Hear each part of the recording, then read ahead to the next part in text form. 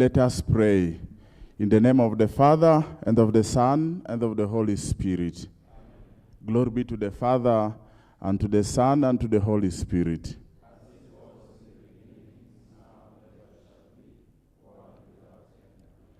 Almighty, ever-living God, we gather here today as seekers of truth and wisdom, which both come from you. Grant us clarity of mind, openness of heart, humility and patience to listen to each other's point of view, and a spirit of collaboration. May our discourse be guided by curiosity to learn, respect for one another, and pursuit of knowledge. As we explore the theme of education for peace in Africa in the digital age, we pray to you to grant us hearts and minds that are open to the transformative power of learning. May our discussions lead us to cultivate empathy, understanding, and compassion, so that we can build bridges and break down walls that stand as barriers among us, to foster the culture of fraternal dialogue and peace. May our discussion inspire us to be agents of change and promoters of justice, reconciliation, and harmony in every context in this world. Under the guidance, inspiration, and intercession of saints Thomas Aquinas and John Henry Newman, we make this prayer to you through Christ our Lord, your Son, who lives and reigns with you in the unity of the Holy Spirit, one God, forever and ever. In the name of the Father, Son, of the Holy Spirit. Thank you very much, Father Mundua. I would like to request the media to help us with the anthem, our national anthem and the East African anthem, before we proceed. So may we please stand up so that we can do that.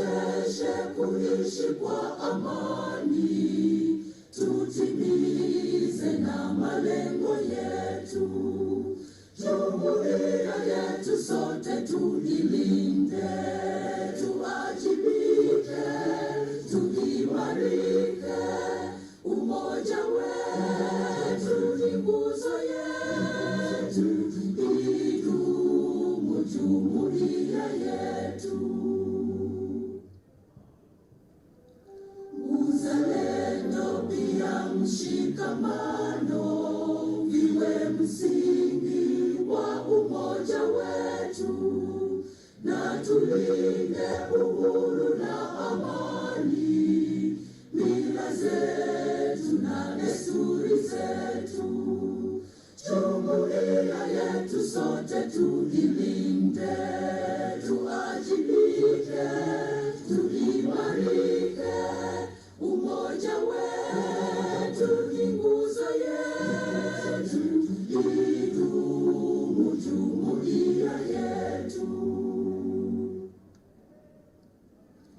viwandani na hata mashambani. Tufanye kazi sote kwa makini, tujitoe kwa hali na mali, tulijenge jumuiya bora. Jumuiya yetu sote tuilinde, tuajibike, tuimarike. Umoja wetu ni nguzo yetu, idumu jumuiya yetu. Thank you very much. You can have your seats. It's now my pleasure to welcome all of us to the 5th International Philosophy Day Symposium, which we have faithfully held at Tangaza University on this day, 30th of January 2026. Our theme for this year is Education for Peace in Africa in the Digital Culture, a Philosophical Perspective. It's now my pleasure to invite Dr. Etriga, who is the Director, Institute of Philosophy, to be able to proceed from there. But I also want to request the paper presenters who have already come in, kindly use the left door to the podium to just join us here, so that when the keynote address is made, you are also part of this team. Welcome, Reverend Dr. Dennis Etriga.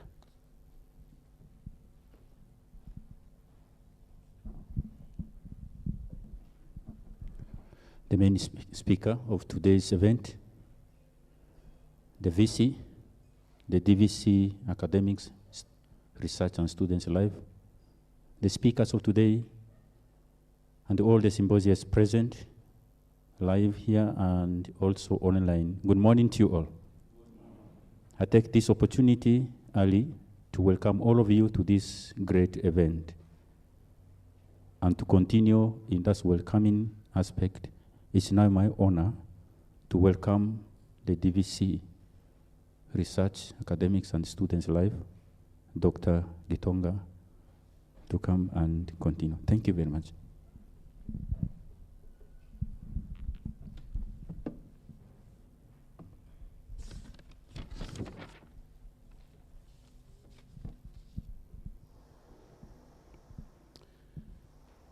Good morning.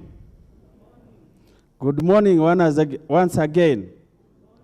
Yeah, the brothers and sisters there, I think you are meditating already, philosophizing. So, as you have been told, I'm Dr. Daniel Kitonga, Deputy Vice Chancellor, Academic, Research and Student Affairs. Our esteemed keynote speaker, Reverend Dr. Patrick Divine, Tangaza University Vice Chancellor and Rector, Reverend Professor Patrick Mwanya. In absentia, Reverend Dr.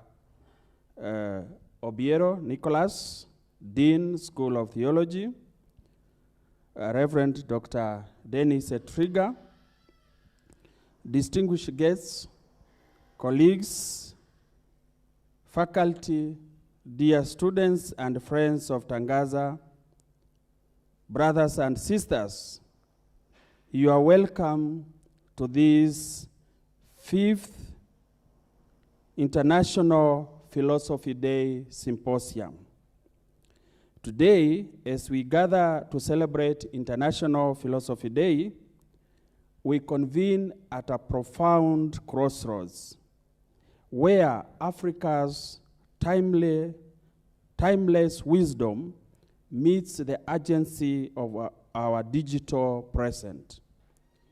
We are here not to discuss peace education as a curriculum, as a technical exercise, but we are here today to engage a philosophical question that defines our continent's future.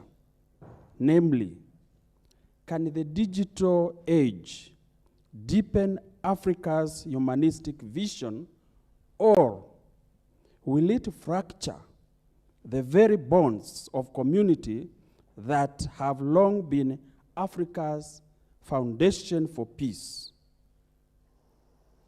At the heart of these philosophical questions is something all of us here are aware of from the Nguni, Ubuntu. I am because we are. This African philosophy of personhood is rooted in a relationship, reciprocity, and shared responsibility. Peace is the active cultivation of harmony through restorative justice, communal accountability, and recognition that no one flourishes alone. No one flourishes alone. To date, statistics tell us more than 89% of Africans are connected through the digital space. Ironically, the digital connectivity can weaponize disinformation, reward outrage over dialogue, and embed individualistic values that erode African communal bonds. The digital space, if not properly checked, risks creating peace education for elites alone, leaving behind the rural communities where Ubuntu still breathes daily practice. Our symposium calls us to reimagine technology through African eyes. Our scholars will tell us what that means. For me, I don't know. They will tell us. And Dr. Buya asked them to come here. I have promised that I will be with you today. The other day we were with the scholars, we are talking about data governance and data sovereignty. So it calls us to design digital spaces that prioritize dialogue over debate. It also calls us to seek how digital literacy can become a practice of peace teaching, how to cultivate digital empathy, to counter hate narratives with love, and how to understand these digital platforms as means for ethical landscapes. As we begin this symposium, let us remember the words of a philosopher I recently read, Isaac Gurzev, who says that peace education's task is to articulate why we ought to commit to peace. The why demands we confront whether our digital futures will deepen interconnectedness or fracture it beyond repair. May our discussions today bear fruit for peace in Africa and beyond. It is now my humble pleasure to invite the Vice Chancellor and Rector, Tangaza University, Reverend Professor Patrick Mwanya, to offer his opening remarks and to officially open the 5th International Philosophy Day Symposium. Welcome, Father. Some claps, please. Yeah, thank you. Good.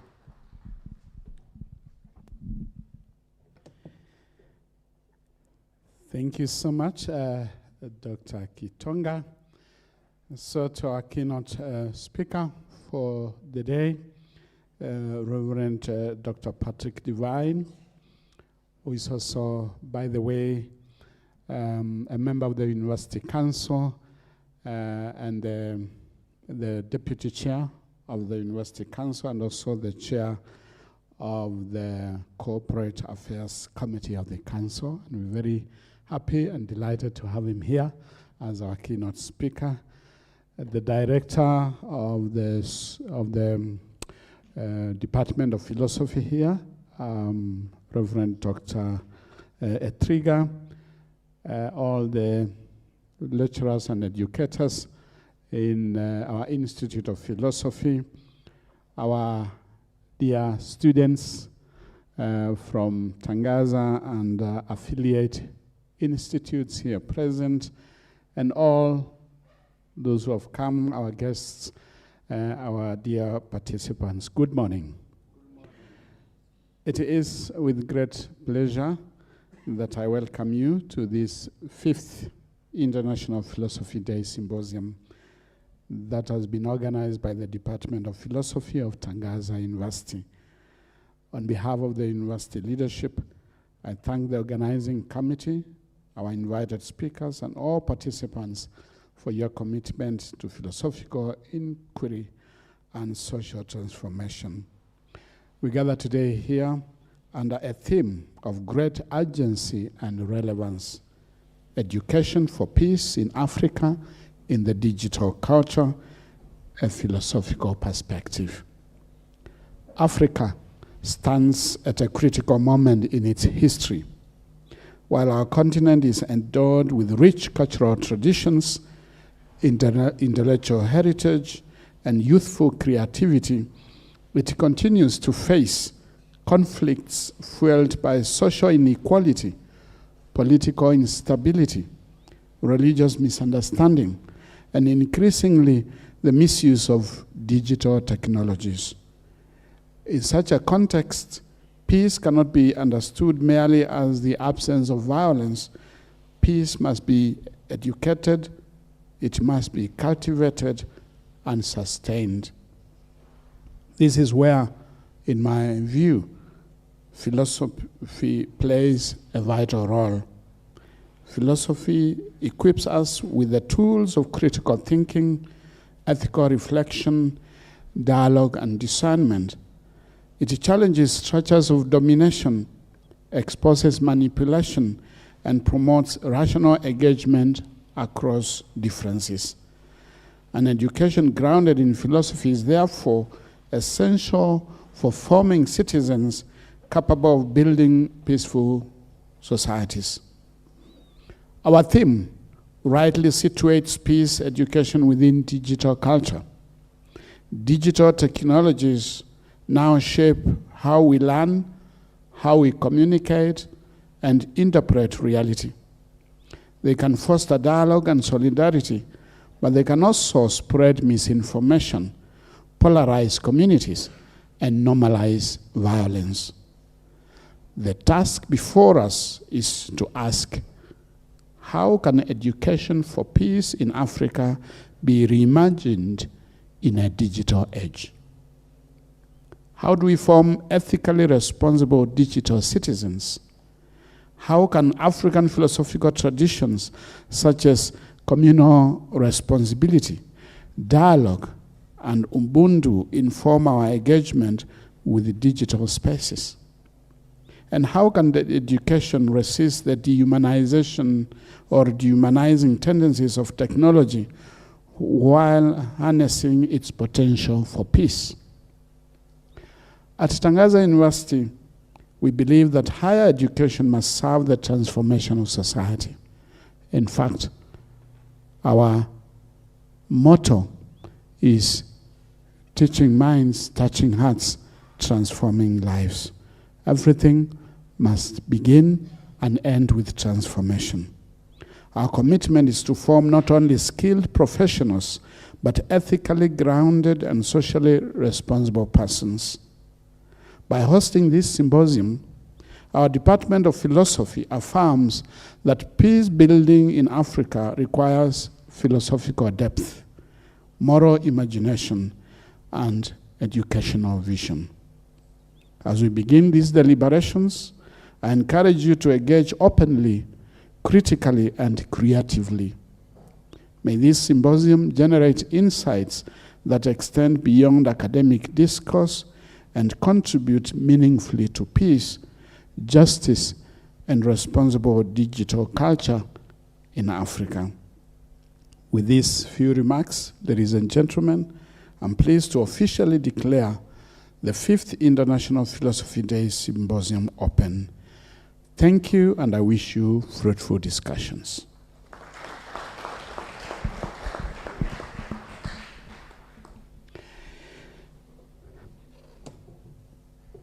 So after now officially opening the symposium, it is my now my duty and honor to invite and welcome the keynote speaker for the day, Reverend Dr.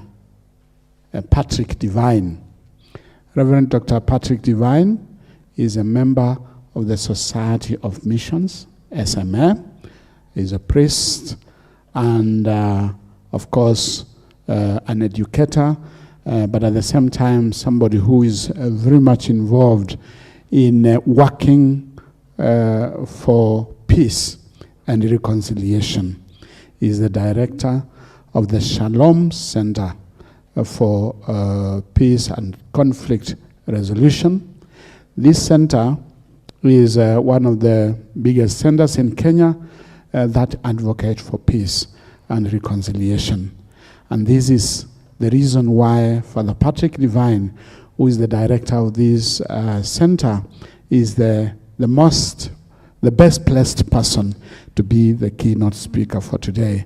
So it was not a mistake that the Department of Philosophy thought about him. And when they asked me to invite him, he was more than ready and willing to come and be our keynote speaker for today. As I also mentioned, Father Patrick has been involved and engaged in Tangaza University for the longest time, over almost 30 years. In fact, more than 30 years since the inception of the university, when it was a college, when it was a seminary. Father Patrick Divine was involved in leadership, in governance, but also in education. And he has done a lot of contribution to Tangaza University. Is currently, as I said, the vice chair of the University Council, and is also the chair of one of the most important committees of the University Council, which is the Corporate Affairs Committee of the Council. And with Father Patrick Divine and Shalom Center for Peace and Conflict Resolutions, we have a partnership, a great partnership with the university. And currently, there are so many things that we are working with the center. There are so many things that we are planning. He will be mentioning some of them, I'm sure, in his speech. And one of them, of course, is collaborating in education, peace education. Currently, we are actually finalizing a whole curriculum program in Masters in Peace, Conflict, and Security Studies that will be offered here at the university as a collaborative project between the university and Shalom Center.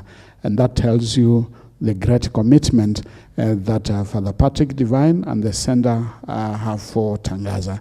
And with these few remarks about our keynote speaker, may you join me? Can we put our hands together to invite the keynote speaker to give us his presentation for today?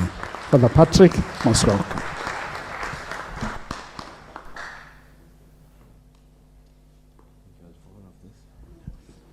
Patrick, thank you very much.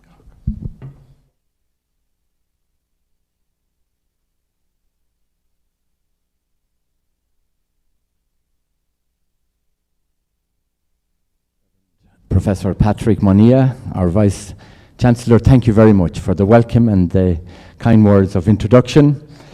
To Dr. Daniel, to Dr. Caroline, Dr. Eric, and my great friend from Social Transformation.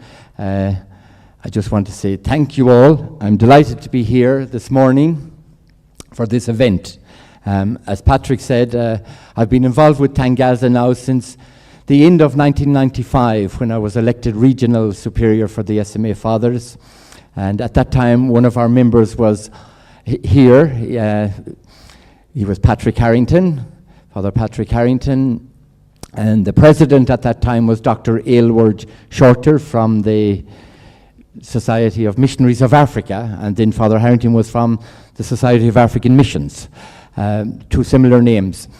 And I've been involved in on the boards, various different committees, vice chairman of the board when it was a constituent college of the Catholic University of Eastern Africa. Then taught here for 12 years, as well as up my time in the last 6 years on the council. So I've been delighted to be involved. And Patrick, I want to say a word to you since you took over as the VC. Congratulations on all the development and the progress that's been going on. And it takes a lot of wisdom, vision, and courage. And to congratulate you for that. And I think we all owe him a great word of thanks, because he took on a difficult task and has done a great job so far, and many more years in the future. Well done, Patrick. So, just to give it a little bit, we are in major discussion at the moment about a Masters of Arts in Peace, Conflict and Security Studies. And we hope to get that launched by the August of this year. So we're really working hard on that, because, you know, to say one thing, just to quote, I think it was Immanuel Kant that came up first with the term, you know, theory without practice is what? Empty. And practice without theory is what? Blind. You're like a headless chicken. And that's why I think we can say today, a philosophy without practice is empty. And practice without a good philosophy behind it is also blind. So we really need to get the theory, the philosophy, and the practice in sync. And I am the chairman at the moment for the Shalom Center for Conflict Resolution and Reconciliation, founded in 2009. And we are a group of men and women. And everyone in our group, the core group, have a master's in either peace studies, political science, development, conflict management. And the reason for that is we really wanted competent people to engage with the issues that Africa is facing. And I'll speak some more about that. And I also want to just to mention here that it's very important to bring the divine, not this divine, the divine spirit of God into our studies and into our philosophies and into our engagements. So I'm going to address a little bit on that going forward. When I got the flyer, I studied it very carefully. And the first thing, the theme was Education for Peace in Africa in the Digital Culture, a philosophical perspective. So when I talk about peace, I just want you all to be clear, there's two aspects of peace that people should know. We're talking about negative peace, which is just the absence of violence. But what we're really interested in is positive peace, where all sides are mutually committed to the well-being, security, and development of each other. And that is the peace of reconciliation, it's the peace of shalom, and so on.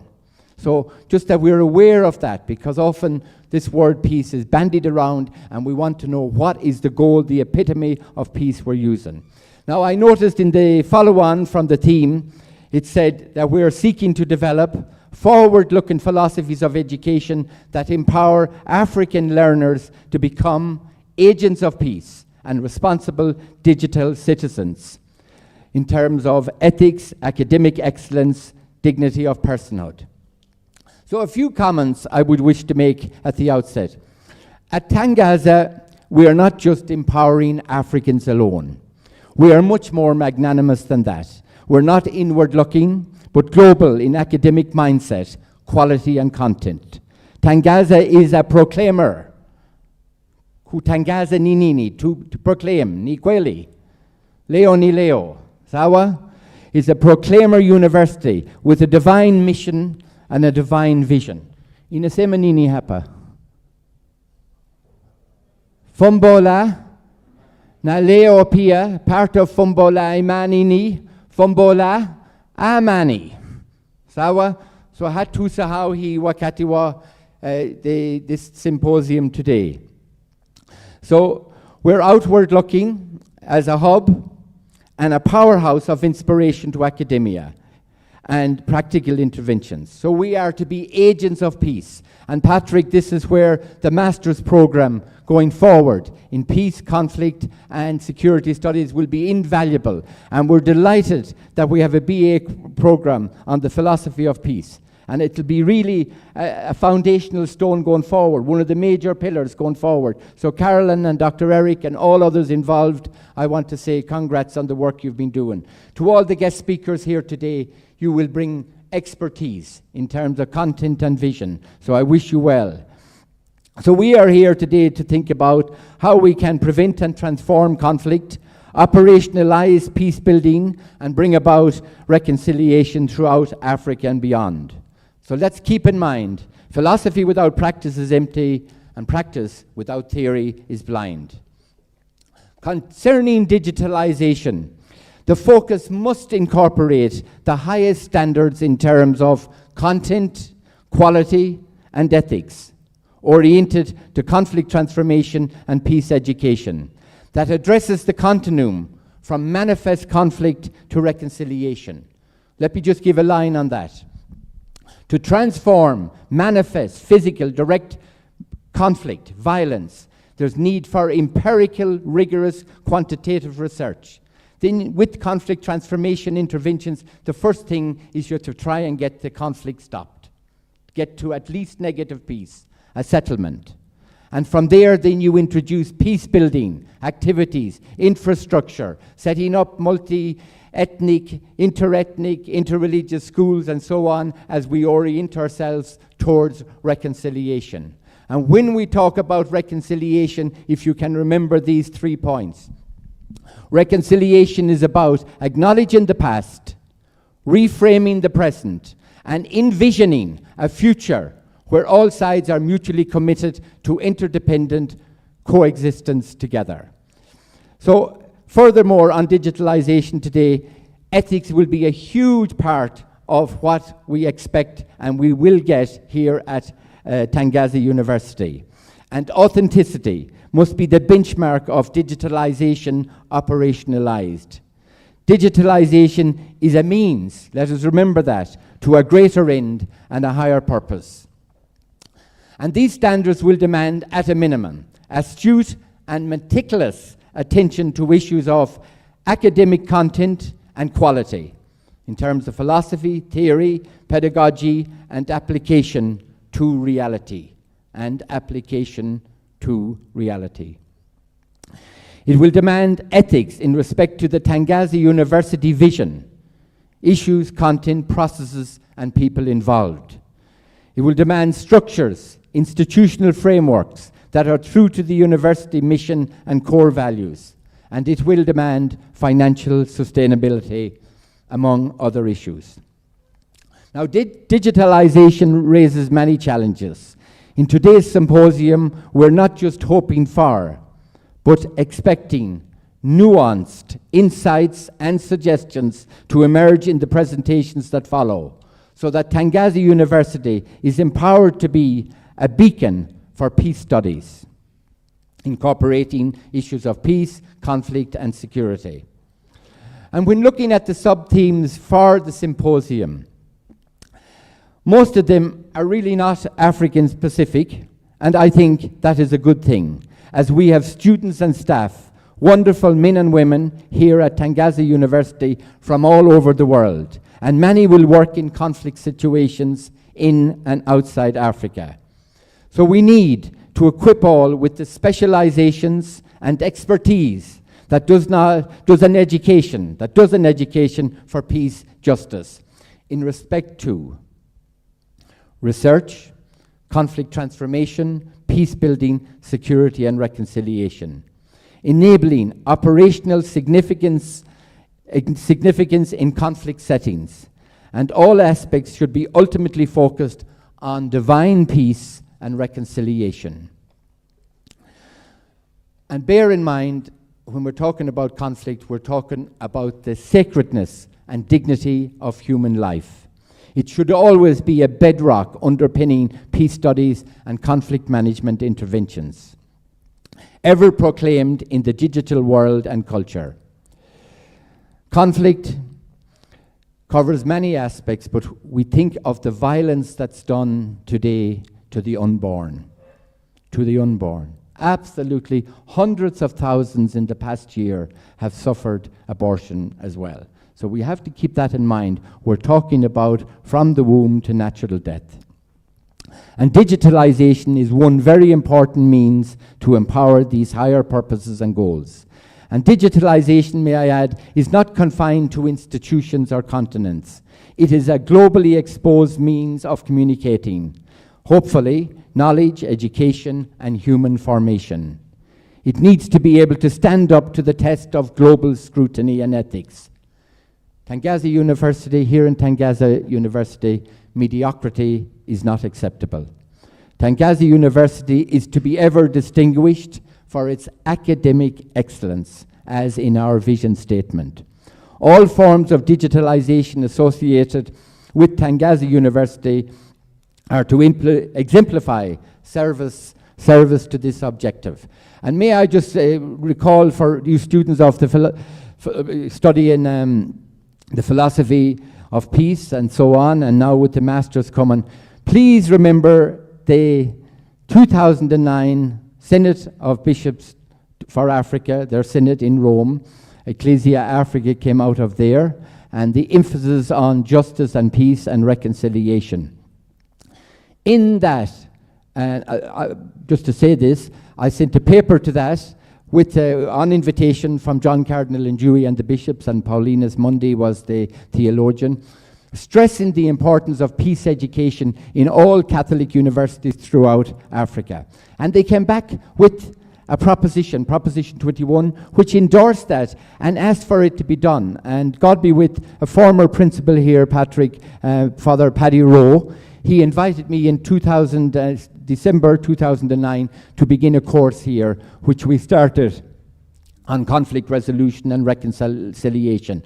And Patrick, I am not sure, Reverend Patrick, Reverend Professor, our Vice Chancellor, I am not sure yet if all the journals in this university have achieved the level of digitalization. But it is a challenge. Even our journal on theology and so on. And I know the Institute for Social Transformation and all the other journals. And so important, because we need to get the word. We have good news to Tangaza, and we need to announce it, and the need to know the wisdom, because I have read the articles and I have contributed myself. The wonderful articles have been written by so many scholars and students here. So I just say that as an opening, particularly on the issue of digitalization. Now, I was asked to say something about our work in the Shalom Center. As I said, we're a group of men and women qualified with a master's degree. And we have received attention from all over the world, here in Africa, from IGAD, AMASEA, MOUs. We have an MOU with this university, which we hope to develop further practically, theory into practice. And one of our main focuses of conflict, our main focuses, I should say, of our interventions focus on interethnic conflict. All across northern Kenya, Turkanas are involved in 5 conflicts, for example, with the Pokots, Samburus, Dasanaks from Ethiopia, Toposa from Sudan, then issues with the Karamojong in Uganda, and right across through the Gabra and Rendile. So we're up there constantly working, empowering those people to be the architects of their own future. We know in the slums here in Nairobi, these informal urban settlements, and down at the coast, there's the problem of radicalization. So we have a big program going on down there, huge program going on, addressing violence against women and children. And we have over 2,500 women now being trained on a whole lot of modules at our center in Riruta. And we hope that going forward, this will be an outlet and an asset to Tangaza University in the sense of, for our students who are doing the theory and the philosophy to get practical experience. But on the wider African context, just let us remember we have issues of interstate conflict. We know the DRC at the moment. We know going back to Rwanda in 1994. In the DRC, there are figures at the moment in the eastern DRC, and there are interstate issues there. The figure given at the moment is that there are between 6 and 10 million people have been killed there since 1996, the last 30 years. Now that is a huge amount, and there's need for people qualified to intervene there. As I mentioned, we have to keep in mind religious ideological extremism. One of the things I would say to you, and I have published a lot on this, people often ask me, is religion an underlying cause of conflict or not? And my answer always is that religion is not an underlying cause of conflict.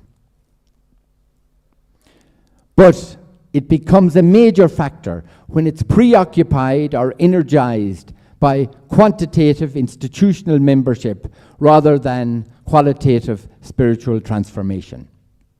So we are always to stress this. We're not just about quantitatives when it comes to religion. We're really about forming people to be living witnesses of the good news of the divine spirit. Then I mentioned about the program against violence against women and children. And the other issue we've been very involved in and have been recognized and appreciated, may I add too, from the governments here in Eastern Africa, and that is the prevention of election violence.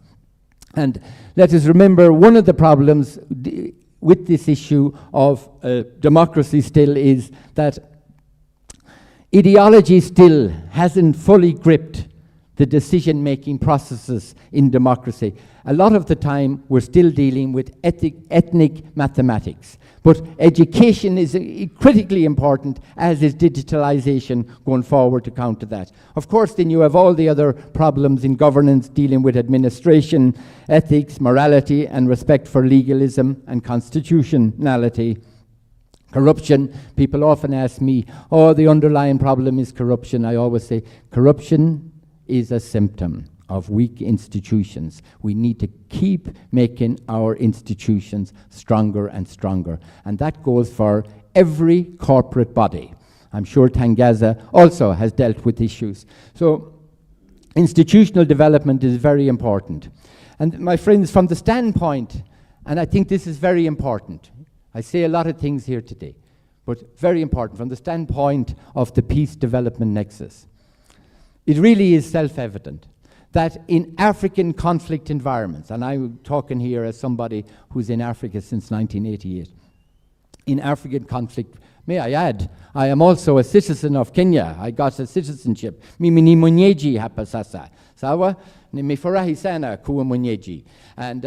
But in African conflict environments where people, now think it out, are killed and maimed and displaced persistently, it is extremely difficult, if at all possible, for social and religious values like peace, truth, justice, and mercy to take deep root, where people are killed, maimed, and displaced persistently, to take deep communal root. And secondly, in those same environments, it's very difficult to have any sustainable development because periodically institutions of education, medical, even formation institutions, churches and so on, become inoperable or destroyed. And are we going to be forever rebuilding if we don't, we will be, if we don't address the underlying causes of these problems. So it's so important that we are well qualified and committed to addressing the underlying causes of conflict. And for that, we need qualified personnel who are not only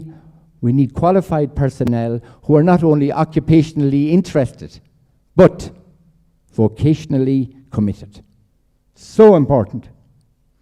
No good if you're just interested in the occupational aspect and without being vocationally committed to the people, especially in those conflict environments where people suffer a lot, not just from manifest conflict, but structural violence. And my brothers and sisters, to everybody here, let us remember that conflict has a memory. It has a memory that is robust, it's resilient, it's moored in culture, and it's transgenerational. And unfortunately, it's frequently distorted by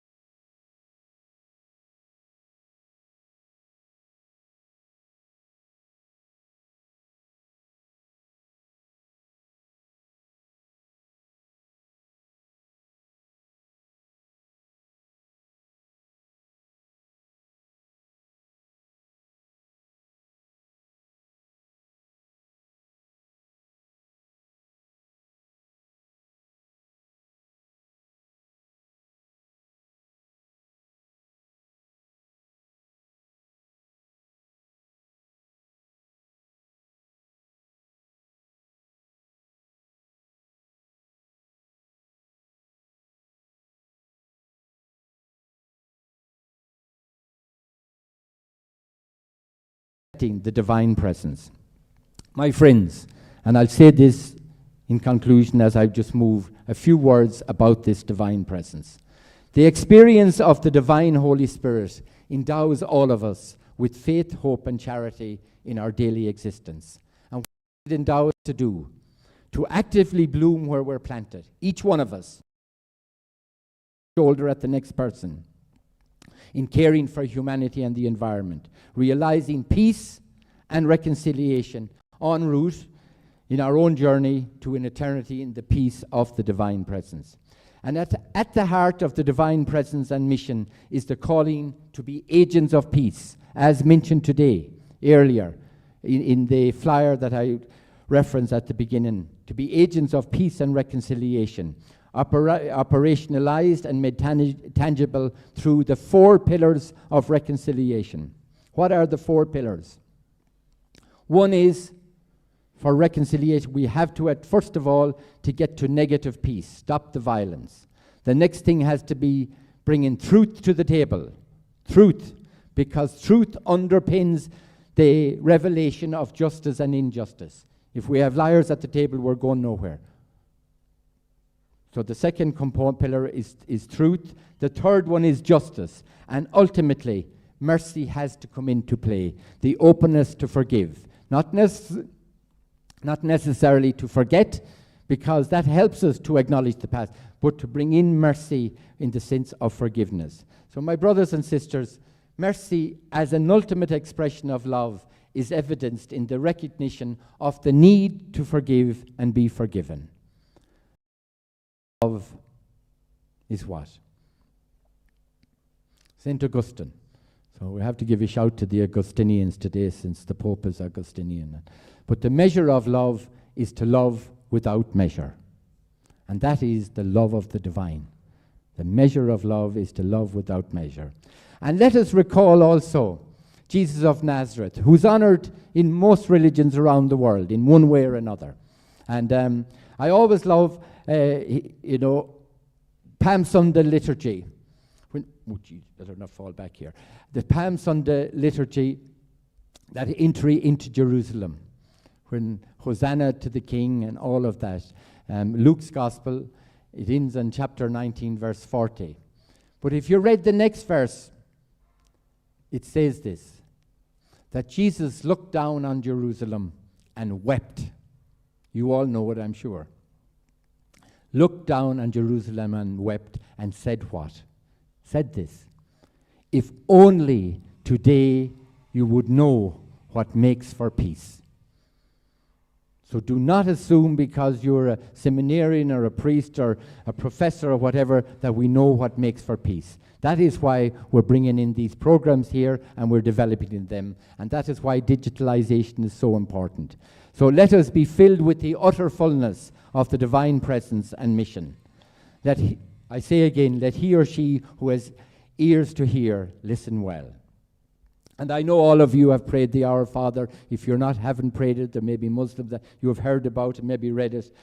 So let us have no doubt as we pray the Our Father that the divine is ever reaching out to us to eternally experience the hallowedness of its presence, peace, and mission in spirit, word, and deed. The divine yearns to bless us daily with the wholeness of its presence. The fullness of its presence is the bread of life, and to unite us with its peace and mission in enabling and empower its kingdom to come and its will to be done on earth. We are all called to be missionaries of peace and reconciliation. We're called to get qualified and be competent agents of peace. And the mission of the divine is for us to experience its hallowed loving presence through, with, and in us. This is fundamental to the divine kingdom and the divine will. So my brothers, remember, and remember it well, that peace, truth, justice, mercy stand as pillars. Peace, truth, justice, and mercy stand as pillars of the divine parental love for us in relationships as individuals, neighbors, communities, and the creation we are blessed with. We are called to be hallowed as participants in the divine presence and mission of peace and love. Now, just in reflection on the church,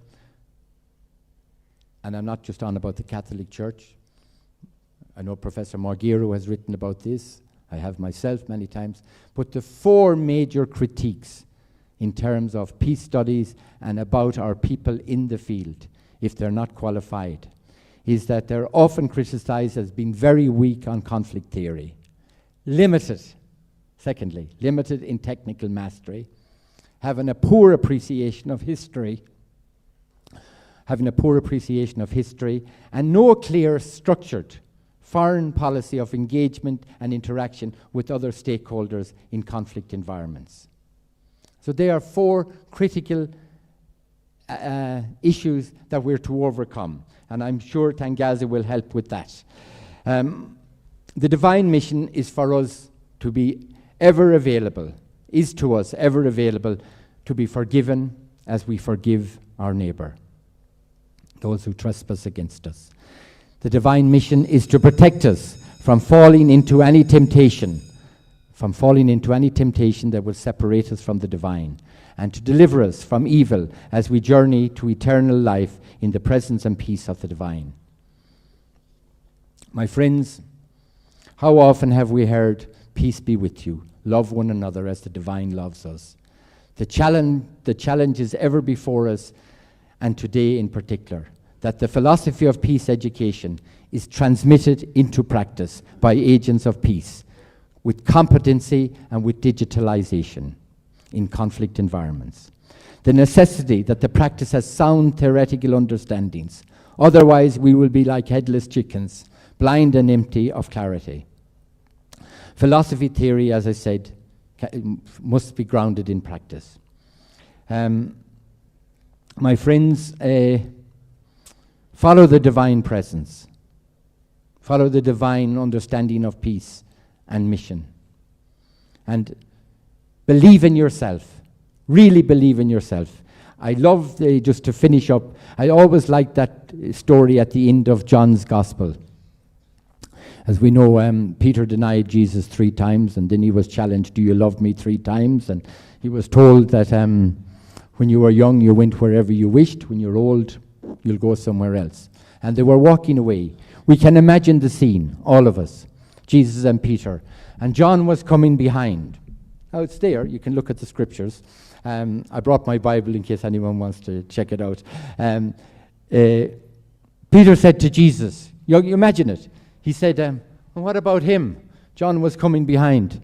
And Jesus looked at Peter and said to him, "What about him? What is that to you? If I wish him to live until I come again, what's that to you? You follow me." Jesus is calling you to that. The divine spirit is calling you to that. So whether you're Christian, Muslim, Hindu here, that divine spirit is calling you to that mission of peace. And Tangaza is here to help you, and we will continue, I've no doubt, Vice Chancellor, to be a center of excellence. So I will finish up, my friends, and say to all of you, Shalom, Salam, Salim, Himsa, and may God bless you going forward in life. Amen. Over and out.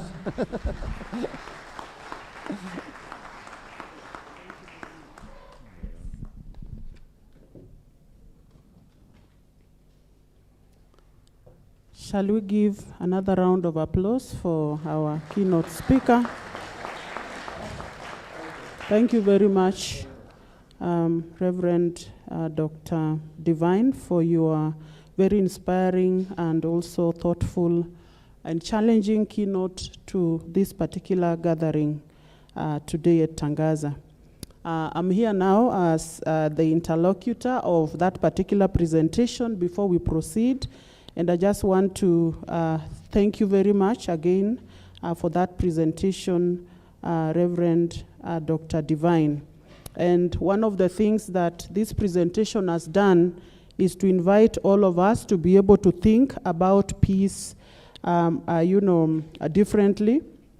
And one of the things he mentioned is that we have to be aware of the 2 dimensions of peace, that is the negative and positive peace. And he actually emphasized that sometimes we zero in on the negative, but that we actually should focus on the positive peace in this case. One of the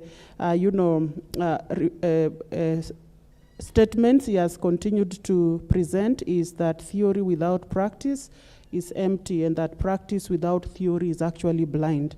And that is perhaps where the speaker has been able to mention the role of philosophy in grounding peace and peace education in the context of our university here at Tangaza. And so we need to be able to take seriously, peace, not merely as an aspiration, but a very sustained ethical, spiritual, and also intellectual task in this digital age.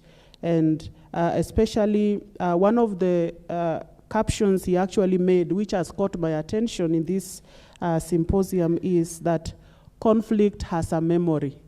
And that has come strongly, especially when we are talking about the digital age. This is because sometimes conflict, and many times indeed, do not end in ceasing of violence, but they persist in our narratives. They persist in our emotions. And in this digital age, that conflict is archived many times. And so we need to be able to think about education for peace in that context, and manage to help ourselves in this context of Tangaza University to engage critically and ethically with that kind of memory, the memory of conflict. And he has indeed cited cases of conflict, that are happening around us here in Africa, because we need to transform that particular remembrance. And one of the ways to do it is through our presence here as an education institution, so that we can have, some kind of healing, and not use that particular information that has been archived to continue the conflict or to renew the conflict. One of the other things that the speaker has been able to emphasize is the importance of recognizing divine presence. And in this case, he actually cited an element of authenticity, because there is a spiritual dimension to peace education. And in this particular digital culture, where we have a lot of things happening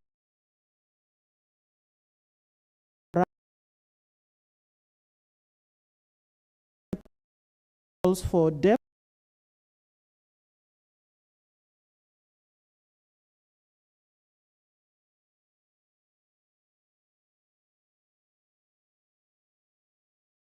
just systems, but some kind of our conscience,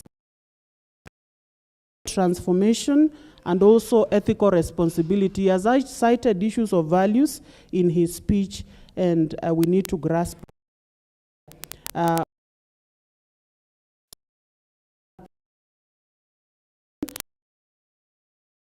that there are underlying causes of conflict that we need to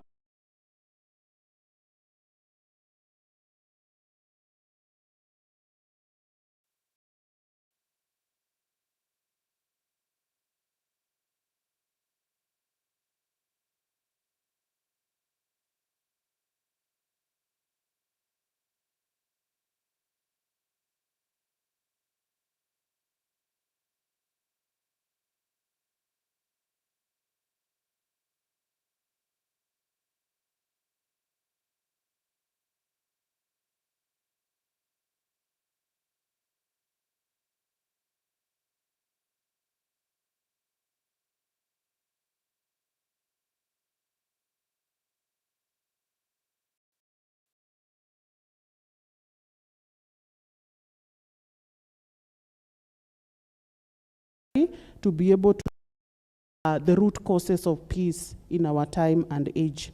There is a very important, aspect that he brought in, the pillars of reconciliation, truth, justice, and mercy, which we also take home with that and with us in this symposium, and that these particular pillars would provide a good framework for educating for peace in this digital age that we are in at the moment. But there was also a call in that presentation for Tangaza University to be able to take a leading role in educating for peace, both theory and also practice. And he has emphasized the component of practice, that it should be reflected in our service. And one of the challenges he posed was about how much has Tangaza digitized, what is happening around our environment as an education institution. So it needs to be able to take a leadership role in trying to magnify through the digital space some of the efforts that are being made here, positive, to be able to help combat conflict, but also to educate for peace, so that those who serve will have that particular mindset. Now, so some of the questions that we continue to reflect on, even as I end, is to ask, how can philosophical education help us to engage responsibly with the memory of conflict in a digital age? That caught me, hard. In this time that conflict has memory, how can we use philosophy to help us engage responsibly in that particular space? And what does authentic divine presence look like in this digitally mediated learning? Because there's a lot that is happening in the digital space as far as learning and peace building is concerned. And finally, how can institutions of learning like Tangaza University concretely embody these philosophical and ethical pillars that have been shared with us, the pillar of truth, justice, and mercy in educating for peace? And so the keynote speaker has, ladies and gentlemen, reminded us that education for peace in this digital age is actually needing or in need of some kind of grounding, and he has repeated it has to be practical, not just theory, and that we need to be able to work and strive towards reconciliation, which he actually presented as acknowledging the past, reframing the present, and forging, of course, a way forward that is, I believe, value-laden. And so with those particular reflections, I would like to invite my colleague. Okay. Theory without practice. So as we develop this master's program here, Shalom has the MOU with Tangaza. Just to give you a little bit of history, about 3 years ago, the Vice-Chancellor and myself entered into a lot of dialogue on further studies here on peace education, conflict management, and so on. He asked, would Shalom help with it? So I took up that task, and we worked on a curriculum development. So we, with the whole Shalom team, we got a list of courses that we thought would be appropriate. Then over a year ago, Professor Peter Wanyandi, former chair a couple of times, 2 times at least, of the University of Nairobi Political Science Department. He had finished there, and we took him on as our Director of Research. And I engaged him further in the process in dialogue with the team here, with Daniel, Patrick, and so on. And so that master's program, it's developing, and of course it'll have to go to the Commission of University Education. Other minds are getting involved in it now to really streamline it. So I just want to say this, that in the market out there, for people who are occupationally interested and vocationally committed, if you're really going to get into this area of conflict transformation or conflict resolution and reconciliation, you really need to be qualified. And doing the BA that you're doing is very helpful. And to come, so Shalom is committing, Patrick, this is following on, it's not making an announcement that you don't know. Shalom is committing to make available 20 partial scholarships for students who are doing that master's. And the dynamics of that we will work out with the Vice-Chancellor. And I think that'll be very important, because Shalom also, with its boards, it's always looking at the content of the masters and what's going into the program, and then how it can help and assist. So I think help, because students need help, especially entering into these masters programs. I may not is that we are in the process of trying to develop a retreat center around peace, oriented to 3.5 days. Theory and practice and reflection, prayer, all of that combined in the 3 days, because you really need to have a spiritual depth in yourselves to understand the wholeness of what the divine mission is, what the practical mission is for humanity. So I just want to say those comments, and Patrick, Reverend Professor Patrick, our Vice Chancellor, we will look at the dynamics going forward, and I'm sure we're going to have one of the great masters in peace, conflict and security studies in Africa going forward. Thank you. You can respond now. Say a word. Okay, so anyway, that's true that the program is almost done, and we are working towards having the first cohort come to the university in August.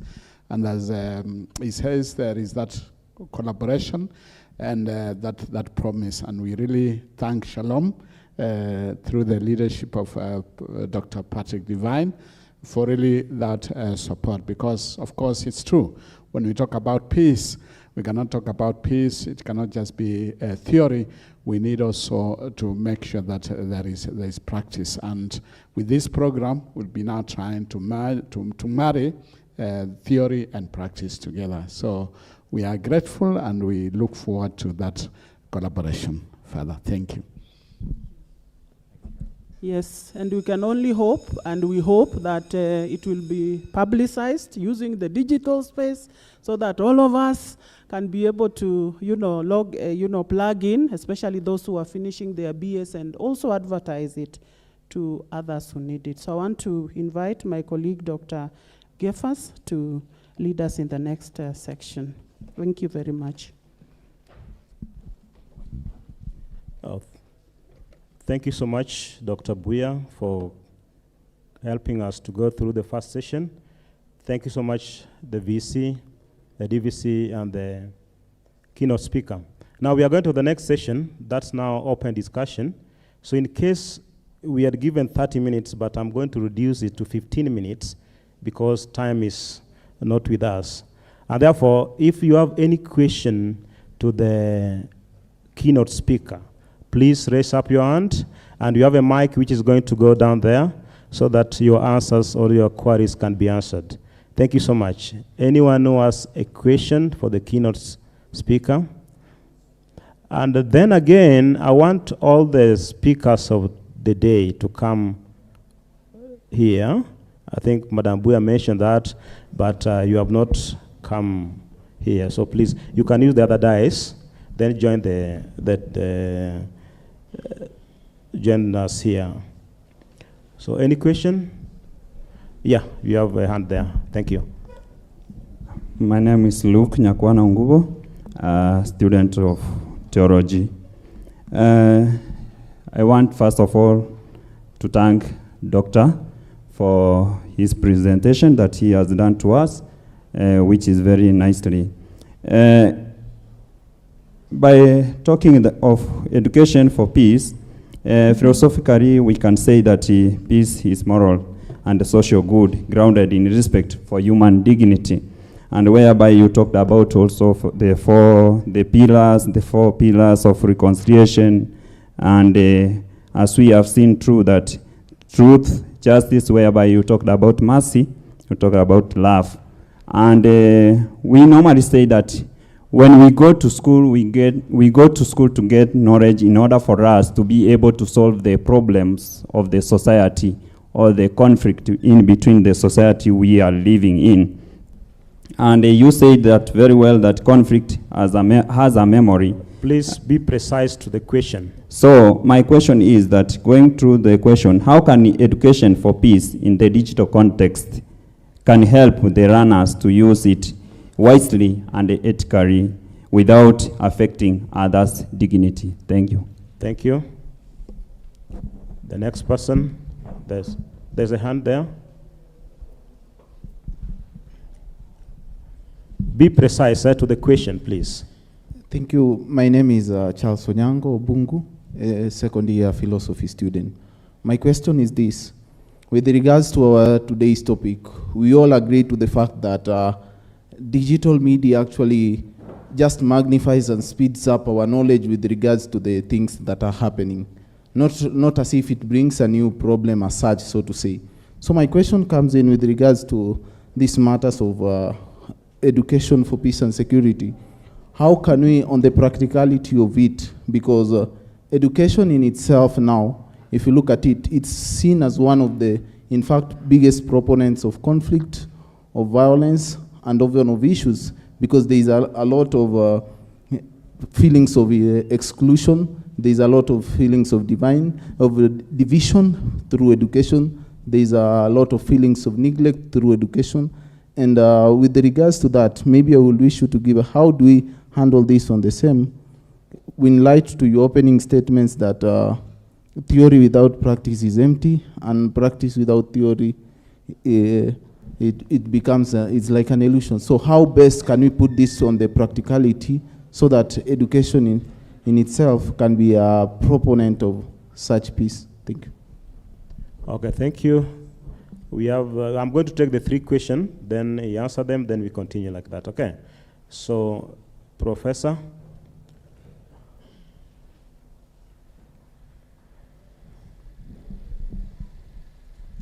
Then we'll pick another 3 rounds. Thank you. Thank you, MC, and thank you, the presenters. I think you are right to the point. My questions are 2. One could be answered most likely by Professor Mwanya, and the other one is by Patrick, Father Patrick. One, can digital activism be understood as a tool through which divine justice operates, mediated by human agency?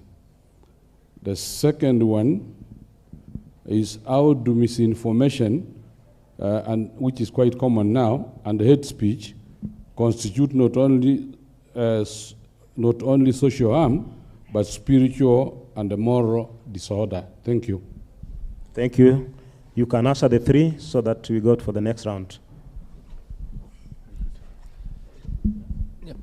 So thank you very much for the questions. And in terms of digitalization, digitalization, as I said, is a means. And it's a means for setting out, proclaiming, putting in word with expertise and competence, information that's relevant to the subject. And in that process, it has to respect personhood as well. And this personhood in terms of the receiving, the giving, and I also in terms of the institution. And believe me, you know, there's a statement you often heard saying, what you don't know doesn't hurt you. But believe me, from the perspective of conflict, what you don't know does hurt you. You really need to get the information, competency and scholarship.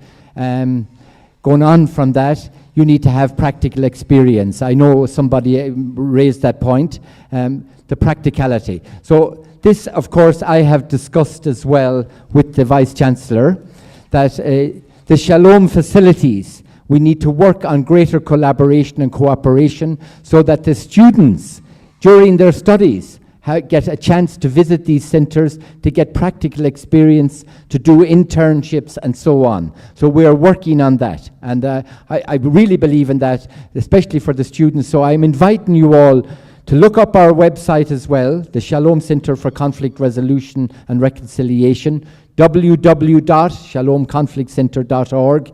Our email is easily available. We're delighted that one of our key people is here with us today, and that's Esther Kibe. She's sitting in the front. She's in charge, she has her master's as well, in charge of the Reruta program addressing violence against women and children and the Mary and Joseph Life Center. And she is a large part of our communication and our own use of digitalization, getting the word out about our work. And it has helped a huge amount, may I add, Patrick, in raising funds, because you need to link it as well to that, because people are out there who want to help that don't know about it. So I am inviting you to address that practicality, and I'm inviting Tangaza to rise to the challenge with us to how we can coordinate better collaboration, cooperation, interactive, to provide the link between theory and practice. The message needs always to be proclaimed, and it needs to be proclaimed. Professor Constance, there you asked, with authenticity, there has to be checks and balances. We have to really make sure that we do not have rogue actors behind digitalization. We really need to make sure. Yesterday I looked at one of the doors here. There was a sign up on the door, protection against digital fraud. So I am very aware that Tangaza are looking at all these aspects, and that demands another level and a realm of expertise. Thank you so much, Father. We go for the next round of questions. Where's the mic? Give to the Father. I hope he's a priest. Yeah, thank you. Thank you very much. I'm Father Philip Kiprop, student at Queer and formator at St. Thomas Aquinas Seminary. Thank you. Father Patrick, I very much appreciate your touch on pro-life, from the womb to the tomb. And I also appreciate the clarion call for not only occupationally interested, but vocationally committed. I bring my question. Possibly now, we may have to intentionally, as a model in conflict resolution, introduce a name to when people are born, a name that revolves around the core values of peace. For instance, we call this institution Tangaza, very intentional. Where if a child is born and we intentionally call him or her Amani, so that we try to, as the child is growing, so this call for values around peace grows with the child, possibly. Thank you.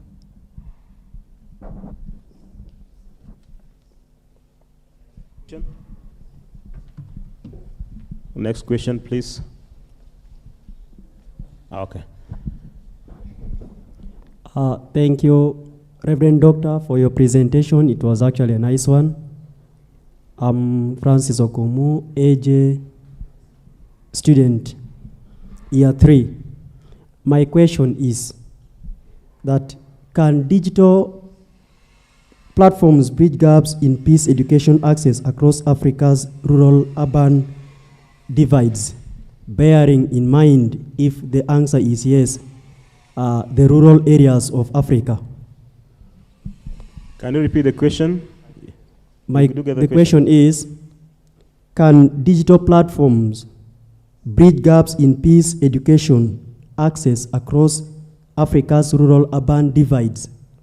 If yes, how then? Okay, thank you. The second person, then the last question here. So thank you. My name is Dewan Aristide, SMA in Theology 1. Talking about the two dimensions of peace, positive peace and negative peace. I would like to know what could be the elements or source of promoting negative peace, and what are the symptoms? Thank you. Thank you. The last question here, then we give the professor to continue. Okay, thank you very much, Professor. I'm Emmanuel John from South Sudan, and a student of philosophy with focus on peace and security from Comboni Missionaries. My question is, how can we propagate peace education through this digital digital means, where some places there are people who are still very much deprived of these digital privileges in order for them to access this educational peace facility? Thank you. Thank you. It's your time. Where's the microphone? Who has the microphone? Father, just till I get your question clearly, right? Just in a moment. I'll come back to your question in a moment, Father, right? So, first of all, Dr. Daniel, on the digitalization, I think here from Tangazi you can say something on that. Very good. Okay, thank you. when the vice chair calls you, because I also report to them, I can't refuse because you will sanction me. So, but there is a question that was asked there, and I think all of us, we have this gadget, okay? And what Dr. Patrick Divine, Reverend, mentioned is that we need to use this digital culture, which is with us, for cultivating peace and for love and creating cohesion in the community. Someone seated there, I don't know, he's gone, but he's going to present later. He's a faculty in Tangaza and has been there in the Institute for Social Transformation. That's Mr. Timothy Gachanga. And for a long time, he has been working with the peace museums in Kenya. And one of the things that I'm aware of is that, oh yes, I think, oh, he's not here, okay. One of the things that they have done is to have the peace caravans. And from the definition is that digital culture is a collection of social practices, beliefs, and norms that develop from the widespread use of digital technologies. So yes, digital culture and digital landscape, digital platforms can be used to bridge the gaps that are created by the same instruments. And for him, I'm sure he will talk about that.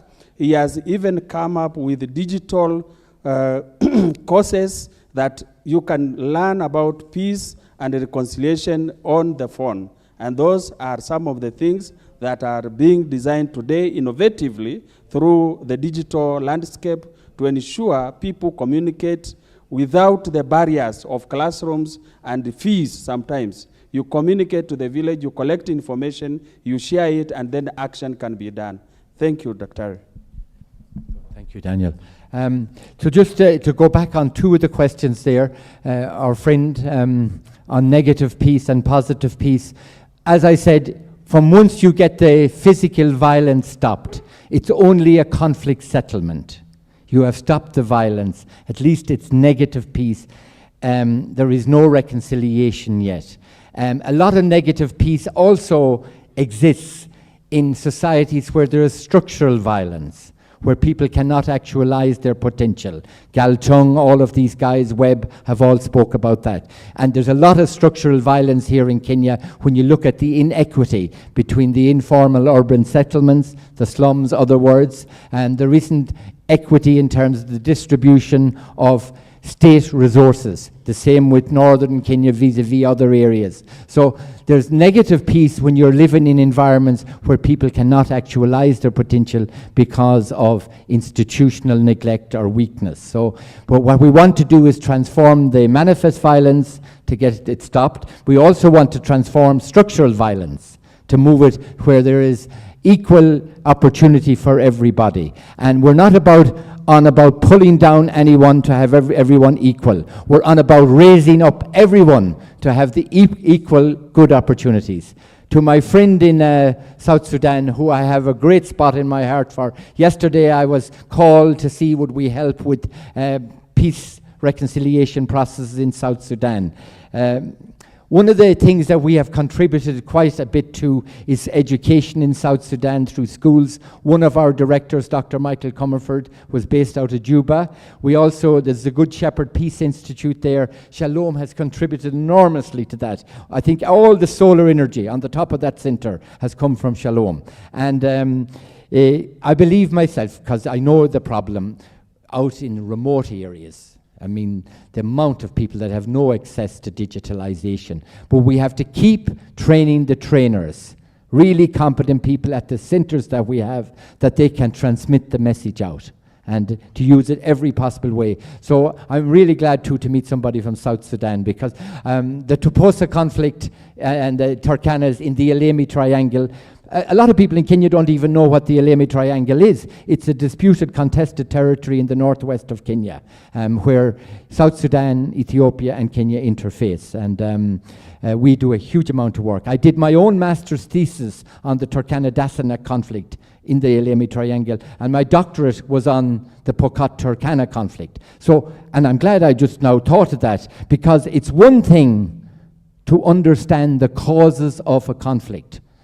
Sorry about waving the paper. It's one thing to understand the causes of a conflict. It's another issue altogether, and quite distinct, while overlapping somewhat, is to understand the persistence of conflict. Why do conflict persist? Who, with responsibility, is not stepping up to the mark to bring about the transformation? So I remember on the Pokot-Turkana, just to say briefly, we looked at the core resources that were underpinning the causes of the conflict, but we also looked at the church to see how ineffective was its interventions. It was very good at dealing with the symptoms, medical and educational, but really had no competency. We have justice and peace commissions across this country who are really low on capacity in people qualified in peace studies, conflict transformation, and so on. And then we looked at the state, inappropriate conflict management interventions. So always remember that. It's one thing to understand the causes, another to understand who is not stepping up to the mark to bring the persistence of the conflict to an end. Father, forgive me for not hearing that question well. Forgive me too for not being clear. In case. So I was appreciating your pro-life touch. Yes. You talked of conflict to the unborn. Yes. Then I put it as from the womb to the tomb. Right. Appreciating life. And then the catchphrase, not only occupationally interested, but vocationally committed.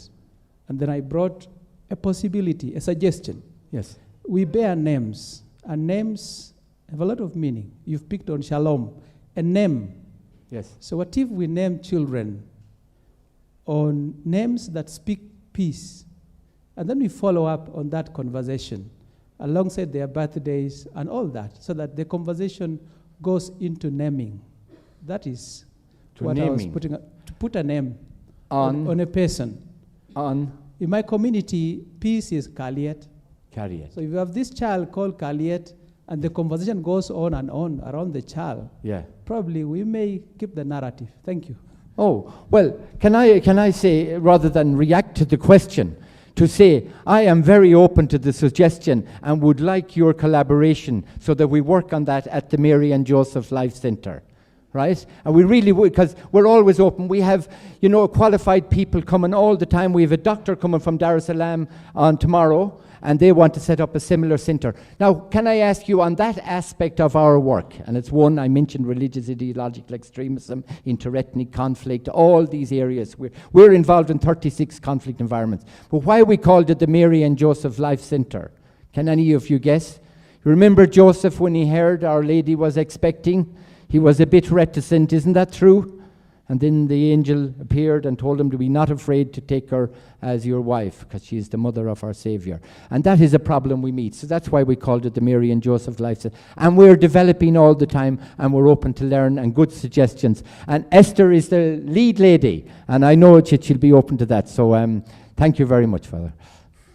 Thank you so much. Thank you. Thank you so much, Father.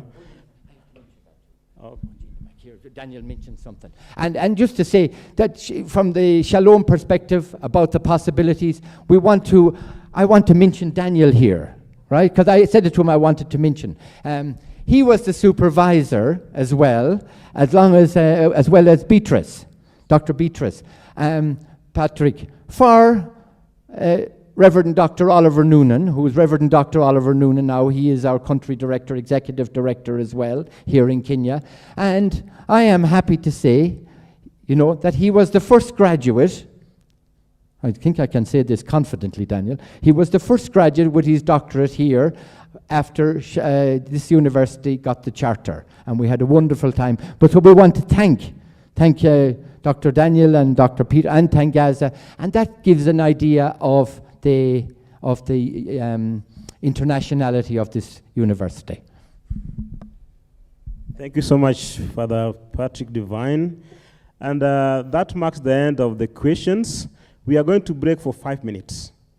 But I would like to ask the committee members for this symposium, the presenters, and few individuals who want to take a photo with the keynote speaker, okay? But the first photo is between the presenters, the committee members. And in case anybody want to take a photo, you are free. We are only breaking for 5 minutes, then we are coming back. Then again, for the presenters, please be ready. I hope Mumo Mwithi is around. Oh, you are there, thank you. Then Professor Mwana is around, Dominic Mutuku, and Timothy Gachanja. So please, be ready. The next 5 minutes, you break for 5 minutes, then we come back. Otherwise, we can go down and take a photo. Please, thank you.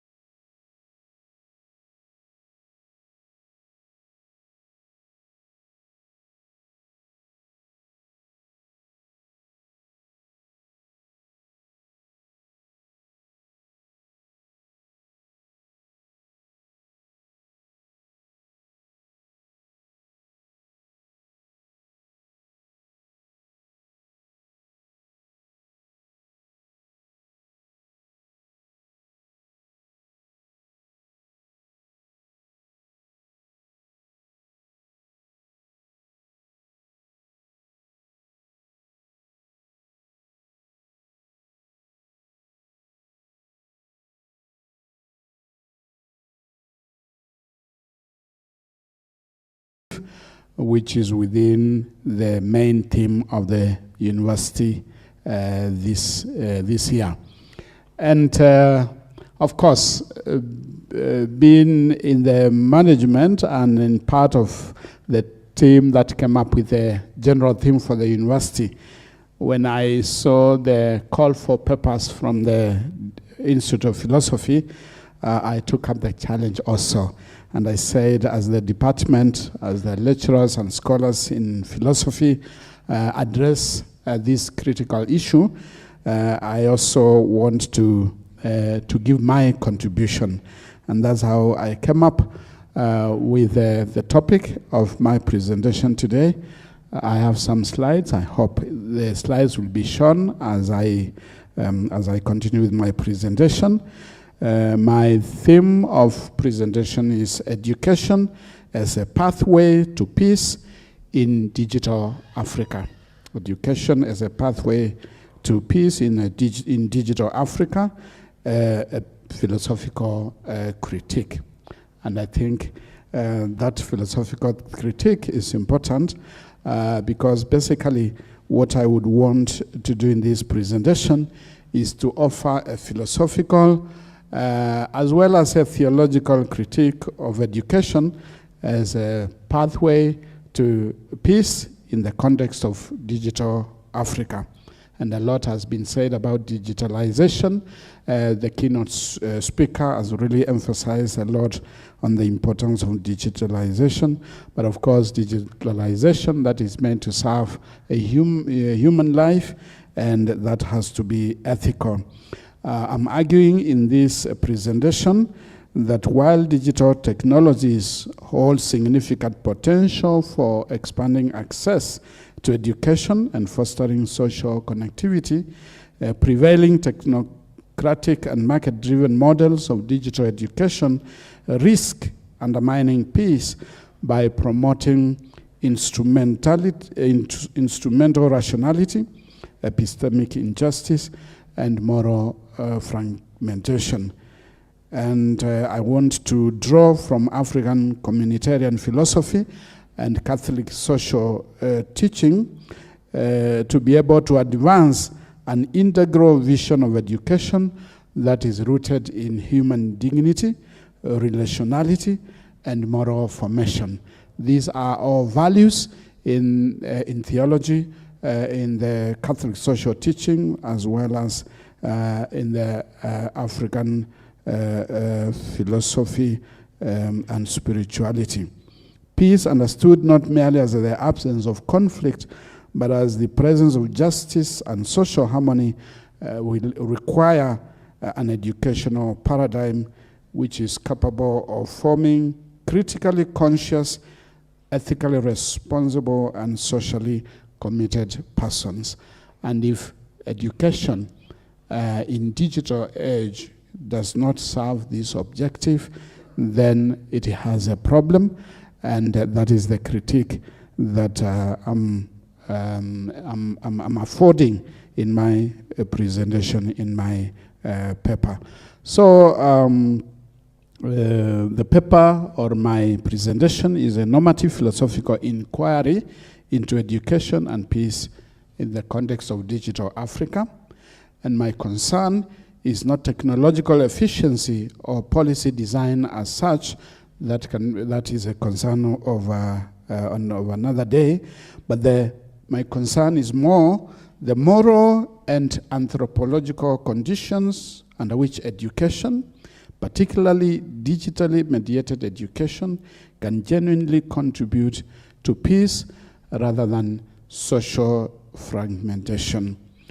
My slide number 2 that is on the screen gives me the question, or it gives us the question that is under study here. The guiding question of my paper is, under what conditions can a digital education function as a pathway to peace in Africa? Under what condition can digital education function as a pathway to peace in Africa? And I would want to approach this question normatively drawing on African communitarian philosophy, peace theory, and of course, Catholic social teaching. My background is theology, and even as we argue philosophically, still we cannot leave theology behind. And so my aim is not empirical evaluation, but more of a conceptual and ethical critique. The concept of peace, I think Father Dr. Divine in his keynote speech has talked about the definition of peace, the concept of peace, especially when he emphasized that peace can be seen negatively but also positively. Peace in my presentation is understood positively and morally, and not merely as the absence of conflict, because then that is negative peace.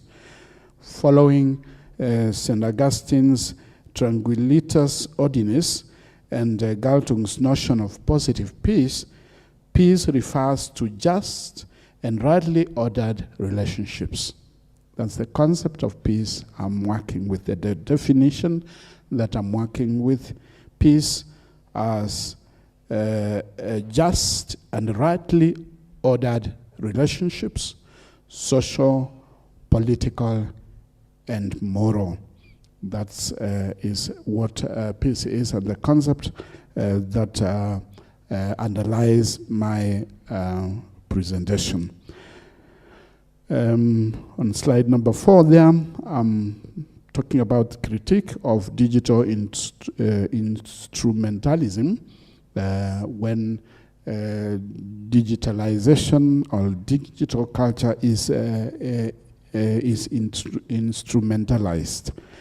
Dominant models of digital education are technocratic and market-driven. And in this, they're very interesting, and everybody is excited about them. And these models that we have and that are dominating the society today equate education with skills acquisition, employability, and efficiency. But then, is that everything about education? Is education that universities like our own give, is it just only about skills acquisition?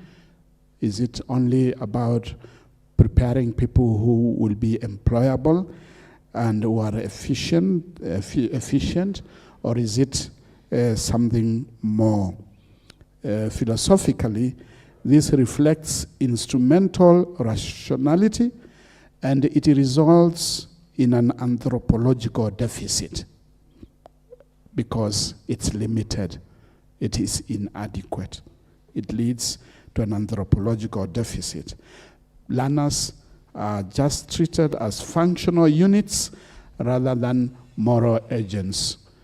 And the outcome, the product, will equally be the same, that we will have graduates who are not moral agents, but more functional units. In my slide 5, I'm talking about the African educational tradition, or the African model of education. Historically, African education was embedded in moral and communal life. Knowledge transmission was inseparable from virtue formation, social responsibility, and conflict mediation. This shows that peace-oriented education is not foreign to Africa. It is indigenous.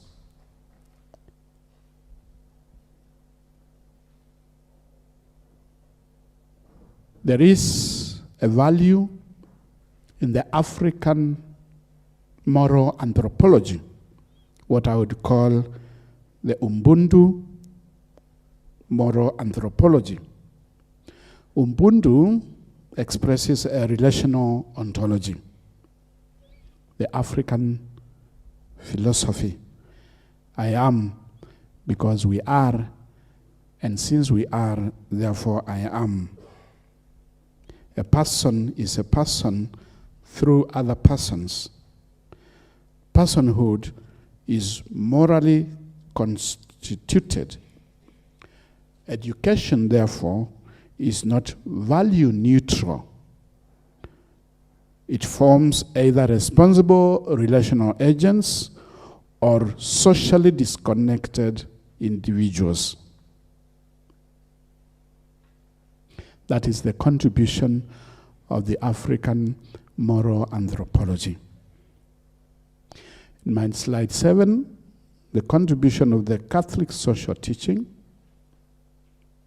I would want to introduce Catholic social teaching in my presentation or in my thesis as a theology imposed on philosophy. I mean, not as a theology imposed on philosophy, but as a normative ethical tradition that converges with African communitarian thought. So there is a very close connection between the Ubuntu anthropology I talked about and the Catholic anthropology, Catholic Christian anthropology that is embedded in the Catholic social teaching, especially on matters of dignity, on issues of solidarity and the common good. There is a convergence between the African moral philosophy and the Christian anthropology. Catholic social teaching principles are supposed, therefore, to guide our education. Human dignity grounds education as a moral enterprise. Solidarity resists exclusion and digital inequality. Subsidiarity guards against technocratic imposition. The common good reframes education beyond individual success. What we are saying here is that the values of common good, the values of community, of solidarity, of subsidiarity, which are dear to the Catholic social teachings, and again, which are also very closely embedded in the African moral formation, are critical in our education today, even as we try to do it using a digital culture. I would want to talk about triadic framework in my slide 9, where I want to make a proposal of a triadic framework where moral formation, communal engagement, and institutional responsibility are tied together. And my understanding is that peace will emerge only when all these three are present. When moral formation, communal engagement, and institutional responsibility are intertwined in formation. That's only when we can have peace. Technical competence alone will be insufficient and inadequate. Ethical versus digital literacy. Digital literacy without ethical literacy produces technically capable but morally indifferent users. Digital literacy without ethical literacy will produce technically capable people, but people who are morally indifferent. And is that the kind of end product we want of education? Certainly not. In environments shaped by misinformation, algorithms, and polarization, this is actively dangerous to peace. And we want to promote peace. If we want to create communities that understand peace and respect life, then such an education is incomplete and cannot be acceptable. Educational implication for all this is that curricula must integrate ethics, peace building, and digital competence. Those of us in academia, those of us who are responsible for developing curricula, we are challenged here to make sure that our curricula will always integrate ethics, peace building, and digital competence. Education must form judgment, responsibility, and relational awareness, values that are dear to the African mind, and values that are also dear to the Catholic social teaching. Education must not merely produce platform proficiency. Structural injustice is another area where there is implication. The digital divide is not a technical inconvenience, but a moral injustice.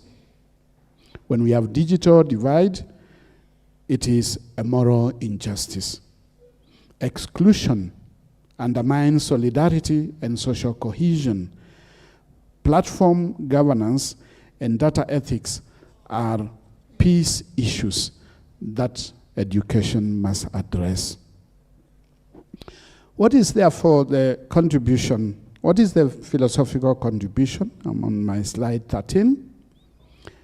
My presentation is contributing, making a contribution to this conversation by offering a normative critique of digital education, integrating African philosophy with peace theory, and expanding philosophy of education beyond instrumental frameworks.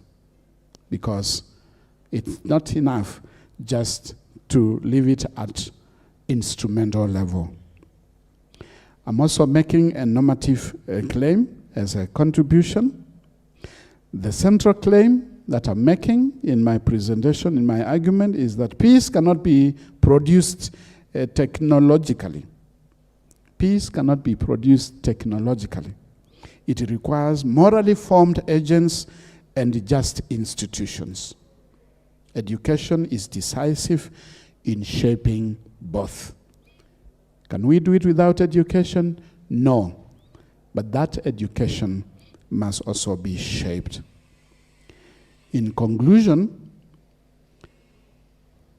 digital education in Africa is an ethical terrain.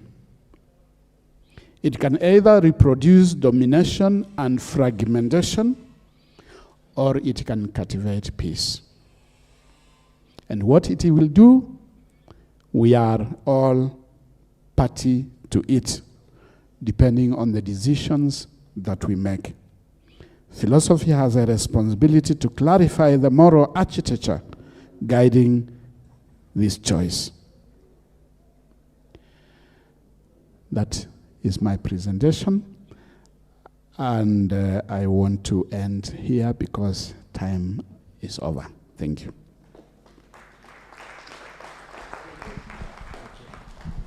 Thank you, Professor Monea, for the nice presentation.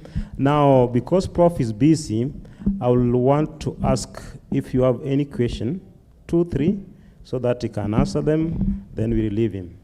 Any question, please? We have 3 hands already. One there.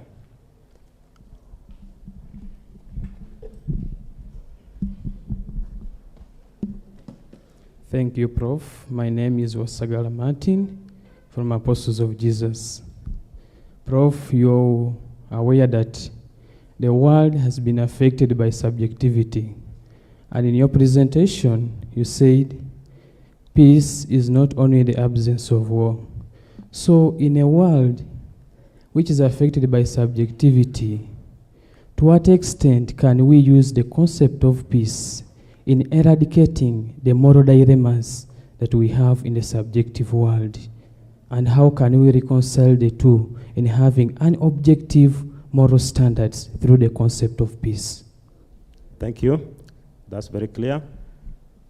And be precise on your questions, please, so that the presenters might get you clearly. Thank you, Professor. My question goes direct to your rights, education, and peace.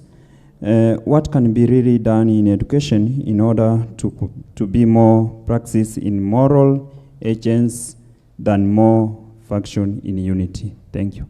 Thank you. The last question. My question is this, that with regards to what you brought about, through your presentation, something that came out clear is that we can rightly say that education has been weaponized. So how best can we de-weaponize education so that it is seen as a proponent of peace? Because I'd like you to base on basic example, with them saying, like on the aspect of education, you realize you cannot give what you don't have. So look at it on these instances, like even, for example, here in Kenya, in Nairobi here, there are more than 10 public universities. And then you move to the other vicinities, you get even our whole region as one or less universities. So these people already limited from the onset. Education has been weaponized. And these are the same people who are supposed to come maybe here to town. Even if I to come here to ask for something, they require those skills. And from the onset have been disadvantaged. So education has already been weaponized. How do we de-weaponize education to bring about a balance and help in? Weaponized. Yes. Okay, thank you. Thank you for those questions. How do we deal with the question of subjectivity? And how can peace be a tool to help us, change a society that is so, where values and the truth is subjective. The truth is as I define it, values as I define them, and who are you, to tell me what to do if I'm not convinced about that. I think, of course, that's a challenge of subjective morality, subjective value orientation, and peace. First of all, peace, as we said, is not just the absence of conflict. So peace in itself should be objective, and it has to be guided by objectivity. So there is objective peace. There is the definition of peace. We should all understand, we should all come to a common understanding of what peace is, so that peace is not as I define it, different from the way you define it. And peace is a moral, is a virtue. And therefore, if we all agree that peace is a moral, is a virtue, and is an objective virtue, and we can all define peace to be what it is, and is not what it is according to me, and different from according to you, then that peace can be used as a weapon against subjectivism and against subjective moral values, and with a common understanding, an objective way of understanding peace, then we can use it as a tool to bring about, bring about peace and respect for one another and for human dignity. What can be done in education to produce moral agents? A big question, a challenging question. That is why we are here. That's why institutions like Tangaza, which are founded on a strong Christian and human values, are there, so that we ensure that education is not just producing people who are employable, as I said, or people who are technically, enabled, but we are also preparing people who, beyond the skills and the competencies they achieve, they have those values that they need to be, human beings as expected of them, of course, by God and by community. Education has been weaponized, yes, unfortunately, and you have given, of course, concrete example of some places with so many institutions, and people are being overpampered with the possibilities, and some other places where even that education is not accessible. And the question of their inequality as far as the access to education is concerned. And we know that that is a big issue in Africa and even here in Kenya. That is an unfortunate bit, and I think that is where now the policymakers come on board, and all of us in our different capacities, to ensure that education is accessible, not just to few, but to many, because we all agree it's a weapon, it's a need. And it's something that is needed by everyone. So I think it's something that challenges all of us and challenges our governments, our policymakers, our institutions to make sure that education is accessible to everyone. Thank you. Thank you. There's one burning question here. Please, Father.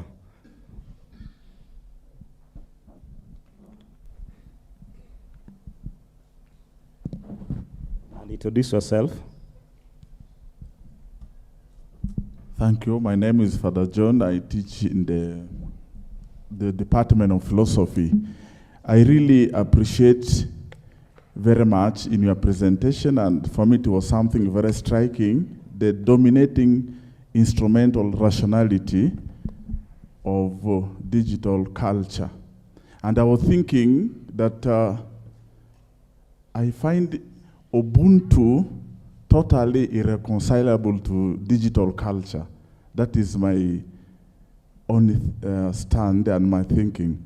Because the Ubuntu ontology, to me, cannot be reconciled with the digital ontology. For example, presence is something very important in Ubuntu. When people meet, they meet with the presence. Emotionally, the whole of the human person is involved in the Ubuntu ontology. But this is re-ontologized in digital culture, where presence is something different. People will be present digitally. That's why the teacher and the student are present in the class, but they are not physically present.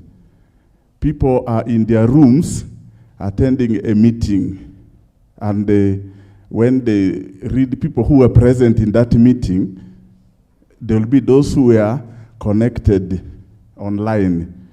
So this gap between the ontology of Ubuntu and the ontology of digital culture, how can it be bridged? I find it totally irreconcilable. How will this be bridged in our education system and the meeting? For example, we have reconciliation online. But in African culture, we had reconciliation with physical presence where emotions are involved, even in rituals after that. So this gap here, how can we bridge it? I find it irreconcilable. I don't know if that is my only reflection, but you could highlight on this. Thank you. Thank you. Yes. I think we'll now call upon philosophers to help us. Philosophers to help us in this reconciliation, because I truly agree with you that it maybe some people may argue differently, that there could be ways of reconciling them. But from the onset and on the face value, it looks truly irreconcilable. because given the examples that you have given, and I think that has also become a big challenge, even when we talk about people living in communities and the use of phone and the digital culture is also posing a lot of challenge, even to aspects of some Christian values, like community living and so forth. And that, of course, also poses a lot of challenge to the African, or the Ubuntu ontology you're talking about. I agree with you that there is a lot of work to be done to see whether this value, this African ontology, can contribute something to the digital culture in which we find ourselves, present in, without necessarily having a choice. Thank you. Thank you so much. Well done, Professor Monia. Now we are going to the second presenter of the day, and clap for Prof, please. That was beautiful. Thank you so much.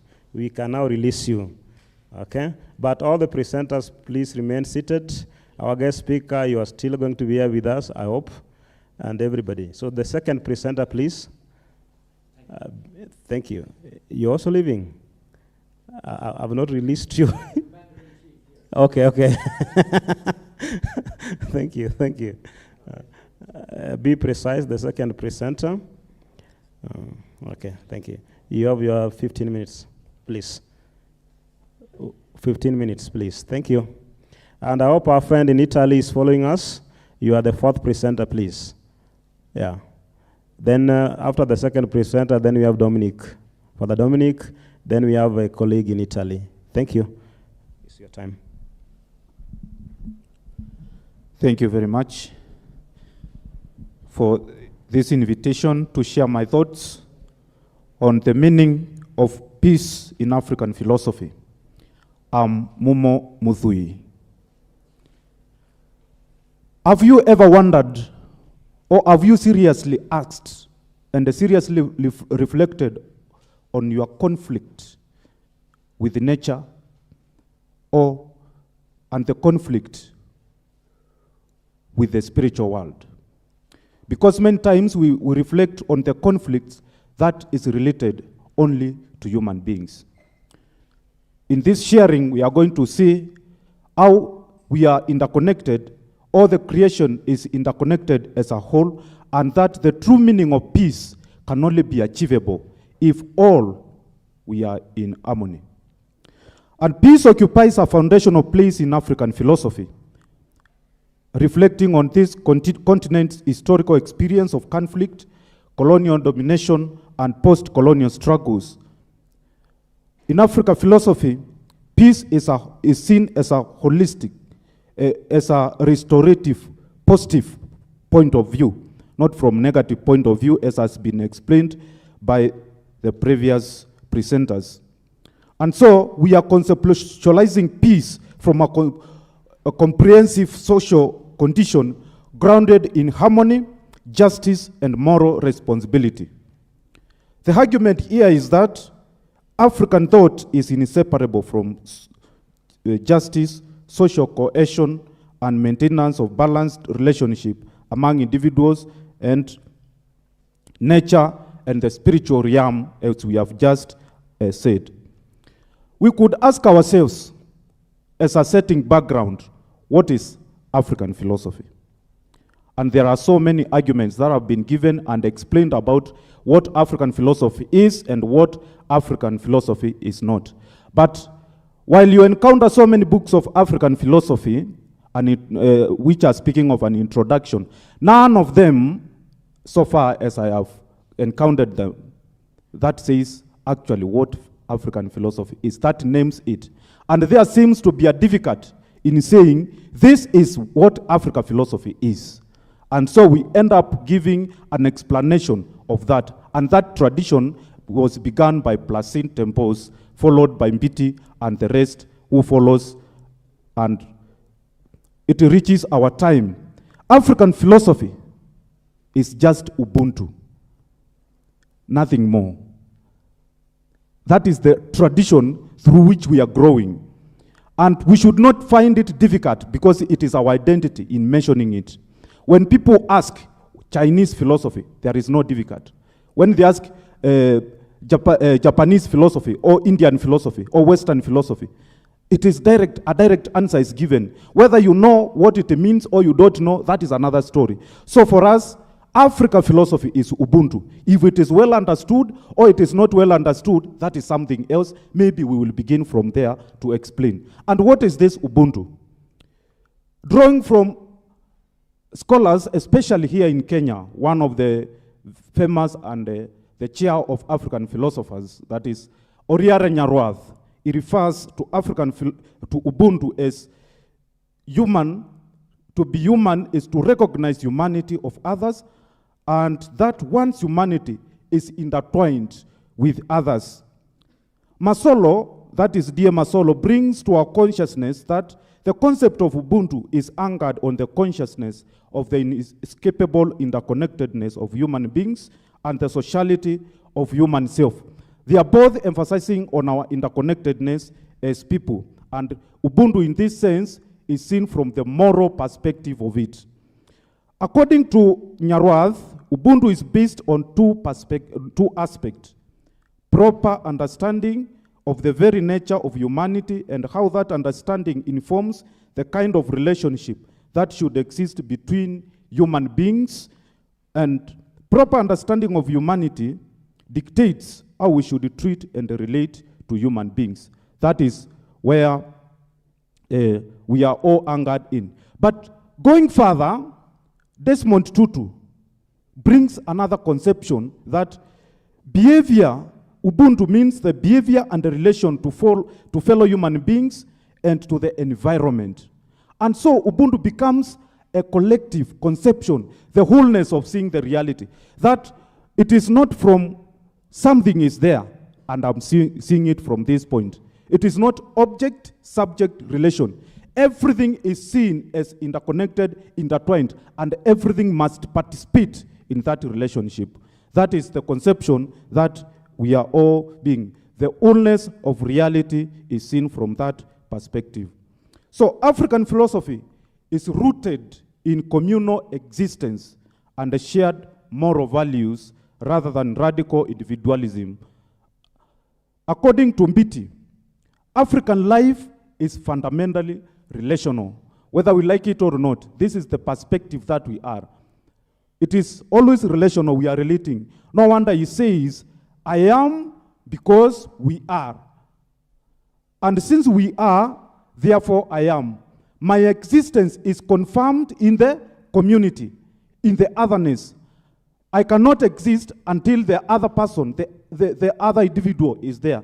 And Mbiti quotes is not as you from the first publication of his writing, but from we. It is always collective. And that is where we are going to see the beauty of the world. So within this worldview, peace is not individual possession, but a collective achievement sustained through ethical conduct and social responsibility. Peace in African philosophy is closely tied to the idea of cosmic order. Disturbances such as injustice, violence, or moral transgressions are seen as threats not only to social stability, but also to spiritual harmony. Consequently, peace is understood as the state of equilibrium that must be constantly nurtured and through dialogue, reconciliation, and for communal norms. Now, going further, we want to establish that harmony now, the harmony that is existing. A central feature of African philosophy is harmony. And this has been confirmed by so many writers, such as Jekie, Masolo. They are saying the highest good in African society is social harmony. If we are not united as people, we cannot speak of anything else. And that is the beauty that we are going to see. And harmony here refers to the balanced relationship within the community. and between humans, ancestors, and the nature. And so this is what, to borrow from another scholars from outside Africa, that is Martin Buber, he calls it the other. In his reflection, I and thou. And coming closer to home, one of the writers, African philosophers, Gregory Musyoka, in his Intersubjectivity and Alterity, he calls it the other, and he explains the other to mean human being and the creation there and the God. That is how we are related. And so we should deepen, we should ask ourselves, how am I related to the creation? What happens when I destroy the nature? What happens if I'm not in communion with my ancestors? And that explains to why an African will always ask, where the problem is. Where is the problem coming from? Is it from my brother whom we are existing together?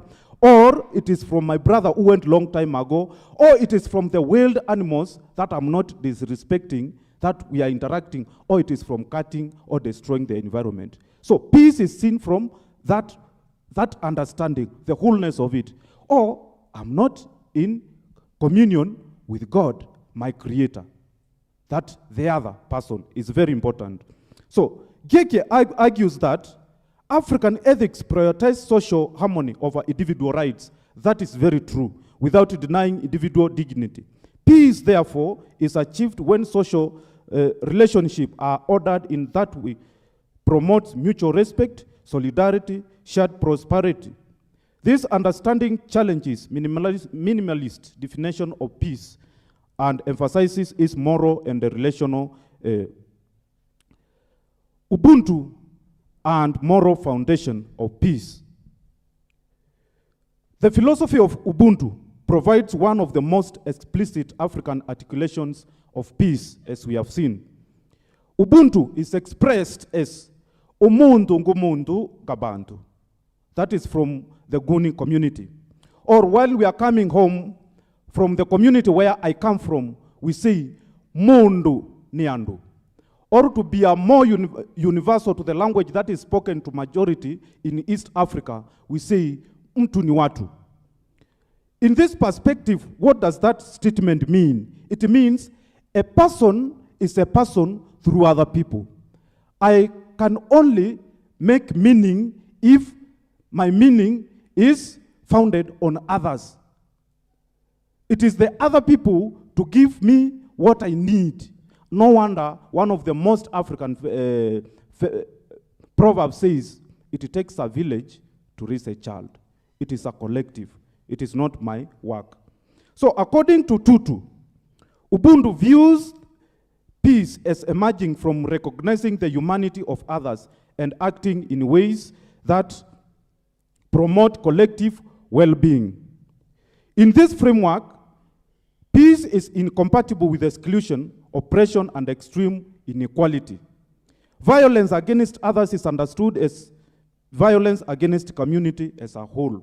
Ubuntu that grounds peace in moral responsibility of human dignity, offering ethical foundation and reconciliation processes, such as truth commissions and community-based judgments.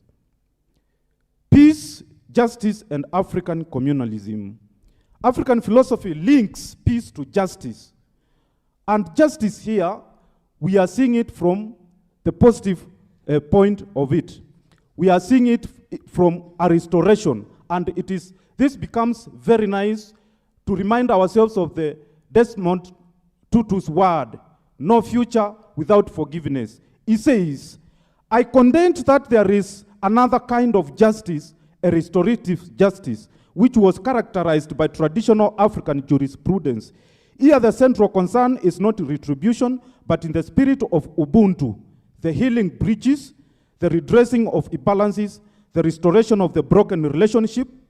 This kind of justice seeks to rehabilitate both the victim and the perpetrator, who should be given opportunity to be reintegrated in the community. He or she has injured by his or actions or offense. Somebody needs to go and read the concept of punishment by Odera Oruka in order to deepen that meaning of that. Wiredu emphasizes that consensual democracy and dialogue are essential for peace coexistence in African societies. And that becomes very key in us. We just don't take things from, but we take it from that perspective in African philosophy. African philosophical understanding of peace is significantly implication for contemporary peace building. External models that focus narrowly on ceasefire or institutional reforms often fail to address these issues in deeper social moral dimensions of conflict. That is why we find it very necessary to bring that understanding. And as Deg notes, indigenous African approaches to peace emphasizes dialogue, elder meditation, and communal responsibility, which remain relevant in addressing modern conflicts. So incorporating African philosophical insights into this policy and practice can enable the legitimacy and the sustainability of peace initiative across the continent and across the world.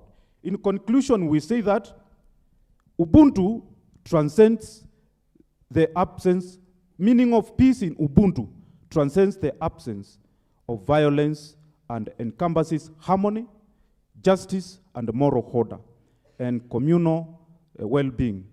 Rooted in this ontology and traditional concepts such as communitarianism enshrined in Ubuntu, African philosophy presents peace as something that is positive and holistic condition that must be actively cultivated.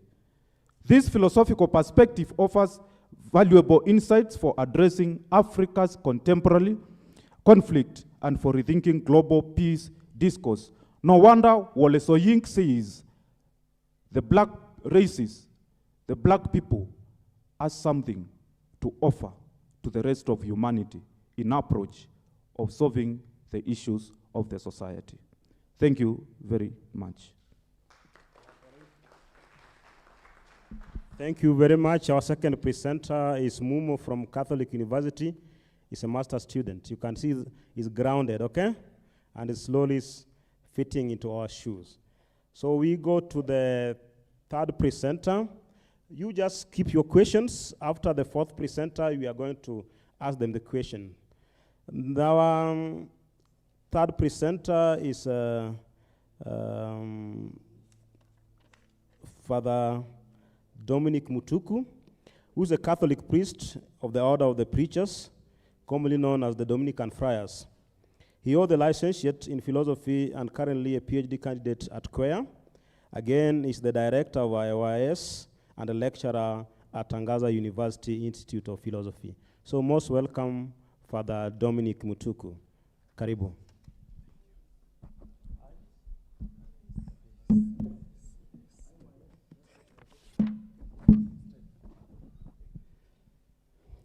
So, as you have been told, my name is Father Dominic Mutuku.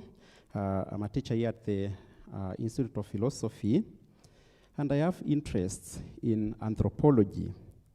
And therefore, my paper is geared toward looking for an anthropology upon which a peace education can be grounded here in Africa.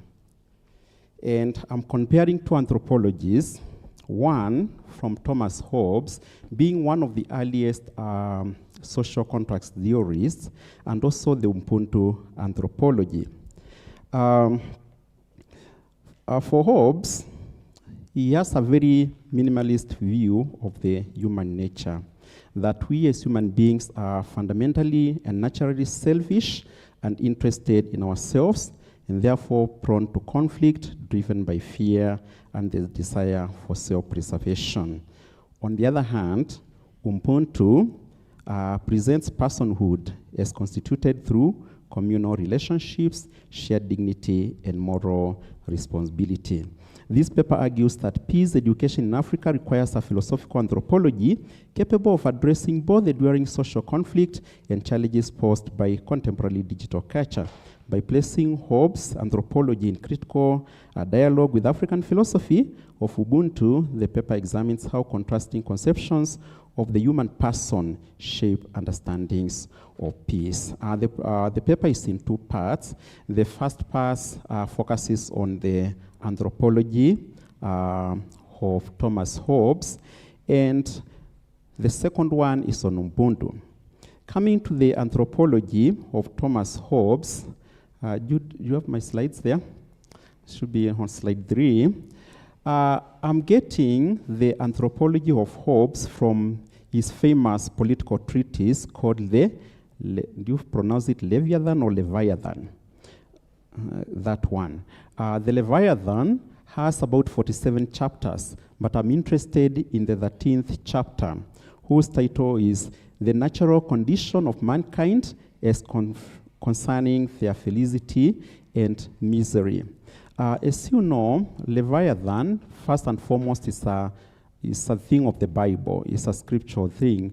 If you look at the end of the book of Job, the Leviathan is described there.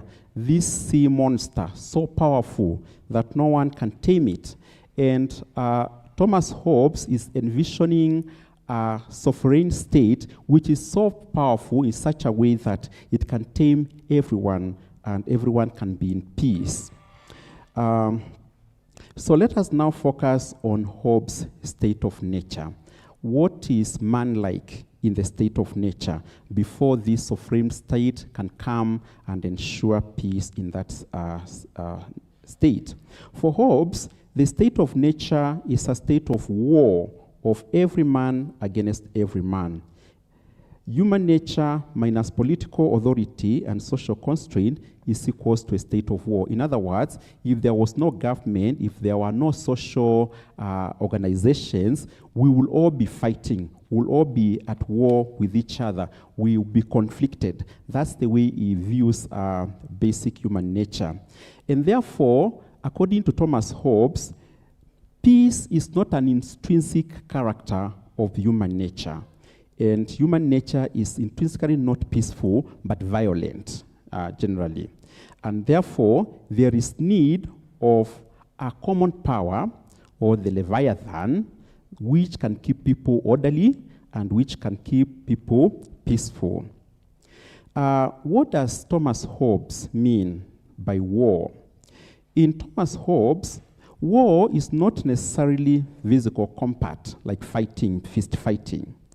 But rather, it's a non-disposition of willingness to fight in such a way that where you are willing to fight anytime. Where I am, I'm willing to fight anytime. So it is a war of all against all.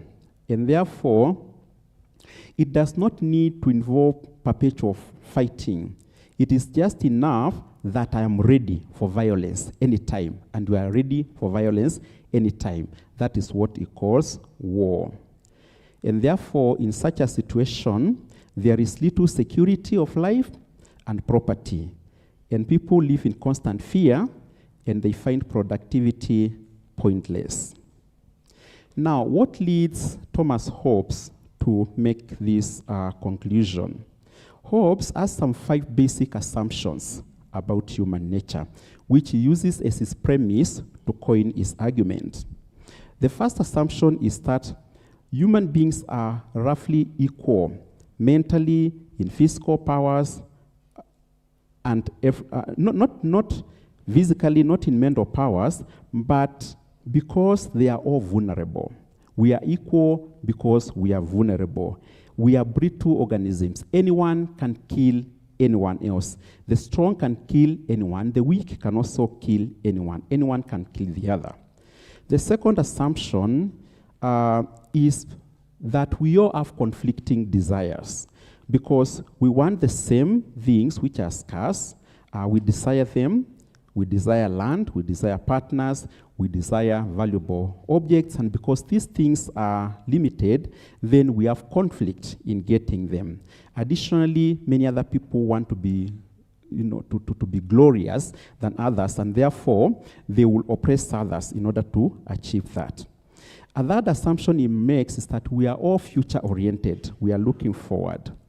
And this intensifies fear in us in the state of nature because we do not know what is going to be of tomorrow. The fourth assumption, and which is a strong one in his theory, is the rationality of anticipation, or what we may call the preemptive violence, that we are all anticipating to be hurt or to be harmed by any other person. And because of this anticipation, it leads to potential conflict. And for you to be safe, the best thing is always to strike fast, or to accumulate power, or to accumulate things before the other person can do that. In other words, in a state of nature, everybody is afraid of the other one. So I am always on guard because I'm expecting you can hit me, you can do something armed to me. So for me to be safe, the best thing to do is to hit you first before you hit me. Which is actually what we see in many international wars. One nation will try to attack the other one. If they suspect they may attack them, they will try to be the first one to attack so that they can weaken the power of the other person. And according to Thomas Hobbes, this is how we live in a state of nature. And the last assumption is that we have very limited altruism. Rather, we are very, very selfish by nature. We may care for family or for close associates, but we value our own survival first and foremost, and will do anything to preserve our self-survival before we can think of the other person. And this is the way he builds his premise. And then he makes his conclusion that in that state of nature, we are at war with each other. Now, from these assumptions, Hobbes concludes that fear and rational self-interest make anticipatory violence the most reasonable strategy for individuals in the state of nature. Even moderate or peaceful persons, aware of the vulnerabilities posed by natural equality, may resort to preemptive action for defensive purposes. Anticipated or real, frequent violence and pervasive insecurity, and this is what Hobbes describes as the war of all against all. And this conception provides the critical and decisive premise for Hobbes' argument in favor of the absolute sovereignty, or that Leviathan, which is envisioning, framing the sovereign as the necessity institution capable of restraining any threats that might be anticipated. To appraise this argument a little bit, it presents an anthropology that is radically individualistic and structurally inhospitable to peace. Hobbes' account of human nature is not merely descriptive but normative in its political implications. And by construing human beings as primarily motivated by fear, insecurity, and self-preservation, it renders conflict not accidental but constitutive of political human existence. In other words, by our very nature as human beings, we are violent. When Aristotle says that man is by nature a political animal, he depicts nature as completeness and perfection for the human person. On the contrary, Thomas Hobbes perceives nature in us as something basically violent and warlike. Maybe just to understand Thomas Hobbes' argument a little more, it is good to put it into context. When Leviathan was written, there was the Civil War in England, and at the same time, there were the prevalent Puritan and Calvinist teachings from the side of religion. Actually, the father of Hobbes was a disgraced clergyman. And these Puritan and Calvinist teachings of religion presented the fallen nature of man. We also have the same, the question of the original sin. So without the grace of God, we are nothing. Our nature is basically corrupt and fallen. Now, we have that in our theology. But for Puritans and Calvinists, they took it to the extreme that human nature is basically corrupt, nothing good can come out of it. And what Thomas Hobbes does, he imports this theological concept and coins a political vehicle out of it to argue for a political state, whereby now the grace of God or the salvation of God is replaced by this sovereign state that is able to tame and guide the human persons in this kind of a situation that they are. So basically, Hobbes' argument is a theological concept that is reversioned to become a political theory. And therefore, we can say that in conclusion to this, his argument is invalid because it relies on wrong premises about human nature. He states that nature should not therefore be regarded as a So for the, we cannot regard its anthropology as proper, but a philosophical device inherited from a theological concept, as I have said. Its analysis of human nature leaves an impasse. Peace is not possible in the state of nature or in man's natural condition. Therefore, there is need for an alternative anthropology that can guarantee an enduring peace education. And this is where we create the transition to the Ubuntu anthropology. On slide 13 there is you can see a book there by Motsamai Molefe Don't Run.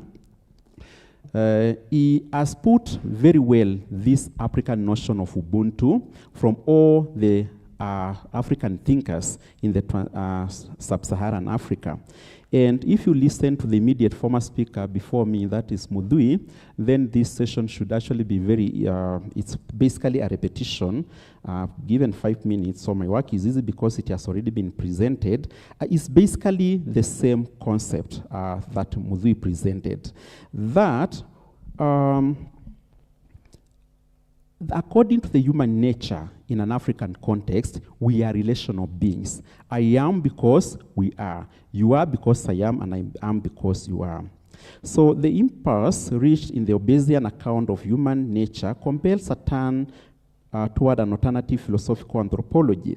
If peace is possible only through coercive authority, and if human beings are by nature disposed toward fear, rivalry, and anticipatory violence, then peace remains an artificial and fragile achievement, perpetually threatened by the very anthropology upon which it rests. And such a framework leaves little room for peace education, understood as the formation of persons and communities. It can only aim at compliance, deterrence, and control. And to move beyond this limitation, a conception of the human person is required in which peace is not imposed upon human nature, but arises from the very nature of being human. And the African philosophy of Ubuntu offers precisely such an alternative. Rather than beginning from an isolated individual, Ubuntu articulates an understanding of personhood as fundamentally relational. The same quotation was done there by Mudui Omondo. From this standpoint, sociality is not a constraint upon human freedom as it appears in Hobbes, but a condition for its realization. This is achieved through the core Ubuntu anthropological elements. One of them is that personhood is relational. Personhood is not atomic. Ubuntu rejects the idea that human being is fundamentally an isolated individual whose relations are secondary or instrumental. Instead, personhood is constituted through relation with others. I am because we are.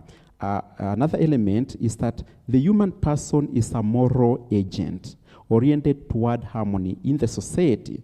Therefore, one's excellence in the community is measured by one's contribution to social harmony and communal flourishing and the maintenance of affirming relationships. And that element of this Ubuntu personhood is that priority is given to the community without erasing the individual. Of course, individuals matter, but their value is internally related to the well-being of others. Questions of right, dignity, moral worth, and so on are only achieved in the community, unlike in the Hobbesian view, whereby it is all violent, it is all war. Then, what are the implications for this element? These elements point toward an anthropology that includes peace at its core. This does not mean that conflict doesn't arise. Conflicts do arise. However, unlike in the Hobbesian viewpoint or anthropology, where conflicts are the defining element of the state of nature, in Ubuntu, conflict and moral breakdown are not expressions of human nature at its most basic level, but they are signs of moral failure and relational breakdown that must be corrected by the community. In conclusion, this paper ends by rejecting the Hobbesian anthropology and its implication for peace education in Africa. If peace requires coercive sovereignty because human beings are naturally oriented toward war, then peace is artificial, fragile, and externally imposed. The paper endorses Ubuntu as an alternative anthropology for a peace education in Africa, because for Ubuntu, peace is anthropological. It is rooted in the very nature of the human person and not just an artificial thing. Peace is already implicit in us, though it can be distorted or violated. Peace is not something added to human life by the state. It is something educated, cultivated, and restored through moral formation. The challenge that remains into this anthropology is the digitalization that we are going through, which is just as equally threatening as the Obesian anthropology. Thank you. Thank you so much, Father Dominic. That's great. Clap for him again. Good. Now we are going to have the fourth presenter, and that's going to show us the power of technology. The fourth presenter actually is in Rome, is in Italy, Avicenna. Father Ofombok Cosmas Iquere from Acqua Ibon State is a Catholic priest of the Catholic Diocese of Avicenna, Italy. And apart from his philosophical work and theological formation, Father Offenbach also has a master's degree in peace-building management from the Pontifical Faculty of Theology, St. Bonaventure, Seraphicum. Father Offenbach has licentiate in doctorate degrees in canon and civil laws from the Pontifical Lateran University, Rome. His also a doctoral dissertation was on the diplomatic relationship between the Vatican State and the United Nations. After his priestly ordination, he has worked as a pastor, Hispanic minister, and associate pastor in the few parishes in Italy and the United States of America. He's also the co-author of 21 simple tips for great marriages and families, with personal testimonials from over 30 families around the world. Father Offenbach is the Vice Chancellor of the Diocese of Avicenna, Italy, and also doing pastoral work in the same diocese. And therefore, Father, it's your time to join us and make your presentation. You have 15 minutes to go. Thank you. Most welcome. Hello. Hello. Yeah, good morning. Good afternoon, everyone. Good afternoon. So,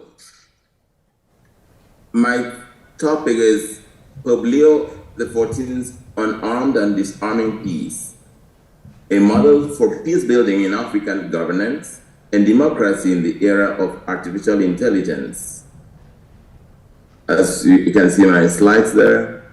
So the world continues to grow more violent as we see. And so this theme of unarmed and disarming peace by the Pope can be a model for all of us as we continue to work for peace. We can see that the armed conflict location and even data, location and even data gives like conflict watch lists. In the year 2025, we had so many places in the world that are struggling for peace. We have wars everywhere, almost in all the continents of the world, and also in Africa. So many countries need peace as unity and harmony. So in my paper, I described the methodology I'm using and also the purpose of this study, and they are divided into about 6 parts. But the PowerPoint presentation will just summarize the work I write on peace on the Pope's message for the World Day of Peace. So the global crisis of peace, there's a possible question here. Is world peace possible? I know that Immanuel Kant, talking about perpetual peace, posts that lasting peace is possible through rational, moral, and political conditions, and he advocates for a federation of free states and universal rights, that when we respect the rights of each person and we treat others as universal, as persons, that we can create peace, that lasting peace is possible. And so we see in our world, there's persistent wars despite technological progress, and AI, especially in this age, is accelerating both development and conflict, and also the autonomous weapons and digital militarization cause many dangers or a threat to peace. And we know that Africa's recurring governance and democratic challenges also tell us that peace is difficult in the world.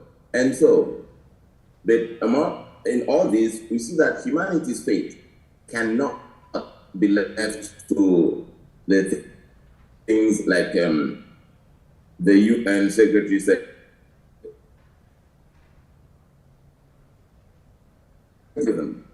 And human beings must always be minority over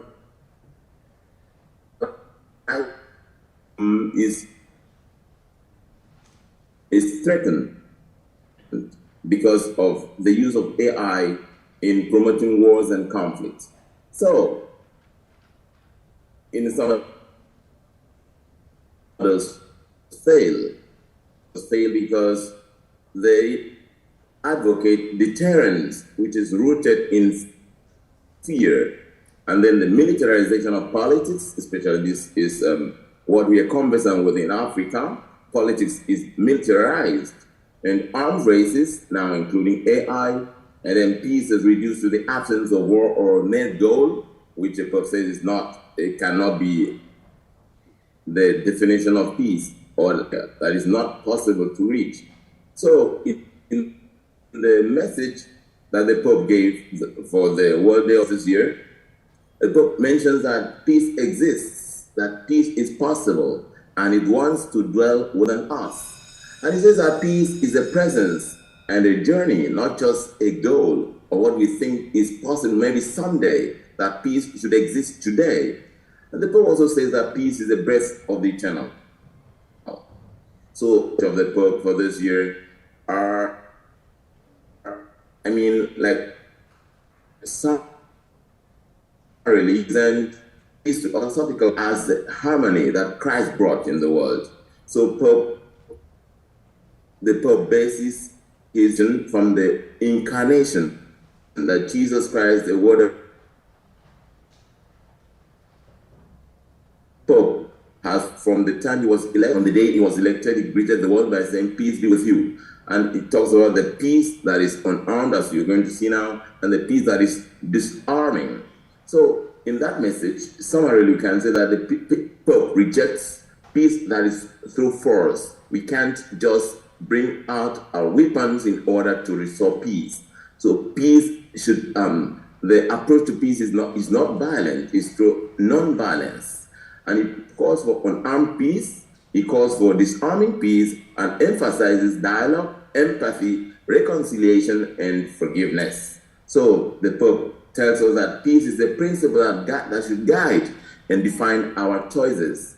The peace of the risen Christ, in his message, the Pope says, is unarmed, because his, that is Christ's, was an unarmed struggle in the midst of concrete historical, political, and social circumstances. So when Christ was struggling in the midst of all the problems around him, that he did not ask for weapons in order to install peace. In fact, when his apostles wanted to bring out the sword, he said, "No, put back your sword." So that's the kind of peace that the Pope advocates for, and he invites us to embrace. Now, what is this meaning? What's the meaning of this unarmed peace? The Pope says that the unarmed peace, that is the ninth slide, the unarmed peace is the peace of Christ. Jesus said, "Peace I leave you, my peace I give you. I do not give you as the world does. Do not let your hearts be troubled, and do not let them be afraid."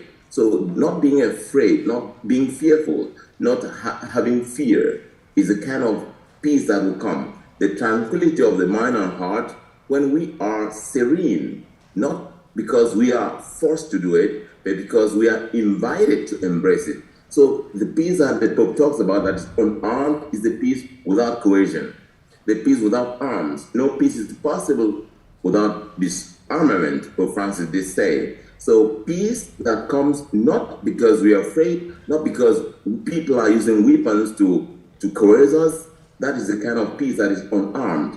And then in that peace, there is trust. that goes over fear, not fear, but trust that leads us to self-abandonment, kind of to embrace that tranquility. So the Pope talks about that we can use diplomacy and dialogue, not violent confrontation, in order to bring about peace. And then in this unarmed peace, we see that is vulnerability is our moral strength, not just the weapons that we have. And then non-violence is seen as the political strategy. It's not something that we have to do it because we have to blight others. It's something that we have to invite others through reconciliation. And so this is the kind of peace that is unarmed. We do not use arms in order to bring this peace. So that's unarmed peace. And then he says that we go to disarming peace, because the part is unarmed and the other part is disarming. What is disarming peace? Disarming peace for the Pope is a kind of, the first one is just not bring arms, because it's disarmament of the heart, comes from the heart.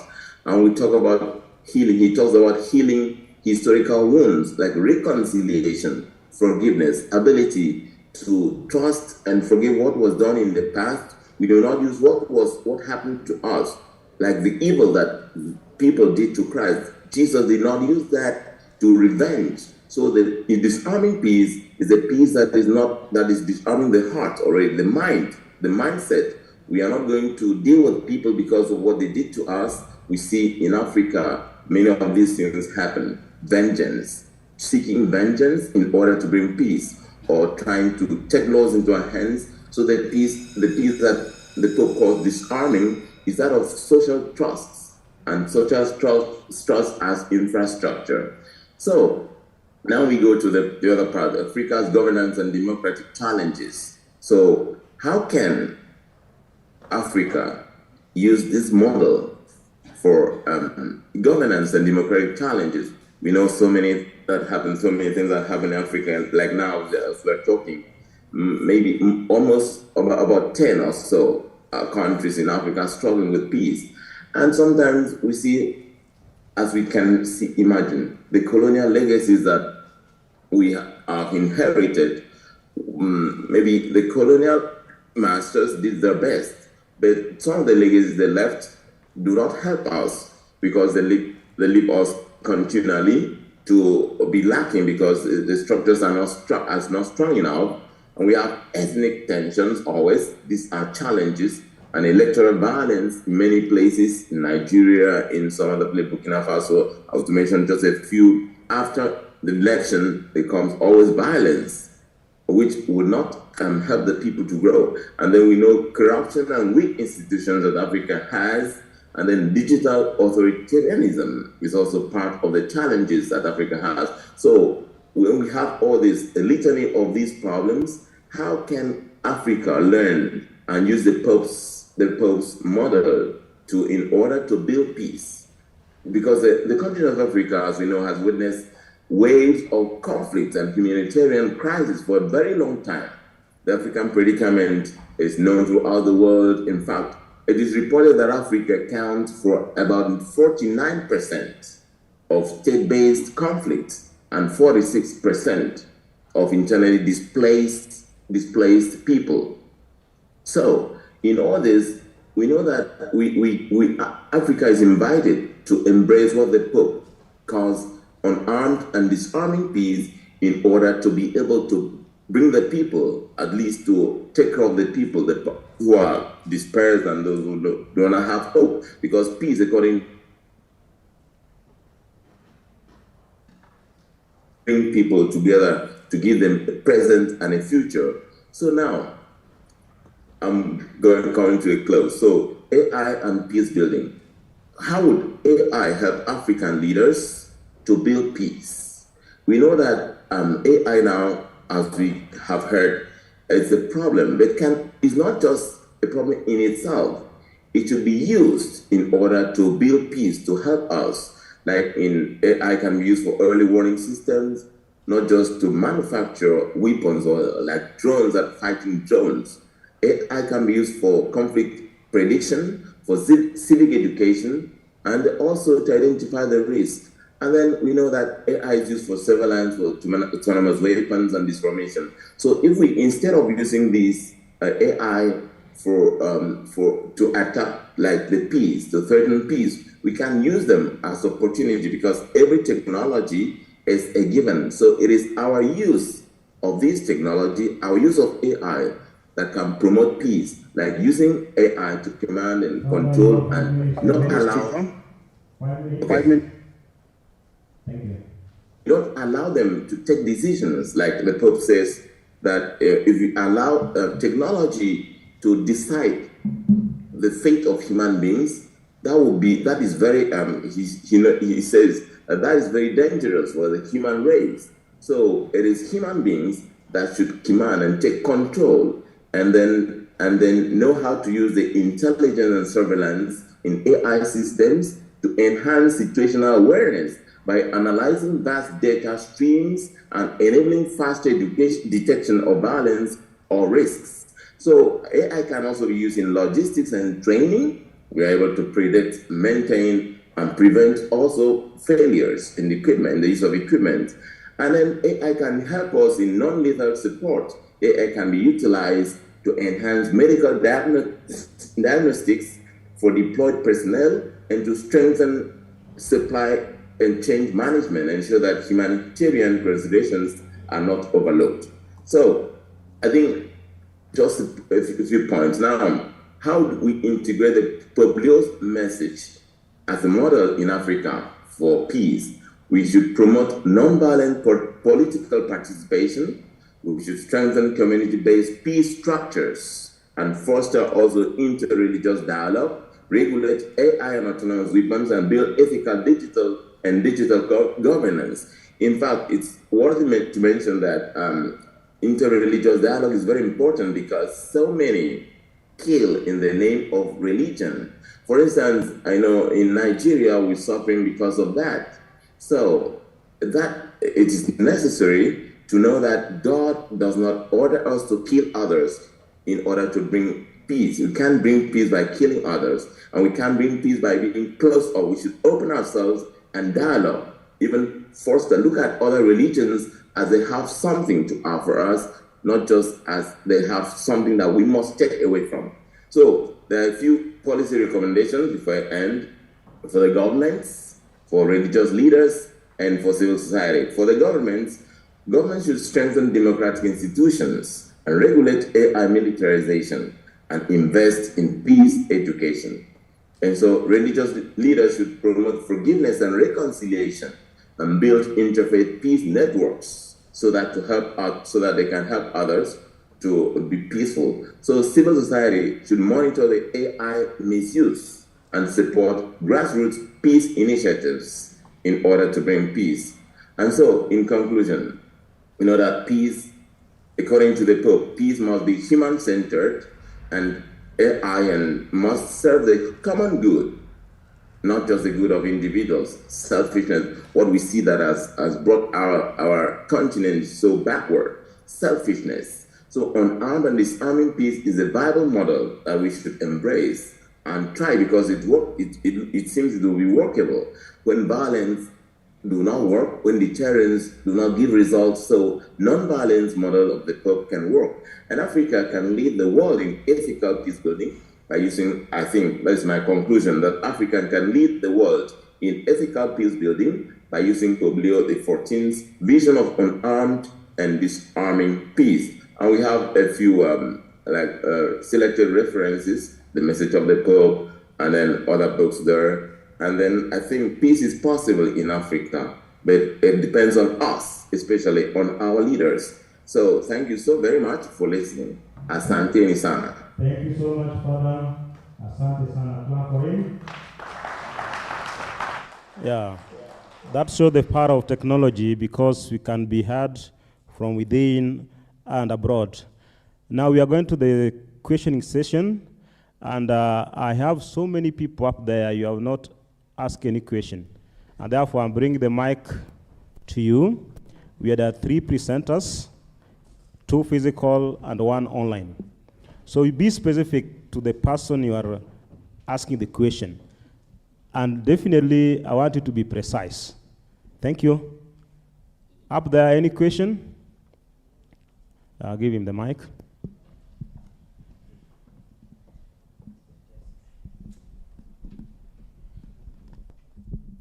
Thank you. I address my question to Father Dominic Mutuku. So, Father, wouldn't you agree that there's a limitation in the workability of Ubuntu anthropology? Because why would the community be liable for a mistake, a misdeed that has been done by an individual if it can be treated by a person? To this, even Aquinas consents that a small mistake in the beginning causes an error or a big one in the end, and it is proper to treat things at the source. Thank you. Repeat the question. You are not clear. Okay. My question is, if Father consents, whether the workability of Ubuntu philosophy, where we prioritize the community over an individual, is a great way of dealing with things. Because in my view, it is proper for issues to be handled on a personal level. Thank you. Thank you. Another question?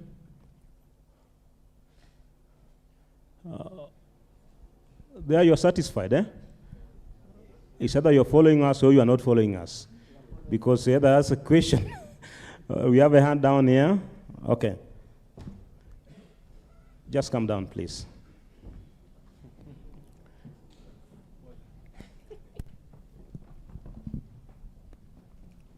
Be precise so that the presenters can get you clear. My question goes to your Father. name. Oh, sorry. Introduce yourself. I'm Thomas Puya. I am a student from Kwea. Thank you. My question goes to Father Ofombuk. I trust I got the name right. Ofombuk, yes. Yeah, so the Pope's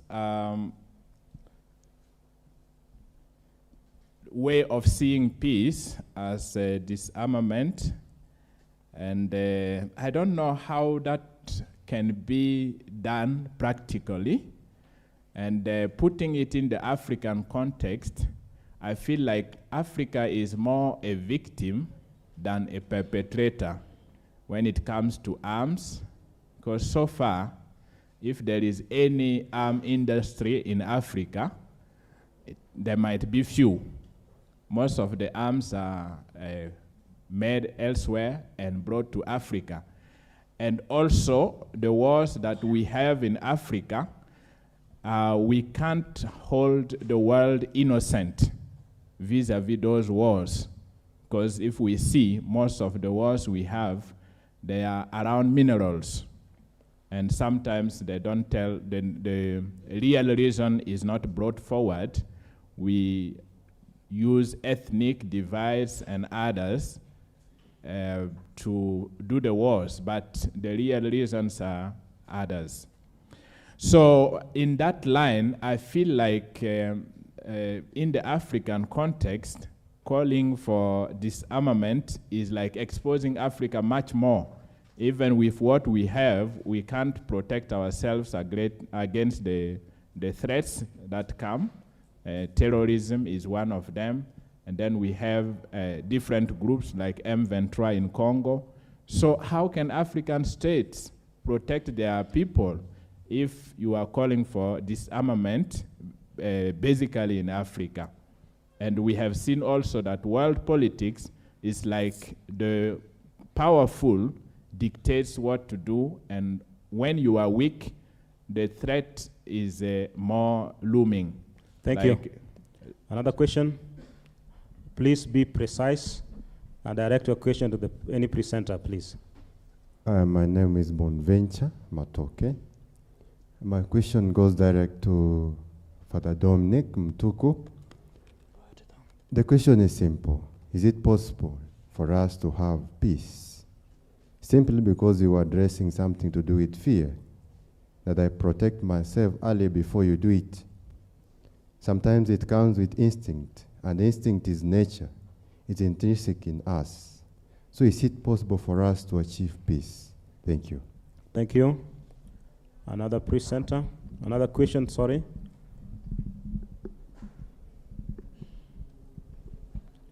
And the presenters, please put down the questions so that when you come, you just finish with all the questions.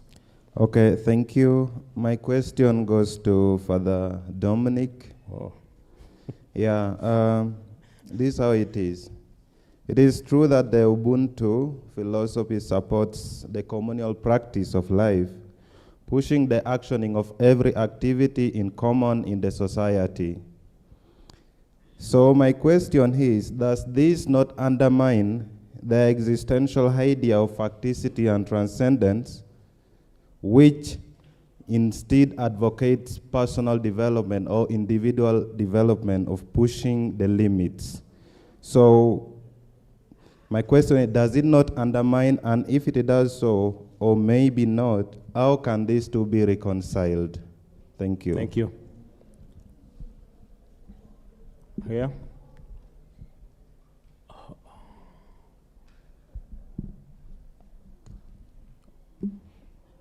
Stanley Ochen, Apostles of Jesus, a philosophy student. I have two questions. The first one goes to the second presenter, who talked about meaning of peace in African philosophy. Mumo Mwati, the question is directed to you. How can African philosophical understanding on peace be applied in a practical context in the contemporary world? Then the second question goes to the third presenter, Father Daniel. How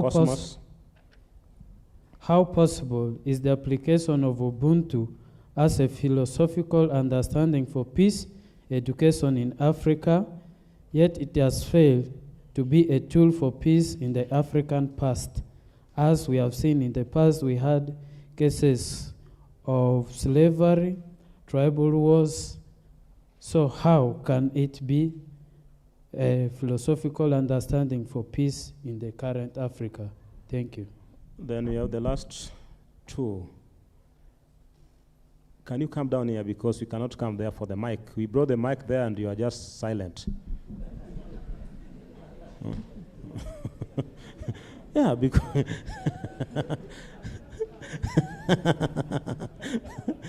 it was not there. Thank you. Be precise, please. Thank you. Because we want to go to the next session. My question goes to the second presenter. I'm called Abraham Oyet, a Comboni Porcelain. Based on what you have talked about Ubuntu, it is interconnection, which bring everyone together, and also where our ethical behavior has been built. Now my question just goes like this. If Ubuntu guide ethical behavior, then... You're directing your question to who? To the second presenter. Okay. Mumo. If Ubuntu guide ethical behavior, then how can Ubuntu guide ethical behavior on social media based on this theme of today? Thank you. Thank you. I am Aloysius Kaluma, a student of philosophy. My question goes to Father Mtuku. Father Mtuku, may you please try to reconcile the question or the philosophy of Ubuntu with the question of power. We have seen so many, most especially in Africa, as in when I get power, the sense of Ubuntu disappears. When we are coming into power, we use the Ubuntu to come together so that we fight to get that power. But as long as we get it, Ubuntu disappears. So can you please try to reconcile Ubuntu and power? Thank you. My name is Owaranga Jared, a student of philosophy at Apostles of Jesus. My question goes to any who will wish to answer. And it is, how can we achieve peace of the self, since the highest percentage of those who possess gadgets in this digital culture seem incomplete and peaceless without these gadgets? Okay. Then the last. Okay, thank you. I'm James McKinney. at Tangaza University, Philosophy.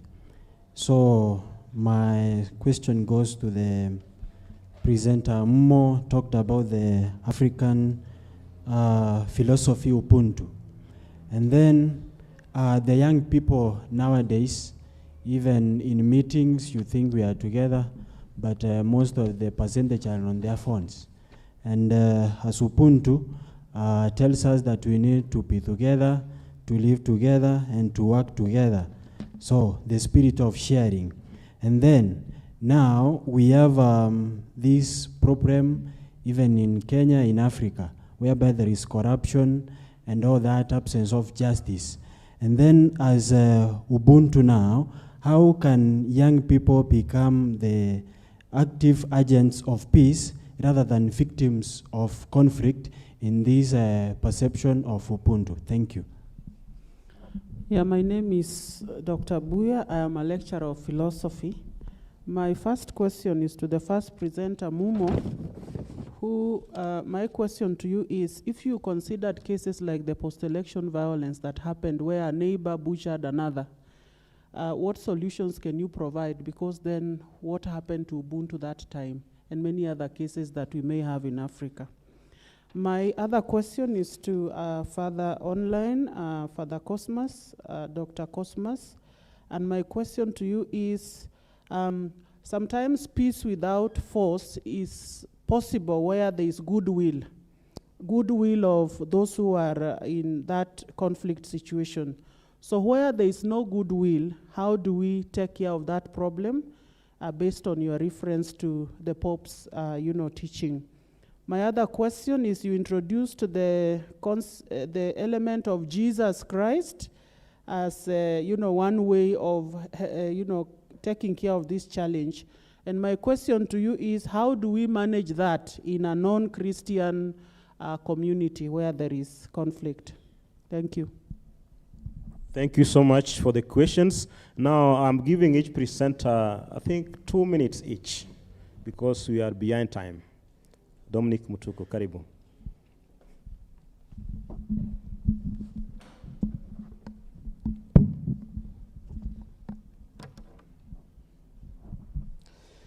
So I have a few questions here to answer. I'm trying to read. Sometimes I write what I don't understand, what I cannot read.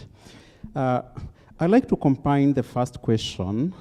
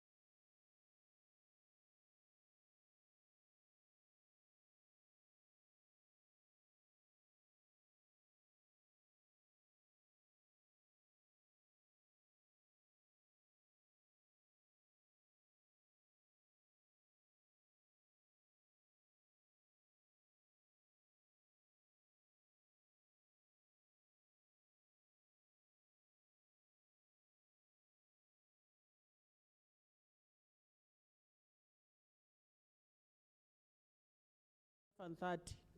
So please, when you come back, settle in good time so that we are able to proceed with the afternoon session. And then we'll have Daktari answer the questions if we'll have him back on the session. I want to request Father Mutuku to come and bless what we are going to partake of. Thank you.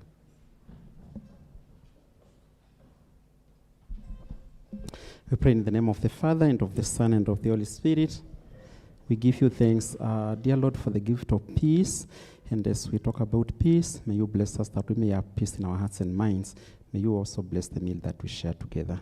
In the name of the Father, and of the Son, and of the Holy Spirit. Amen. Thank you very much. Someone will whip you back to the hall in case you delay. Please take it kindly. Thank you very much.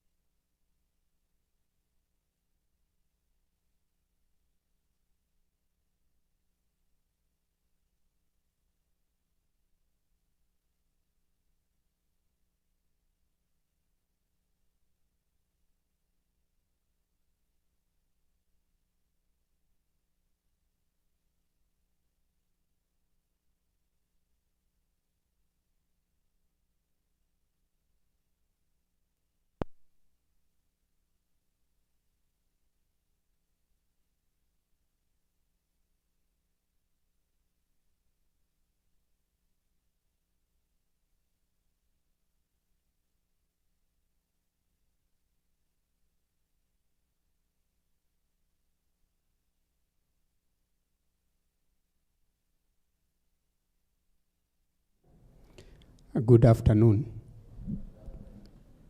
Now, this afternoon, my presentation will be on the concept of peace in African philosophy. My colleagues who presented before me, they talked about this concept of peace from an African point of view.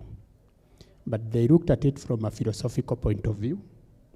But for me, I will not take that route because I'm not a philosopher. I'll take an ethnographic route. And I'll give my presentation like a journey. It will be a journey, my personal journey, in understanding African cultures. I worked with the community peace museums for about 10 years.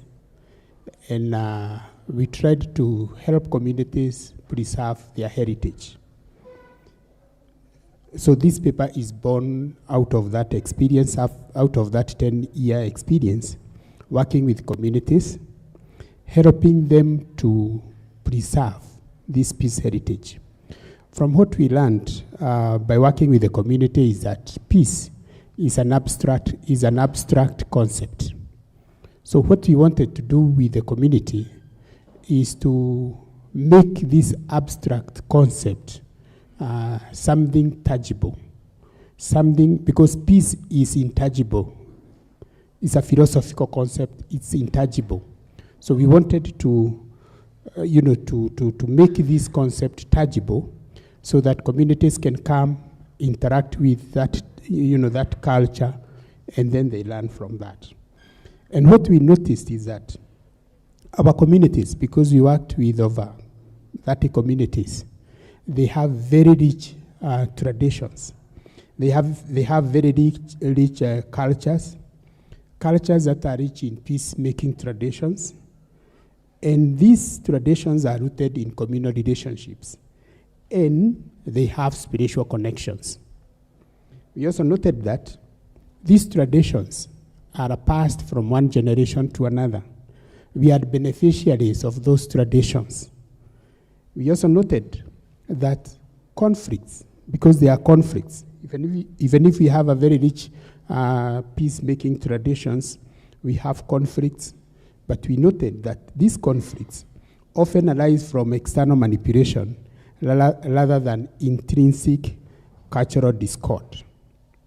So that is what we noticed in our research.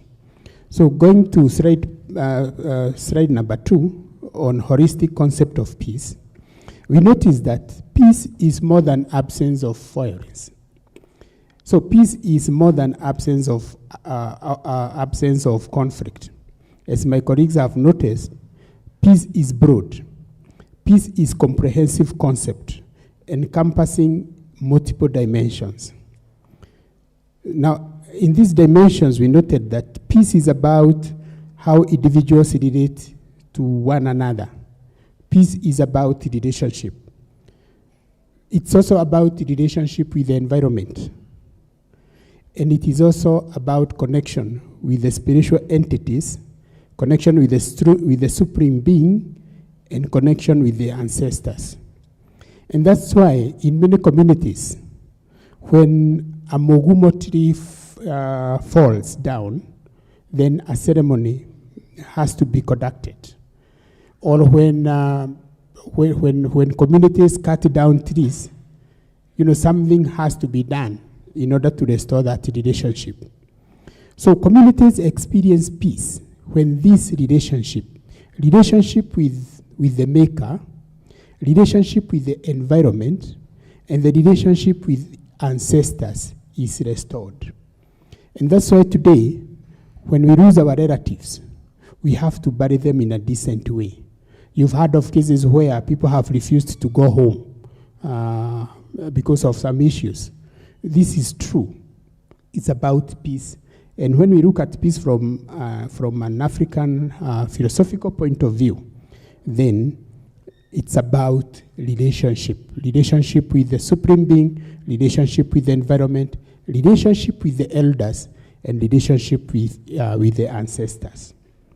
My colleagues have talked about Ubuntu.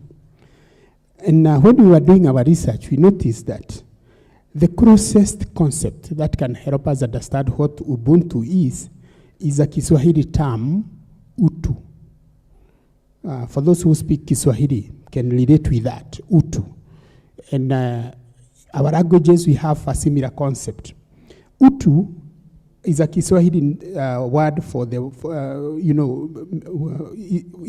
utu is a Kiswahili word, mtu, human being, meaning human being. It represents humanistic values ingrained in all traditions and material culture. So utu guides our values. Utu guides our behavior. And that's why in many communities you can hear people talking of, if somebody commits a crime, you hear people saying, how kufanya utu. It means you have deviated from the norm, what is expected of you. So that is the closest concept that can help us understand what Ubuntu is all about. It's about being human. And when we talk about being human, it is about how we relate with others, the values that we need to uphold. And this concept of Utu, it's embedded even in nature. We find them in environmental symbols.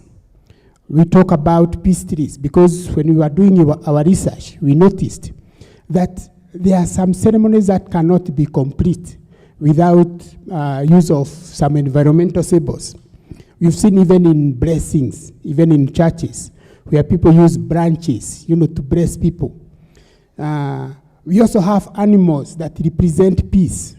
And a good example is like the tortoise, the character of a tortoise. There are some communities that cannot, harm some animals because of the attachment they have.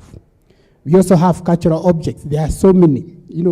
Having worked with community peace museums, we were able to correct those artifacts that communities respect because of the meaning that they symbolize. So I said what you are trying to do is to help communities, is to make this abstract concept, this intangible concept, tangible, so that communities can interact with, can touch, they can feel, and they can relate with. Now, when we look at peace terminologies from different communities, slide number 4, if you're presenting, we see different communities have different words for peace. I will only mention a few, like the Maasai.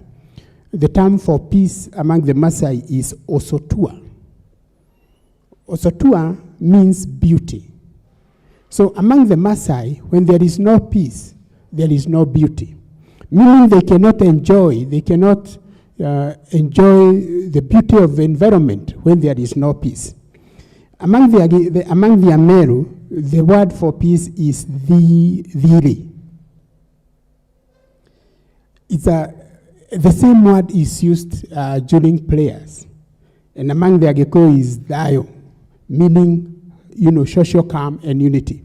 So there are many, we can give examples from different communities, but what we get from these communities is that the concept of peace is ingrained, is integrated in their normal conversation. So you can learn, you cannot, it is ingrained even in our structures of our languages. So that's when we talk about, and that's why if you fail to greet, if you wake up in the morning and you fail to greet your neighbor, then there is something wrong with you. In fact, if you fail to greet your neighbor, what you are doing is that you are excommunicating yourself from the community. In many communities, greetings and peace are related. In fact, they use the same word. So it shows how peace is ingrained in our languages. Now, for us to understand the meaning of peace, we have to understand how Africans understand understand conflict. And this is documented by Magesa. For those who have read Magesa's book, Magesa talks about diminishing life. So in many African communities, conflict diminishes life. And harmony, so when there is peace peace is responsible for personal health. It is responsible for family and community well-being, growth of plants, health of domestic animals. And that's why many African communities, many cultures, we are able to explain some, conditions in our communities, like a family with, children who are drunkard. African communities can explain the reason. They are able to identify the cause because conflict diminishes life. So somewhere along the way, somebody did something that disrupted the harmony that I've talked about. And misfortunes in many African communities indicate a moral disorder in relationship. And that's why whenever there was conflict in many African communities, something had to be done to restore that relationship. Now, conflict has a spiritual dimension. And this one, I'm in slide number 6. And this one, I got it from a story that I was given by one elder, a Maasai elder, who gave me a story of when they were young, when they were Moran. And one day they decided to go out and lead, Maasai keep on leading, especially during the initiation ceremony. But even when they are going for leading, they must follow some rules. And one of the rules is that you should not harm children, you should not harm women.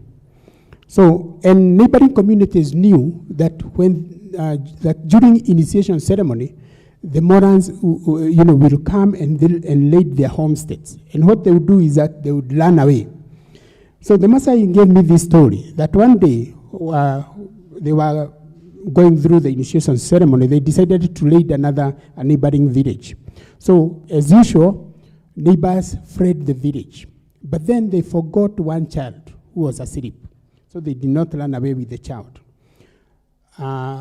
So they came, the neighbors had run away, and then the Moran came and they started ransacking the house.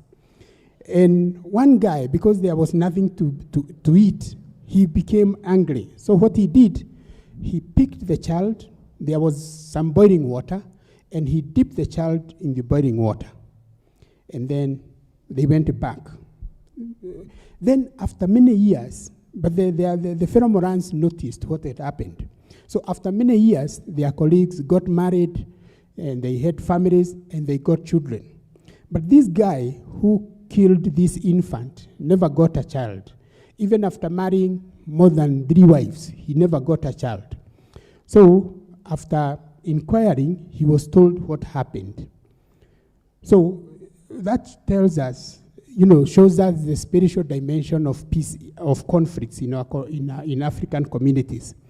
That even when there is conflict, then we had to preserve life. Because of time, I want to talk about how African communities have institutionalized this concept of peace. Because in many African communities, we have peacemaking institutions. We have council of elders. In every community, there is a council of elders, and they have some rules and regulations that guides them, in restoring order in their community. So the role of elders is indispensable. You cannot do away with the elders. At the same time, every member of the community, children, women, and even men had a role in peacekeeping. And I'll give an example of, I'll talk about the role of women in peacemaking among the Maasai. And among the Maasai, from our research, we realized that women were not supposed to be harmed during conflict. And even today, but today things have changed. Women were not supposed to be harmed. So they were supposed to be, their lives were supposed to be preserved. So Maasai women, they had the following peace interventions. So running away, when there was conflict, if women ran away from their manyatas, when there was conflict, what women would do is that they would run away from their manyatas until warriors promised to stop fighting. Women are supposed to remain in the homesteads, but if warriors went lading, what women would do is that they would run away from home. And then to bring them back, then the warriors had to offer sacrifice. And working between warring groups, so what women, when there was conflict, women would also use their belts to stop fighting. And there are such documented traditions, not only among the Maasai, but even in other communities, that women would employ to make sure that there is peace in their communities.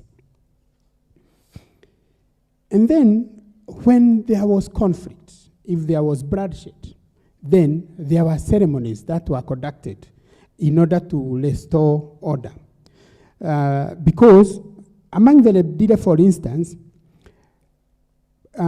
if a person committed a crime like killing somebody, he became an allomatic.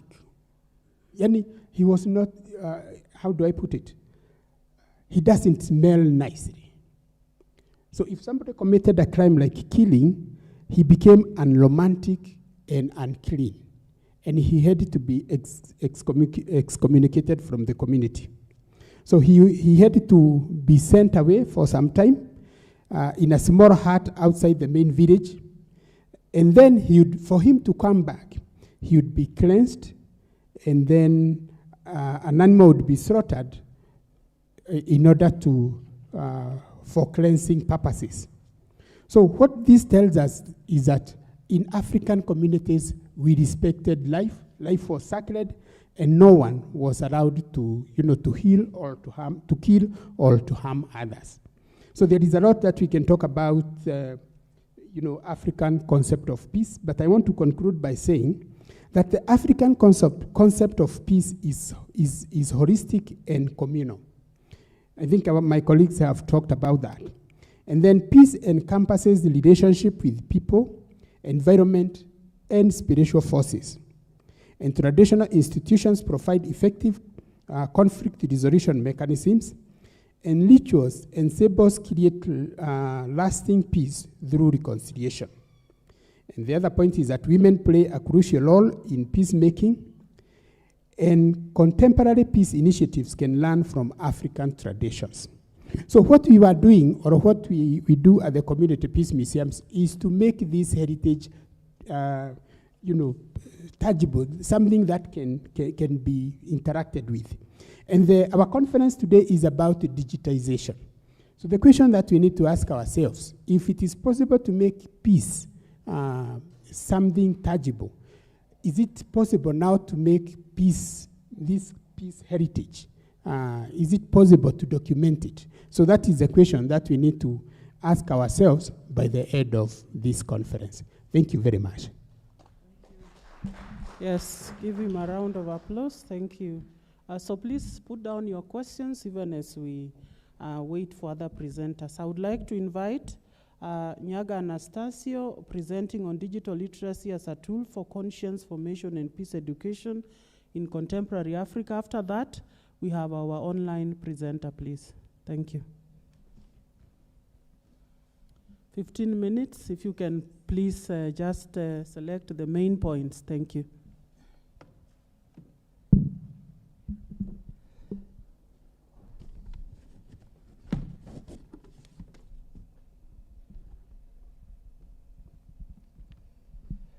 A very good afternoon to you all. I will read because you can follow from the slides. I will not explain a lot because for the purpose of the time. So, as you can see from the slides, we want to have a look at digital literacy as a tool for conscience formation and peace education in the contemporary Africa. A digital literacy, that's education about digital technologies that we have. The 21st century African educational landscape today is shaped by digital technologies that mediate learning, social interaction, and access to information. smartphones, social media platforms, online learning environments, and digital information networks are now part and parcel to our formal and informal education across African continent. While these technologies expand access to knowledge and enhance cognitive development, they also influence moral perception, ethical decision making, and also attitudes of learners towards social cohesion and peaceful coexistence. So what is watched, what the content they get, it has enormous influence. The digital learning environments shape not only the cognitive skills of learners, but also perception. They also shape their judgment and attitudes, especially towards peaceful coexistence. Therefore, this work wants to examine digital literacy as a formative tool for the development of human conscience and peace education in the contemporary Africa. When you talk about conscience formation, it's a process by which individual develops the capacity to discern the right from the wrong. Also capacity to cultivate moral awareness and make decisions, ethical decisions, in alignment with the principles of truth, justice, and responsibility. So these principles emanate from how the conscience is formed, what is truth, what is justice, and how to be responsible. Now, this study is going to be guided, or this work is going to be guided by 3 objectives, which you are going to see very fast. The first objective will look at the conceptual relationship between digital literacy, conscience formation, and also education of peace within African educational context. So what is the relationship between these 3 concepts? And then the second one will analyze the challenges posed by digital culture to conscience formation, because digital culture is affecting our conscience, how we make decisions, and also peace education in African learning environments.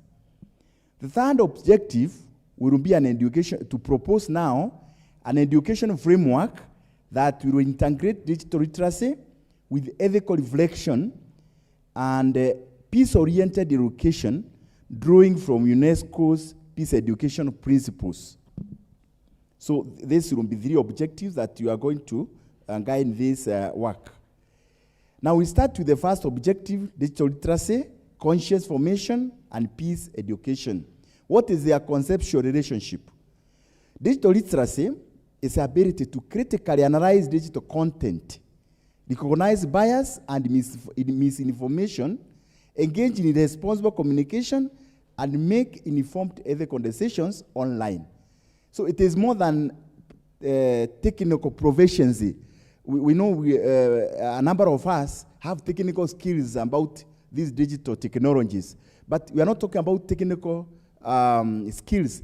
It's more about how we analyze this content we get from it, how we can recognize bias.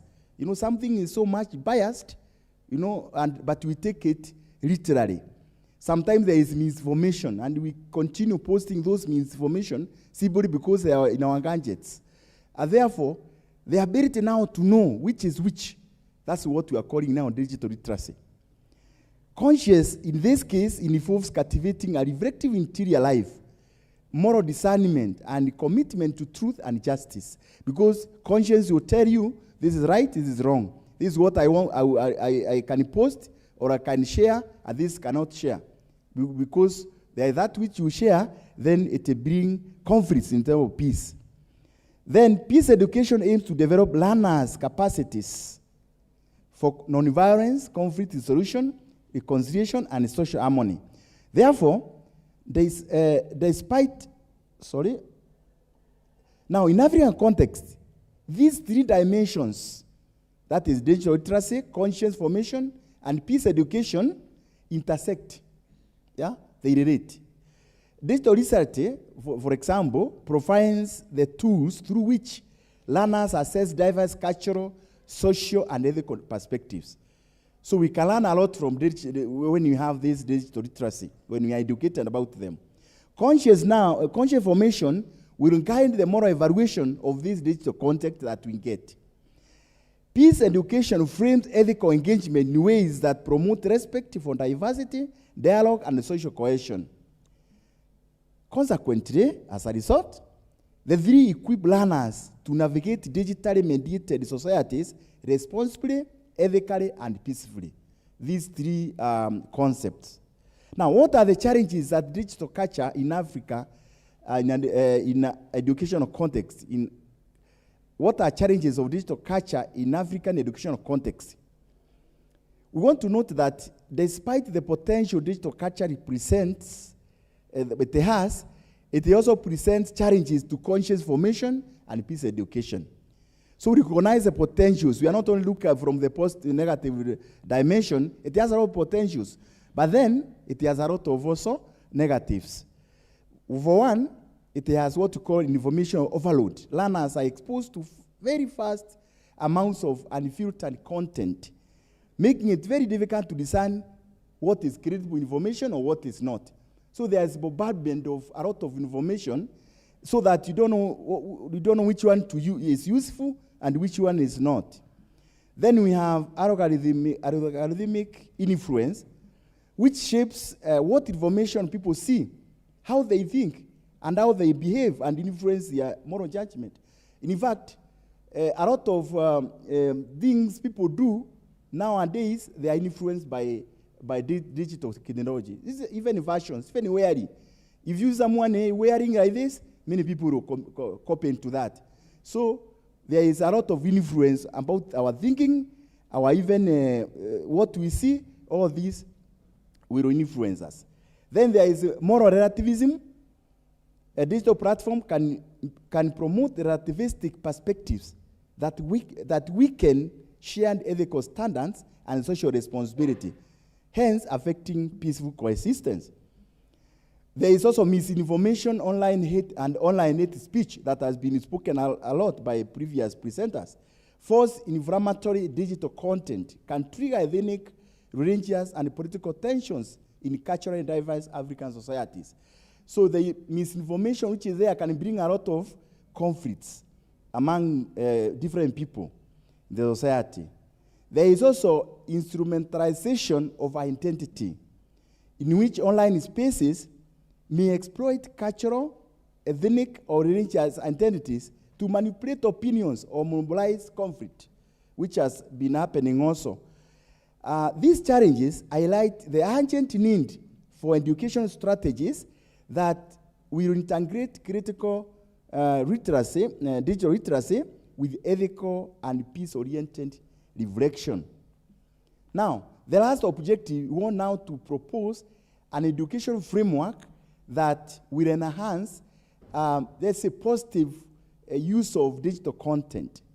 Number one, we need to have what we call critical evaluation of digital content. Learners need to be trained to assess credibility, what is credible, recognize biases, and also verify the information that comes with these digital technologies. The second thing that need to be enhanced is responsible digital participation. So we are not only participating one way, we need ethical guidelines that promote respectful online behavior, issues of accountability, and constructive engagement. When we are getting engaged with our digital technologies, we need to be constructive so that what we see and what we hear may be helpful. Then, the integrative education framework, which this study proposes, aligns with the UNESCO's peace education principles, which emphasize active learning, social responsibility, and conflict resolution. That is from UNESCO's educational principles. And UNESCO has also given the 21st century pillars in education, which also go in line with these principles. Similarly, African Union Agenda 2063 also proposes such an education framework which innovations in inclusive development, unity, and sustainable peace, guided by moral responsibility. So what are we saying? There is a slide which is very important here, which I've jumped. You see this, the last bullet here. In a nutshell, what we are saying, digital literacy ensures that learners become critical consumers of every digital content that they interact with. So whatever comes to us, we need to have, when we are consuming it, if I use this word, we need to be critically, informed so that we don't simply take whatever comes with the digital technologies. Now, as a conclusion, digital literacy, when intentionally integrated with conscious formation and peace education, could offer a transformative pedagogical tool in contemporary African education. That is, if our conscience are well formed, we're able to discern what content, brings out about good decision making, and also that will not bring conflicts when it is, for example, posted around or used around. By cultivating critical judgment and moral responsibility, education can prepare learners to engage digital environments prudently and ethically, which I think is very important, that the role of education now, especially in the 21st century, in the era of digital technologies, we need a lot of preparedness of the learners, not only to have skills, what theoretical skills, but also to have that humanness, that conscience that tells me whatever is being proposed, the education that is being proposed to me, I should use it this way and that way. And that's the end of my presentation. Thanks much. Thank you very much. So thank you very much, Nyaga, for your presentation. Okay, Father Cosmas is on. Father Cosmas had questions from the previous presentation, and if you can hear me, Doctor, if you can kindly just summarize them, the responses, and then we are able to save on time. So can you hear us, please? Yes, I can. Yes, sir. Thank you for the opportunity to respond. I'll just be very brief. I can remember there was a question, there were two questions from Dr. Buya. That was about that sometimes peace without force does not work. And then the other one was how do we manage that, since the Pope was talking as a Christian, and then what of the person who is not a Christian? So the first question I will say, peace without force. In the first place, Jesus Christ, the Pope is taking as the model, came to give peace, and the peace he gives is not the peace that the world can offer, because in the world's peace is wars are fought in order to bring peace, even like St. Augustine would say. But the peace that Jesus gives is the peace that shows that true power does not redeem. It's not worldly power that redeems. I think it was Pope Benedict that said at his inaugural mass that it is not power that redeems, but love. So the Pope was talking from that point of view. And then if you go to a family, we see the family gathered together, all the children, everyone is very peaceful, and you ask, how's it so? They said, because they've been educated to stay that way. So, but you go to a family that the parents use force, it doesn't always work. And the Pope has seen that in the world, they have used this force, deterrence, but there's still war in the world. So he wants us to use a model that is Christ-like. And then the second question. So we are Christians, and we talk from the point of view of our background in faith. But the Pope is inviting us to go to the world and dialogue even with those who are not Christians. But we go with what we have. We can't offer what we don't have, as someone said. And so we go with our own point of view, not to change practically those who may not want. And then we know that in the world there's multiculturality, there's multi-religion, so we allow others. But God also, even the Second Vatican Council says that even those who are not, maybe not just because of or not their fault, could not become Christian. They have a way of reasoning. And then if they follow that reason and their consciences, they can still arrive at peace. And if I use my reason and know that I cannot destroy others, if I want to bring serenity to the world, so harmony does not come by destroying. So that's a way of educating, both with reason and with faith. And so there was a question also from Thomas that said, how is it possible? Because we are Africans are always victims, almost always victims. That is not wrong. But what I think it's also true that many Africans, especially those in the authority, are also using power. They use arms to hurt their brothers and sisters without even remembering that we are all in the same boat. So it is possible. What the Pope is asking us, because the Pope is writing the letter to the whole world, but Africa is part of the world, so Christians in Africa are to also remember that there is a disarmament of the heart and mind. So in the first place, the attitude.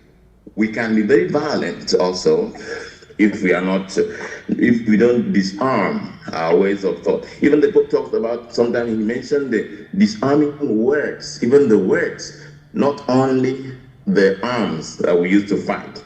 So that's briefly. Then I go to there was another question also I had that if we are training information when we cannot do without phones, I think that would be addiction. So thank you so much, Dr. Cosmas, for that response.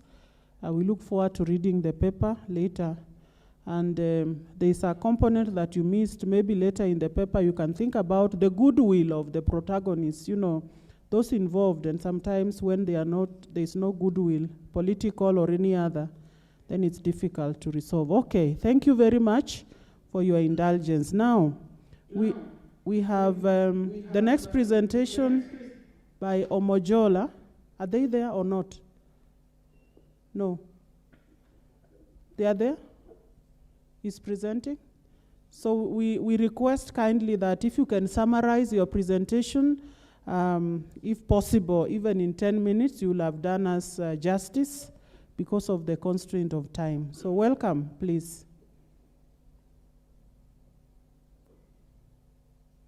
Omojola, presenting a paper on governance, democracy, election, post-election violence, and education for peace in the digital culture. Are you there? Hello? Yes, yes. Please proceed. If you can summarize, please, in less than 15 minutes. Thank you.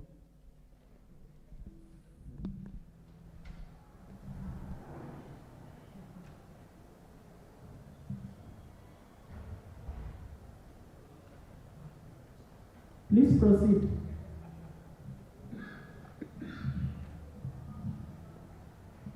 Can you hear us?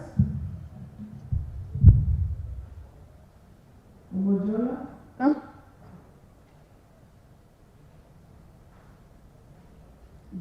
Is there a net jump?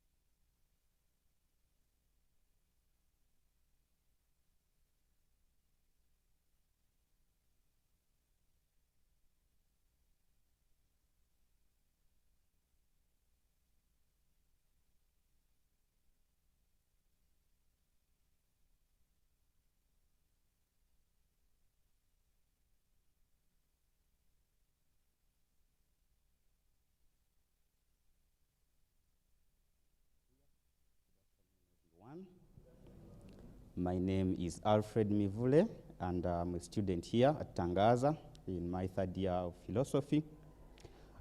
This paper is a philosophical reflection on the educational responses to misinformation, cyberbullying, radicalization, and hate speech.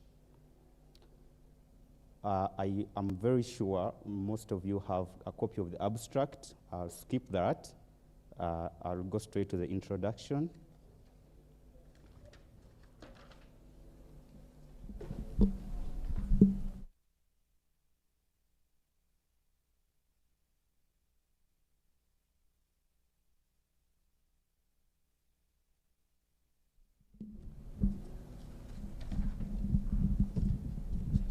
So the ICT department is trying to bring to you the slides. So I'll just begin meanwhile. This paper is my own thought on the whole topic of education in Africa and the digitalization of Africa. I looked at it in an ethical perspective and in terms of how the former philosophers had already dealt with these problems. Primitive societies, like the Hobbesian state of nature, can be excused for confusion and disorder because they lacked education. They fought for resources, ego, and for the sake of it. Unfortunately, the same script appears to be followed by the current society, which is educated, connected, and advanced in both science and technology. For example, we saw on New Year's Day, 2026, America invading Venezuela. We saw 5 years ago, Russia invading Ukraine. Uganda has been threatening to invade Kenya to take the coast. And China is threatening Taiwan. All this shows that our education needs to be curated to enhance peace, especially in our resource-filled Africa. Yes, modern science has improved lives. Digital connectivity has been embraced in Africa. There is cause to hope for a good future, but it has come with a lot of challenges, and these are the ones I'm addressing: misinformation, cyberbullying, radicalization, and hate speech. Misinformation is false, inaccurate, incorrect, or misleading information. A true philosopher would have problems with this definition because somehow the definiendum appears as if it is there in the definiens, but I wanted to just make sure that misinformation does not necessarily mean that the one giving the information is malicious. That is nowadays termed malinformation. So, and it does not necessarily mean that someone is intending to dupe, without being malicious, but to dupe the listeners. That could be called disinformation. But all of these stem from ignorance and naivety on the part of the one giving information and the one who is receiving information. Misinformation spreads like wildfire. It spreads very fast. For example, during Hitler's time, he had what they called the propaganda machine, and it was sponsored by his government, called the Reich, to spread false news. In Uganda, where I come from, we had a president called Idi Amin, very infamous, but he used to assure people that he has control of the country, even when he was losing territory. Up to the last moment, somebody could go to the television set and to the radio, national radio, and assure the population that things are in control, up to the last day when he was ousted. This shows the danger of misinformation.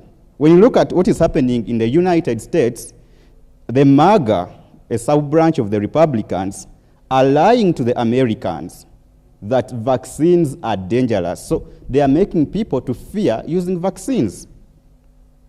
So it is my opinion that one without expertise on a subject should refrain from giving opinion. Rigorous study, research, and education should precede debates. Africa should invest in research. Africa should be able and should foster research and should help its thinkers to live here in Africa without running away. So it is the case that there is too much information streaming into people's minds. Although the owners of big techs and social media platforms like Elon Musk have brought in technology like Grok to counter this misinformation, but it's not enough. There has to be a lot to be done.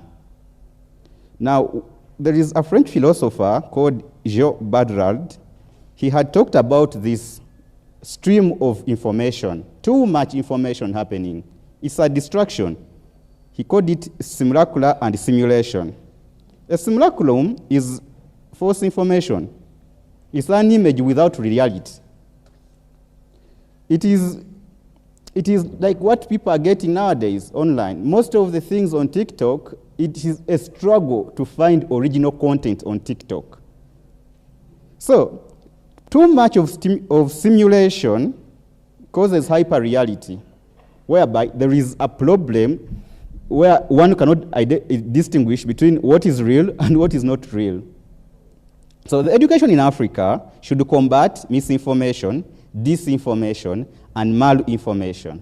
The kind of information people receive through mainstream media and digital spaces influences their thinking patterns, and decision-making. And this, in turn, influences the decisions they take, and these decisions lead to actions which can be morally right or wrong. Number 2, cyberbullying. Cyberbullying is when users of digital spaces experience threats, humiliation, or harassment from other users.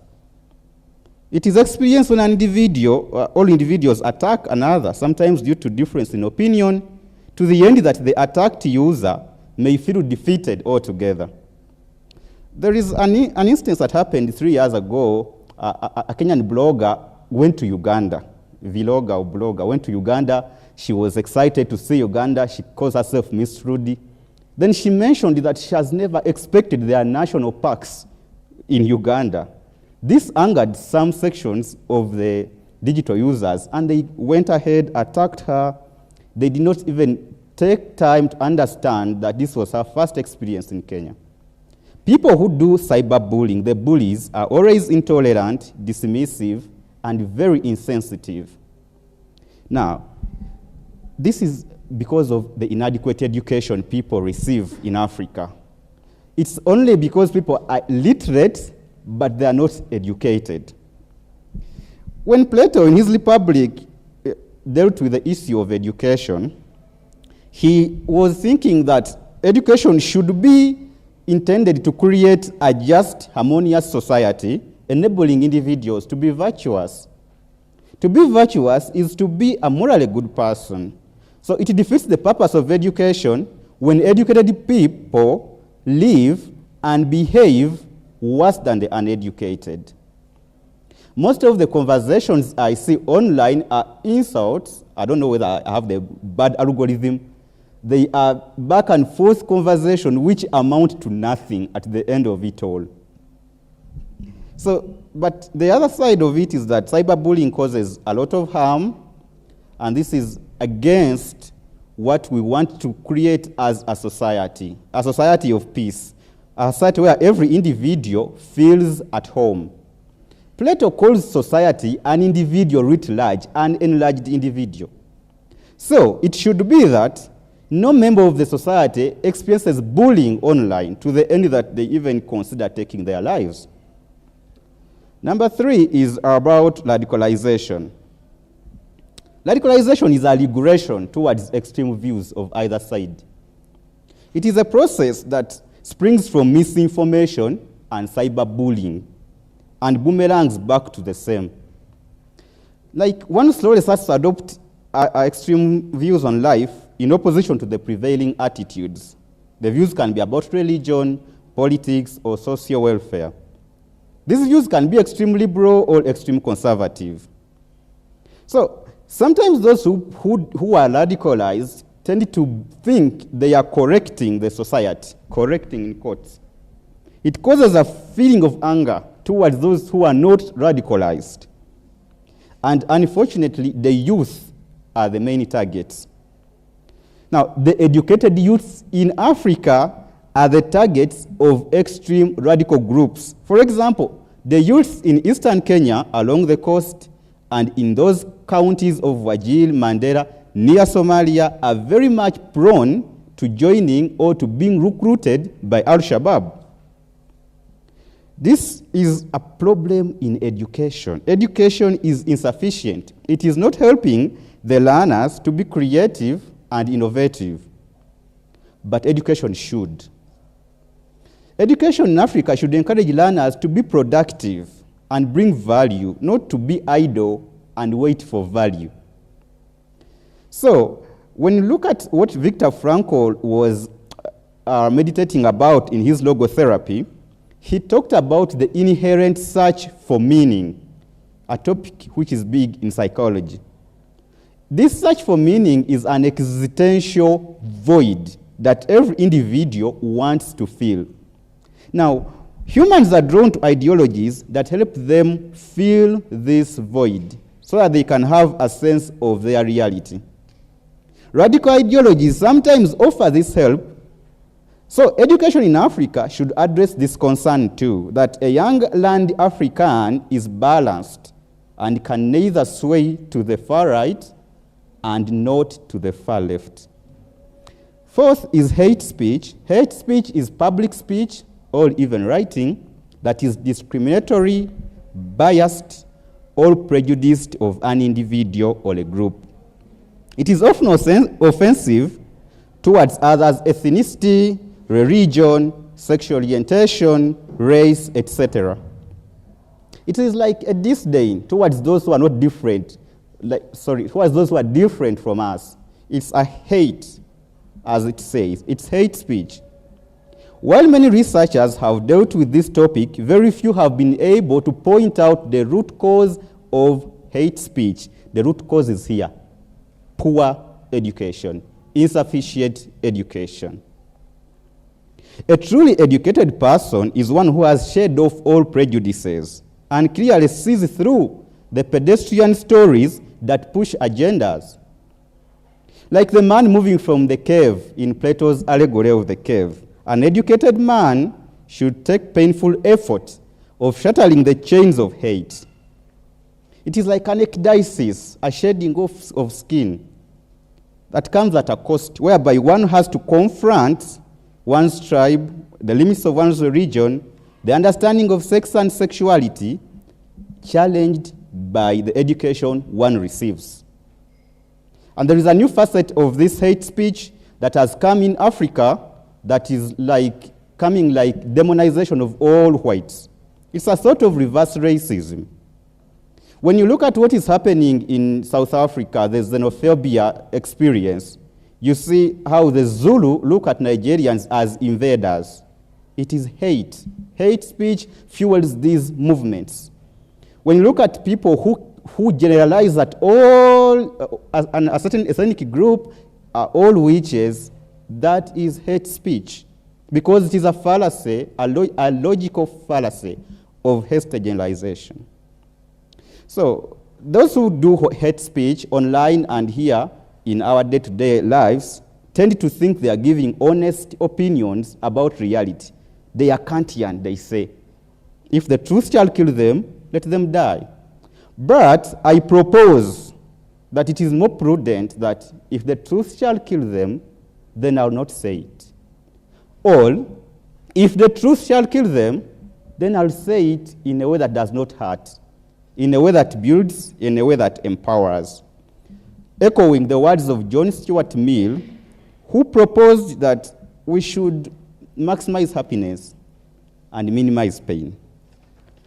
In conclusion, I have noticed that misinformation and cyberbullying can lead to extreme radical groups, and radicalization, since it makes one intolerant, can lead to hate and violence.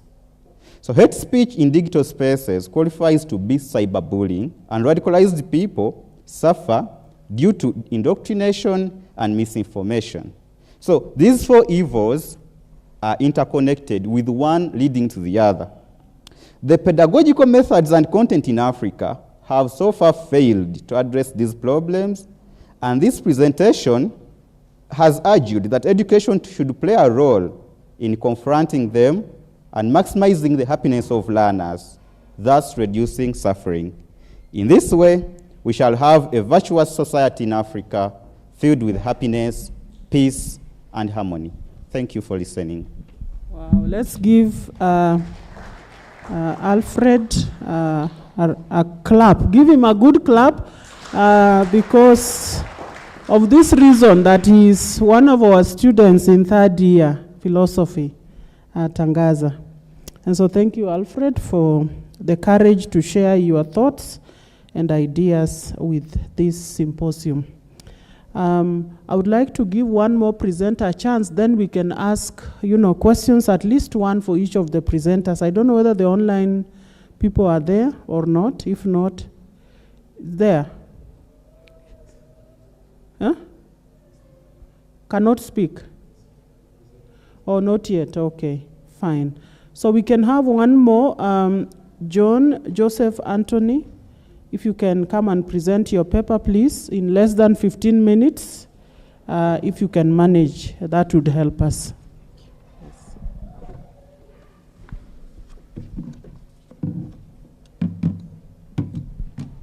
Just to mention that there was a small typo. If you have the program, that is not his title. His title is different. It's going to tell us as he presents.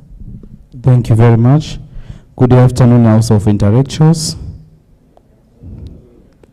So I am John Joseph, as I mentioned, a student of Queer, mastered first year. So humbly, I'm very grateful for giving this chance to present to you the topic which is stated: governance, democracy, erection and post-erection violence in the concept for peace in Africa. So first of all, we need to ask ourselves, why Africa? Because the moment we talk about peace, as at least as Socrates illustrated, that an examined life is not worth living. So we need to start from ourselves before we go to others. We need to look at the roots of us African. So, as the previous presenter, they talk about two concepts.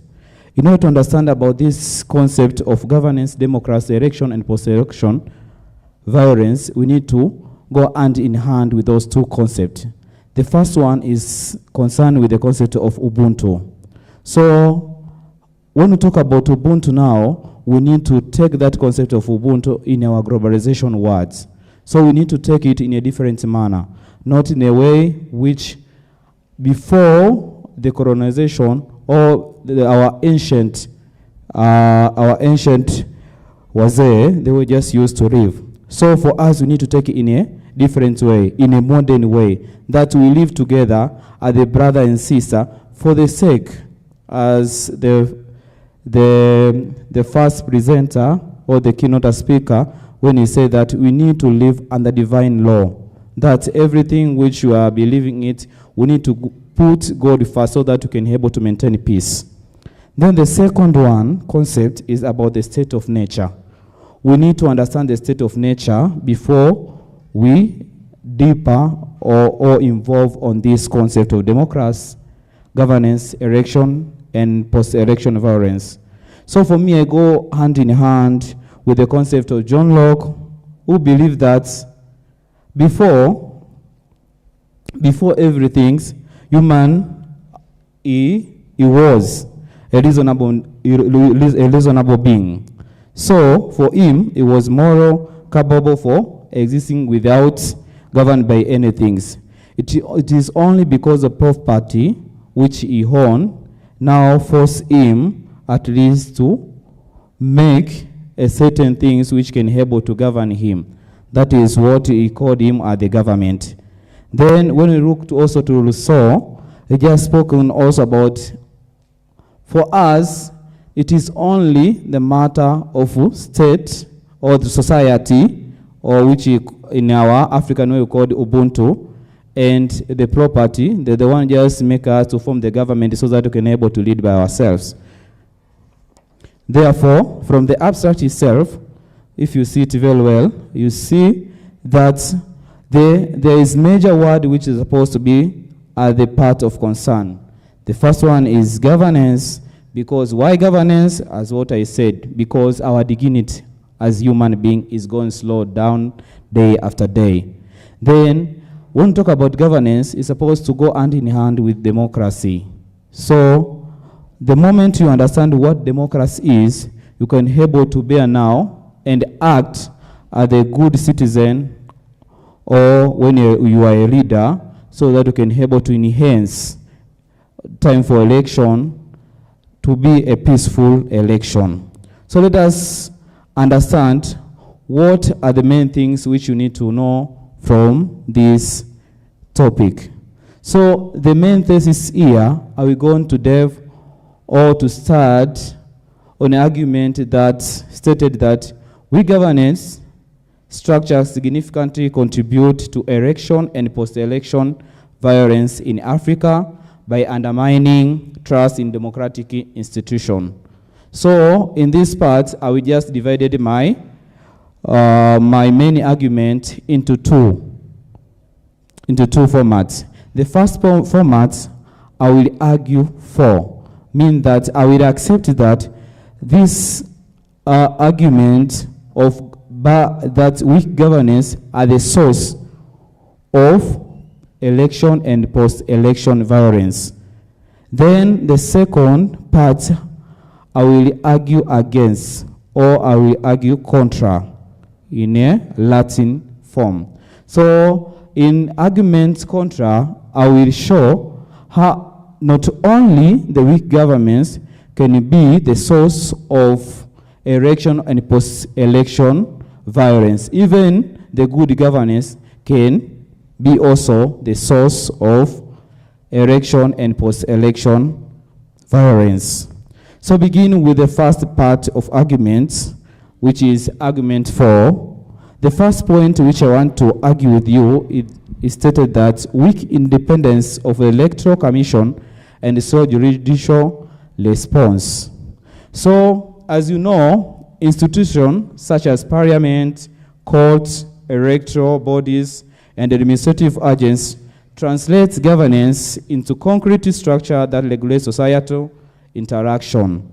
So, if their work is to regulate and moderate, so the moment when they fail to govern and control by themselves, they bring disaster to the nation.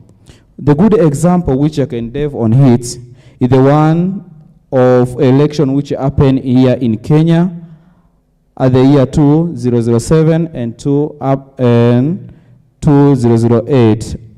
So remember that time is the time where Mwai Kibaki and Raila Odinga were the main candidates. Because of the weak electoral commission, we know that this Mwai Kibaki was being announced as the winner by the Kenyan Commission. But at the end, we found that Raila Odinga was just disputed that result. Then at the end, what happened, because now the decision was half to half, then it caused thousands of people to be killed and thousands of people also to be displaced. So because of that things, we see that when we have a weak electoral government, can also be a source of violence after election. The second point, which it is go hand in hand with my main thesis here, it is corruption and electoral malpractice. The moment we talk about corruption, we talk about the rule of law. Because, you know, as citizens, there's something which is supposed to govern. So the rule of law is understood as the ethical and the practice backbone of governance. So ensuring that all members of society, including leaders, are accountable to the same set of rules. So that is the one of major function of rule of law. So it's to prevent arbitrary exercise of power. So therefore, The failure or ignore of this rule of law, it led to prioritized or selective enforced governance collapse into chaos, and the political orders become fragile, often leading to unless corruption and social division, in which the good example can just refer the one election of Cote d'Ivoire in the year 2010 to 2011. I know most of you are aware of what happened for both that the candidate Laurent Gbagbo and Alassane Ouattara, in which in that time, both of them, they are being announced by themselves as the leaders, until the year when the one was being arrested. It is when now peace maintained at the country. So the third point, it is about political impunity for a repeated cycle of violence. So here, the moment when there is no any action which is taken to any leader who act as the source of violence during election or after election, it may cause also unpeaceful to the society. As we see on Zimbabwe election on 2008, in which, because of not taking care of the candidate leaders who are being who are intimidated and attack opposition supporter, so they led some people to be killed there.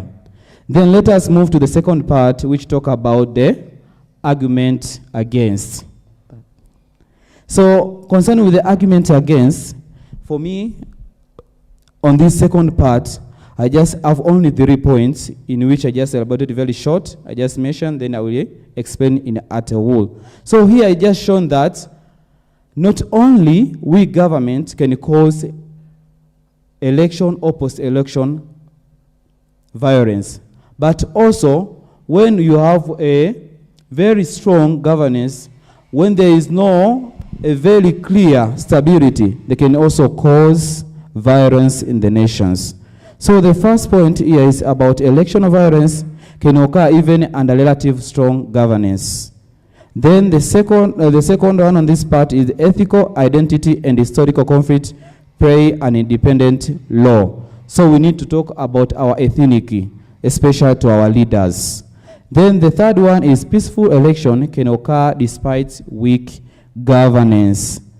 So here we talk about mostly when we talk about institutions. So mean that election may be peaceful even in nation with weak institution. So the moment we can say that, oh, because this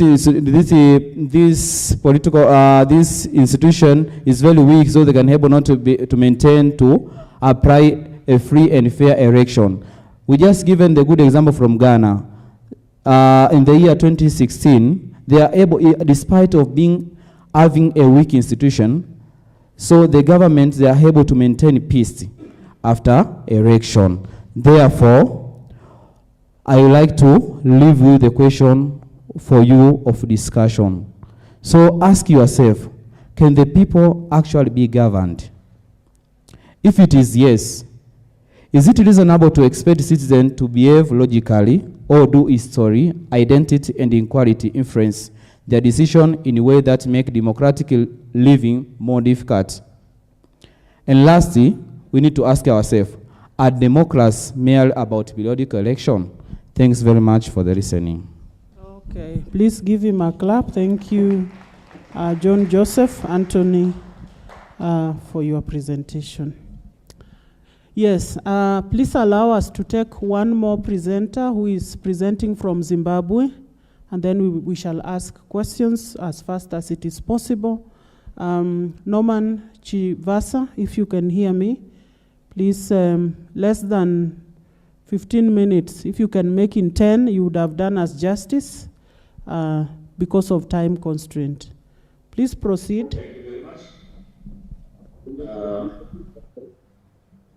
May I have my presentation? Yes.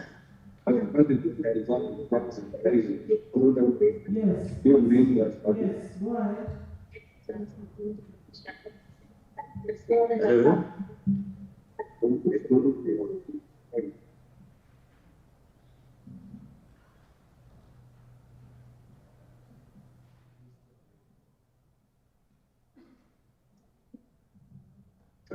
Please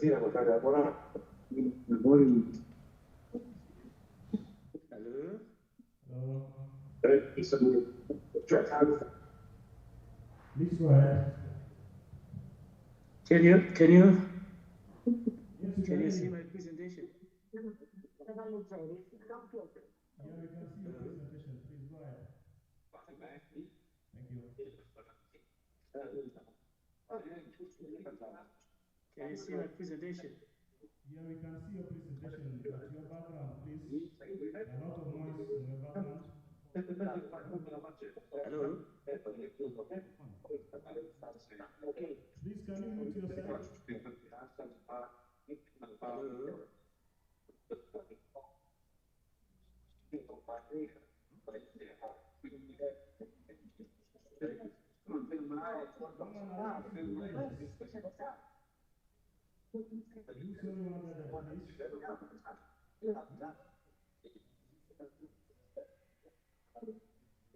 Hello?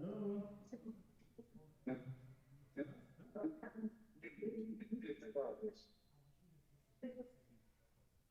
Hi, good afternoon.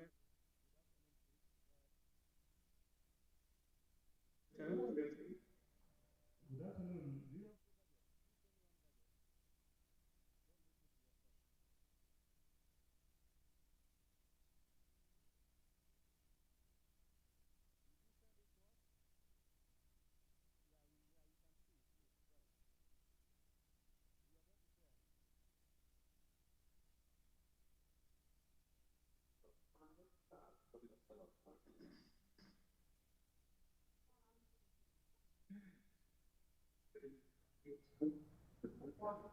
Can you just speak, please?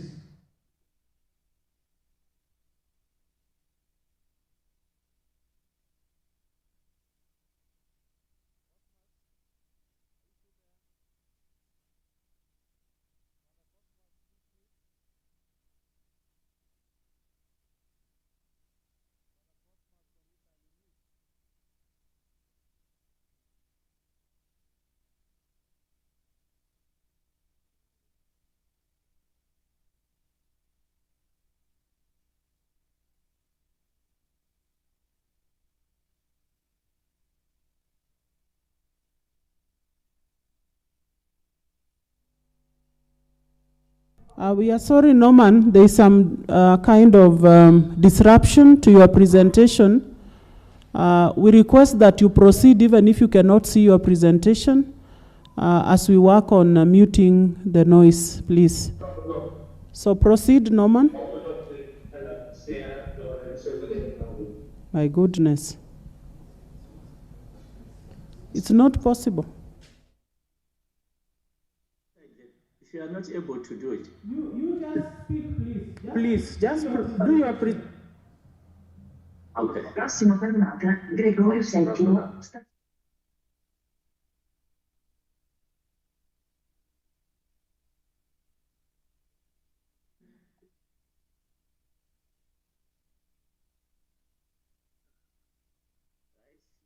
Are you able to see?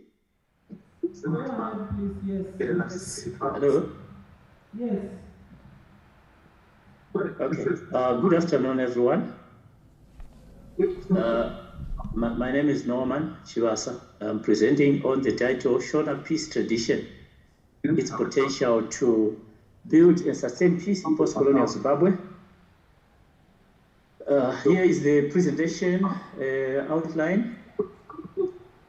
There are 4 major sections.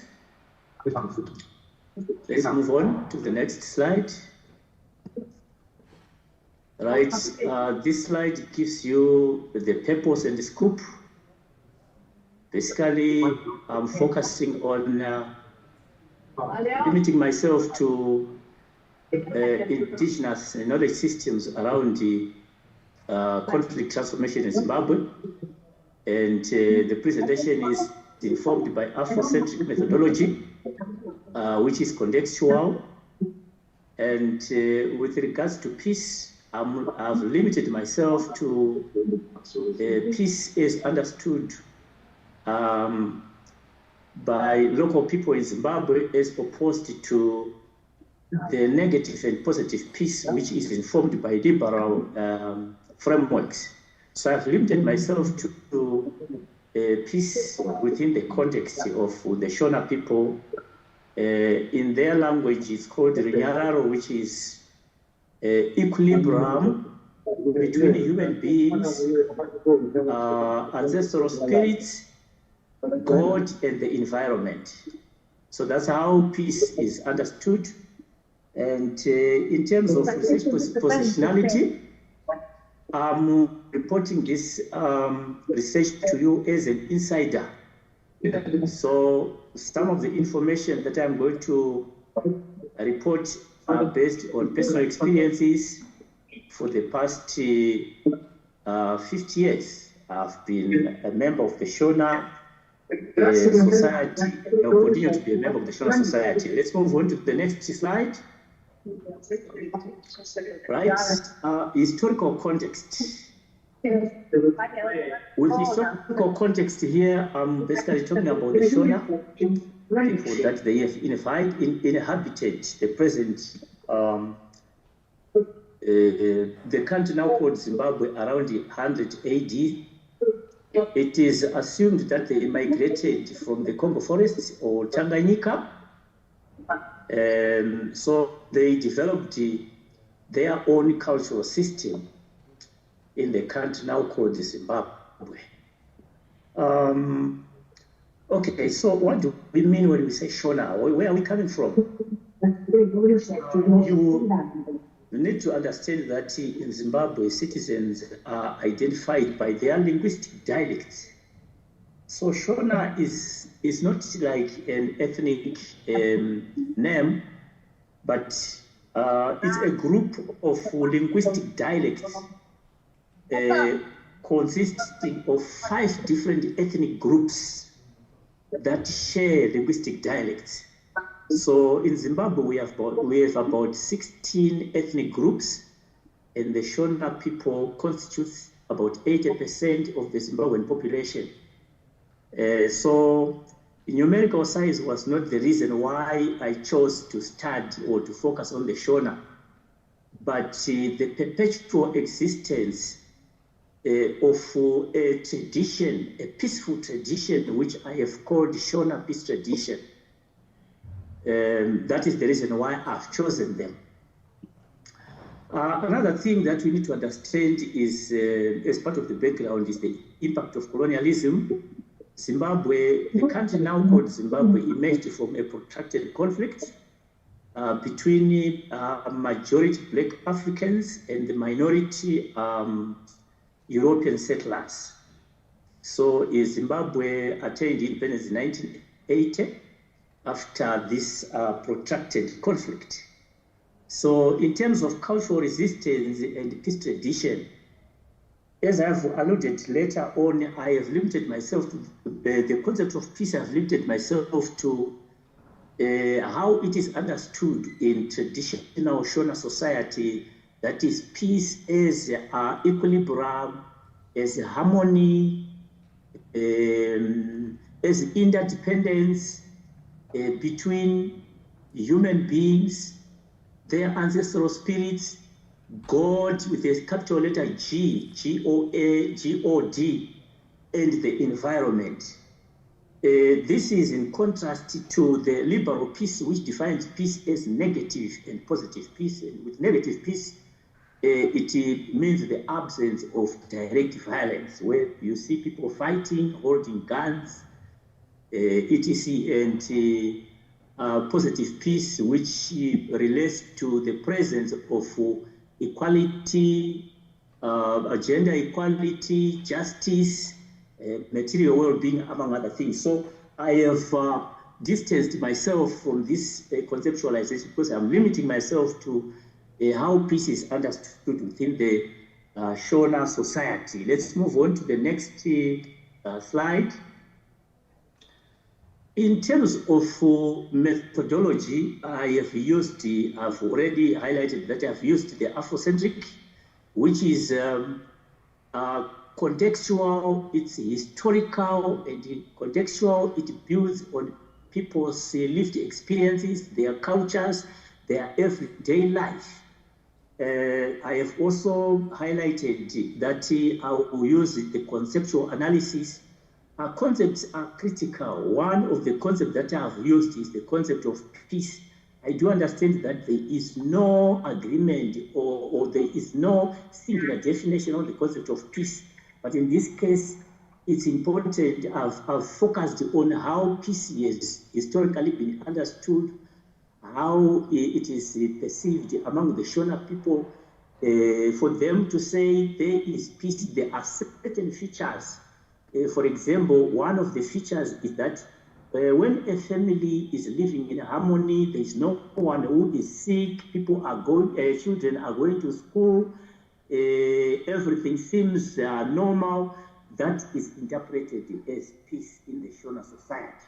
And the underlying thing is that Shona people believe that when people are living in such or experiencing such kind of harmony, that means they are, for those that believe in Christianity, they believe that they are in harmony with God. For those that subscribe to African traditional religion, they believe that they are also in harmony with the ancestral spirits. So peace in this sense, it is understood as a process that is being sanctioned by God and the ancestors.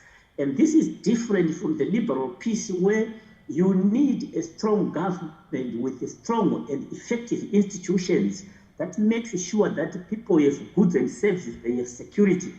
So the major difference with the Shona peace tradition is that the liberal peace does not have the idea of God. God is not part of the equation of peace, whereas the Shona tradition, God and ancestors, human beings and the environment, they are part of the equation of peace. So the responsibility of human beings in the Shona peace tradition is that human beings, they do not create peace, they sustain peace. But in the liberal peace, what happens is people have to create, they have to come up with institutions that deliver. Actually, the liberal peace uses the trickle-down approach, where peace comes from the above and then it goes down to human beings. So this understanding, we can only understand this if we use the Afrocentric methodology. We combine both the Afrocentric and the conceptual analysis methodology, right? Let's move on to the next. I have also alluded to the liberal peace. In Zimbabwe, for your own information, ever since independence in 1980, Zimbabwe has experienced unprecedented levels of violence related to conflict, related to elections.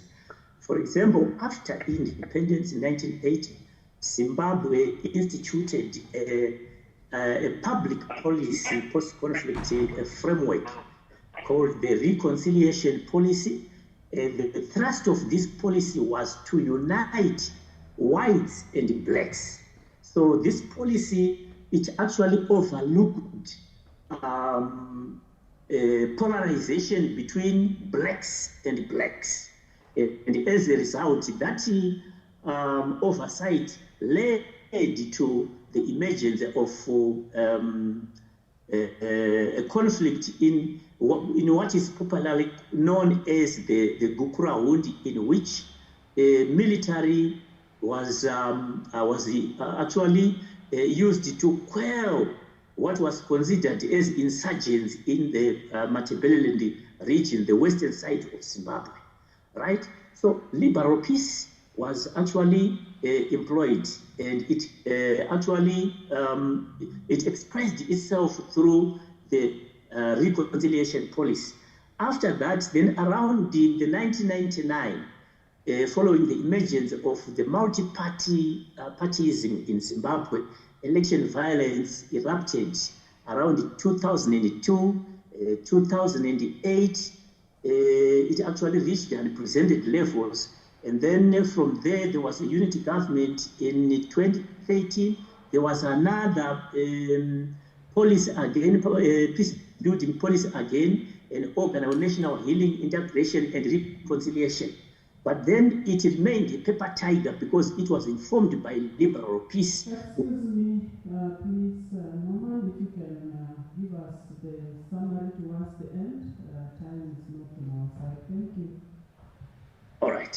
So basically, I'm saying that the history of Zimbabwe, particularly post-colonial Zimbabwe, is the history of the dominance of liberal peace approaches.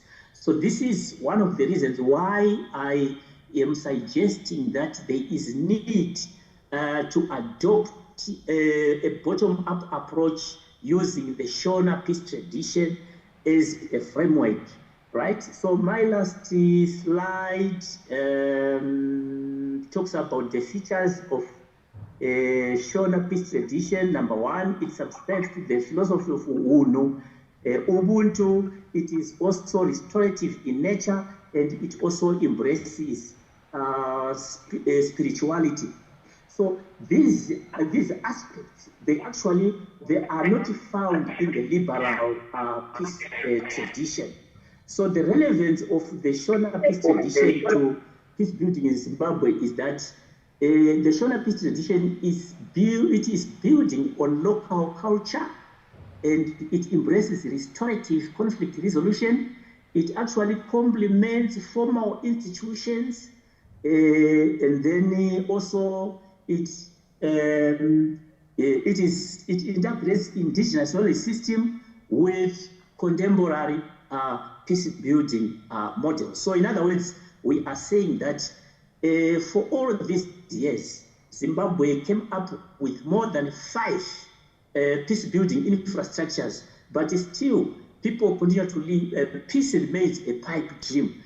There is need for the government of Zimbabwe to consider these cultural elements of peace so that we can address the legacy of election violence. Thank you very much for listening. Thank you very much, Norman.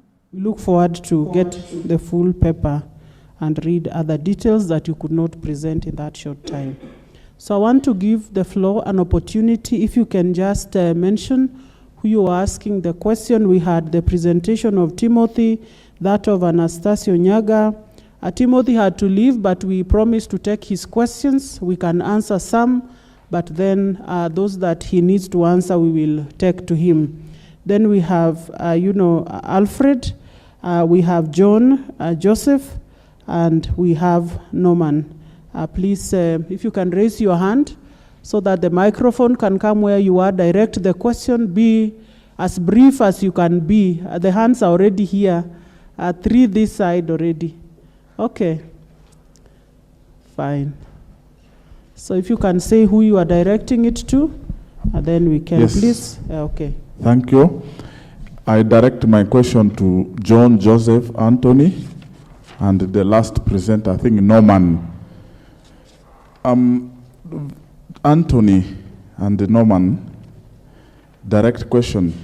Does the Western model of democracy really work for Africa? If you base yourself on Ubuntu, because you did that, and even now Norman, because Ubuntu, I go back to Ubuntu ontology, the vital force. I am because you are because I am, is because there's the vital force that connects us together. Now, if I am because you are, this is not democracy. In democracy, I am because you are not. And that's why we're competing in an election. It's only after you have won, then I submit myself to you. So do you think this Western democracy you have discussed works for Africa? Number 2, even Africa after colonialism, our social configuration has been changed.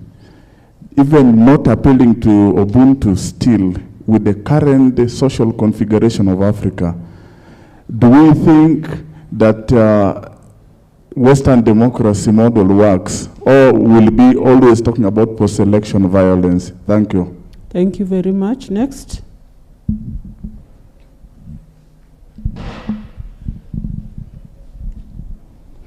Okay, thank you so much. Henry, I'm a first year student of philosophy. I have two questions. The first one goes to Timothy on the question of, is it possible to digitize it?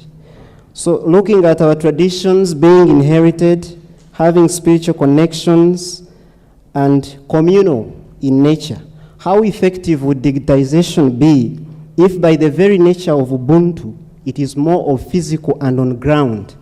So if the deterioration or attack is on the culture which is on ground, would really digitization play a bigger role, or we will be just theoretical as we had in the morning, and which amounts to nothing? The second question goes to Mr. Nyaga on digital literacy. Looks to be focusing on consumers, but we also have people who post that content and own handles, and we may not be exempt, but even those people out there. So some of them, the example I can cite is that some post for money. They want to earn. So in that regard, how can our education integrate the two? The need for economic gain as a person, of course you need to gain, you need to get something, while upholding integrity in that matter. Thank you. Thank you very much. There's another hand at the back there. Okay, then there and there. Make it brief. Thank you. Thank you. My first question goes to Timothy Gashanga, and it's regards to, he talked about the native African cultures, but we realized that there is an upcome of different cultures, and which have been connoted differently. Like there are those people who have not grown up in the villages, the now urban settings which are turning out to be even more populous than the villages. Let's talk of the urban settings like Nairobi, the slums and all these people. They don't have any inherited cultural heritage, because some of them are born from parents who've also been born in this city. The only things they've seen, even if you talk things like there are people who've never experienced, they don't know even what a forest is, because they've never been to one. They don't know what these cultural practices are. So how do you integrate them? How do you integrate these modern communities and cultures? My second question goes to Nyaga, Mr. Nyaga, and it's with regards to digital literacy in forming conscious, in assisting to forming conscious. Now my question is, what will be the reference point? And the reason being, we appreciate the fact that different people will be posting different contents for consumerism, and all these contents people are exposed to them. So how will one be able to know? Because in one point or another, I feel like it creates the same problem of subjectivism in morality, because it depends on how best your content convinces me, then I'll uphold to it. I'll choose this one and leave the other one, and that does not give us a basic grounding for morality. Thank you. Now my last question. If you can give others, please. Just for the last question kindly, because it's to a different presenter. Okay. Yeah. So with regards to, my last question is to Alfred, and he talked of most of this with regards to misinformation, cyberbullying, and radicalization as caused by poor education, of which I hold a very contrary belief to that, and maybe if you can make clear and distinct it, simply on the fact that misinformation has always existed pre the digital era, pre-modernism, pre-all this print media. The misinformation has always been passed. Radicalization has always been there. Hate speech has always been there. All these things, it's just that the coming of print media and digital media has given a different platform and a bigger platform for it. So maybe my question would be, is it that, because I feel like it's morality that the problem is not the digital media, it's corrupt, our morality that is corrupt. Because even those things that are being posted now, most of these people who have access to this content are really well informed of what they are doing and accessing these things, and they do it knowing with full knowledge and contemplation, just that they are doing it for what we call for the likes and cloud chasing, as it's commonly known. Okay, thank you. So please, the last three, please make them as brief as possible, so that we give the presenters an opportunity to respond rather. Yes, I'm Fidel Masereka, a philosophy student at Tangaza. My first question goes to Mr. Nyaga. Mr. Nyaga, you brought the concept of UNESCO in bridging peace, and UNESCO talks about culture as a tool of bringing peace. My question is, the algorithms that are used on digital are based on Western cultures. How will it help our African young generation to build their conscience in the African way, yet the algorithm they are using is Western based? The second question goes to Mivule. It is about misinformation. I want to take a real example of the two post-elections we have had in East Africa, and we have seen internet blackout in Tanzania and in Uganda. When you go on the media sources that pass information from the governments, the numbers of the fatalities don't correspond with what people gave from the ground. Where does misinformation lies, and who is responsible for this misinformation? If the government can give what the locals are not giving, and if what the locals are giving is differing from what the government is giving, where is misinformation and who is responsible? The last question goes to Mr. Gachanga. Mr. Gachanga talked about the role of elders in bridging peace. I still base on the African politics, where we have elders who are leading. We have Paul Buya, Cameroon, we have His Excellency Museveni, and other old people in Africa who are supposed and whom we look at as elders who should bridge peace. But the mechanisms they are using in elections, after elections, they are not showing peace. How do we justify these occurrences even when we have elders? Citing Ida Odinga said, let Africa look at the young generation and see how to incorporate them in leaders. Not necessarily that elders must lead, but also the young generation have fresh minds to guide us. Thank you. Thank you very much. As the mic goes to the next person, just to tell you that to be old is not equal to an elder in an African context. Yeah, you can be old but not an elder as such. I think so. Okay, so then, go ahead. This is Father Dominic again. My question goes to Nyaga. Before Nyaga, I'd like to appreciate Alfred for your presentation. Now, Nyaga, I don't know whether my question is going beyond the scope of your paper. It seems like where we are fairly digitally literate, so to speak. And also it looks like conscience is fairly formed. My worry is whether we are ready for expression of that consciousness in the digital spaces or not, because after the formation of the conscience, so what next? Why I say like this is what we have been seeing consistently, like when it comes to matters of interest, communal interest in the digital spaces being suppressed. For example, we have seen the Gen Z course in Kenya that really was a product of the digital space. But somehow some strategies have been employed and that fire has been distinguished, like that conscience has been suppressed. Somebody just down here mentioned the case of what happened in Tanzania during the elections, or even what happened in Uganda the other day, being given a blackout in the digital space.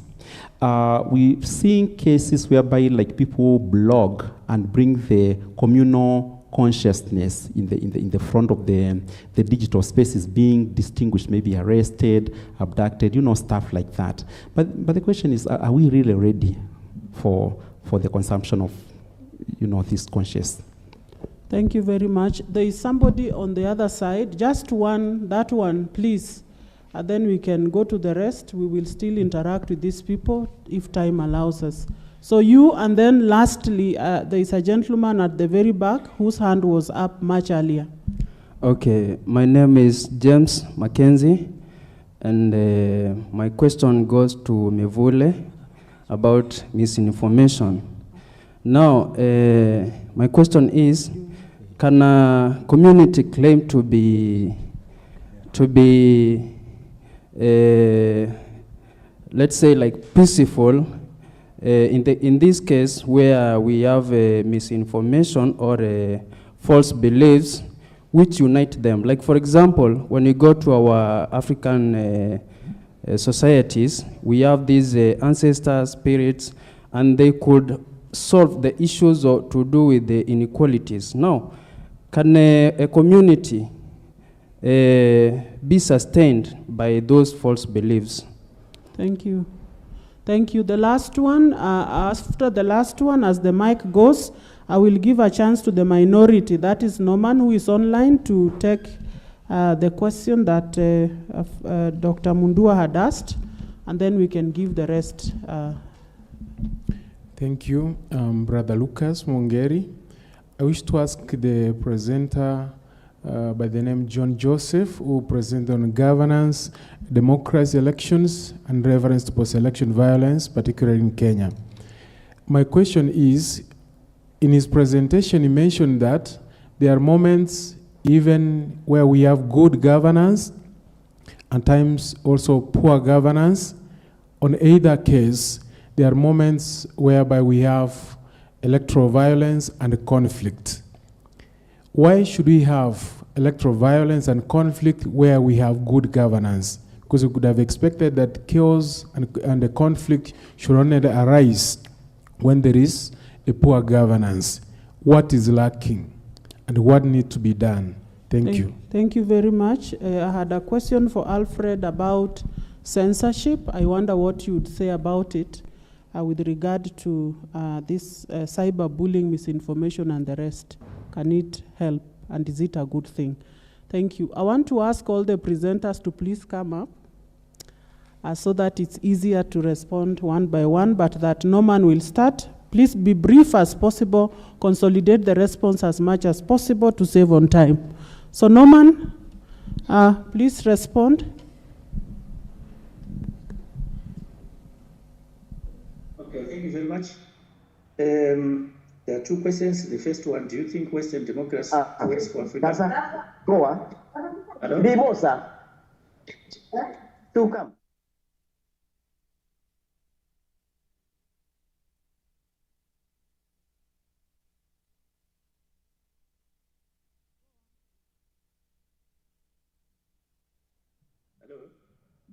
Yes, go. Okay. I think, do you think Western democracy works for Africa? I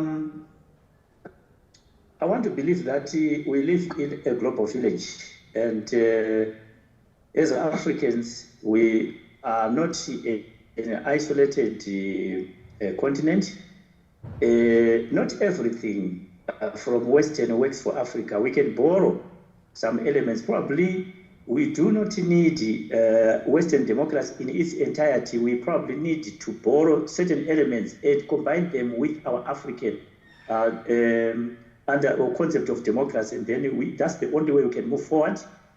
Then the second question talks about Ubuntu. Does it work? I want to believe that, of course, Ubuntu, because it's part of our culture is dynamic, it keeps on changing, adapting and adopting. So yes, Ubuntu really, it actually works, because in Africa, when you are talking about Ubuntu, we are not talking about something that is in the past. We are talking about something that we are living with right now, today. You see, and you meet an African, he or she will greet you, that is Ubuntu. He or she will smile at you, that is Ubuntu. So our Ubuntu is still working, but of course, there are some challenges, because it is also competing with the other cultures. So it is up to us as Africans. I think in the academic discourses nowadays, there is that talk of decolonization. We need to come to a point where we decolonize, we de-link ourselves, because it looks like we have taken everything that is Western and considered it as like the norm. No, Ubuntu is still working today, because we still greet each other. Our elders are being respected, our youth are being respected. So Ubuntu is part of us, it's part of our everyday life. Thank you.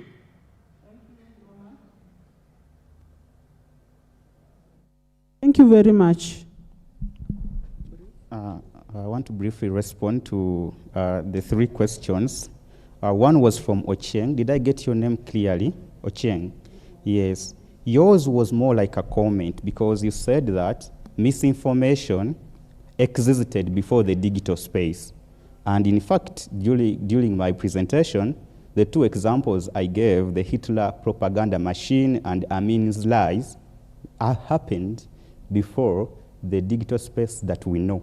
So you were actually concurring with my presentation.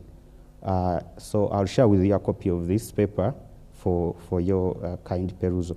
Now, Masereka asked me that where is misinformation and where is it coming from in the event that the government is giving a different account of events and the facts on the ground in the two countries, Tanzania and Uganda, also give a different account of events in terms of the people that were killed recently in the demonstrations that surrounded the elections. Now, we all know who is giving misinformation, but we cannot say it. But, well, the misinformation is inaccurate information.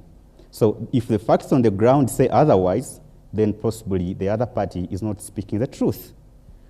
The other party, which censors the press, because the press, also Dr. Buya asked me this question, should we allow the government to censor the press? Yes, but to an extent that does not lead the population to be duped or to be lied to.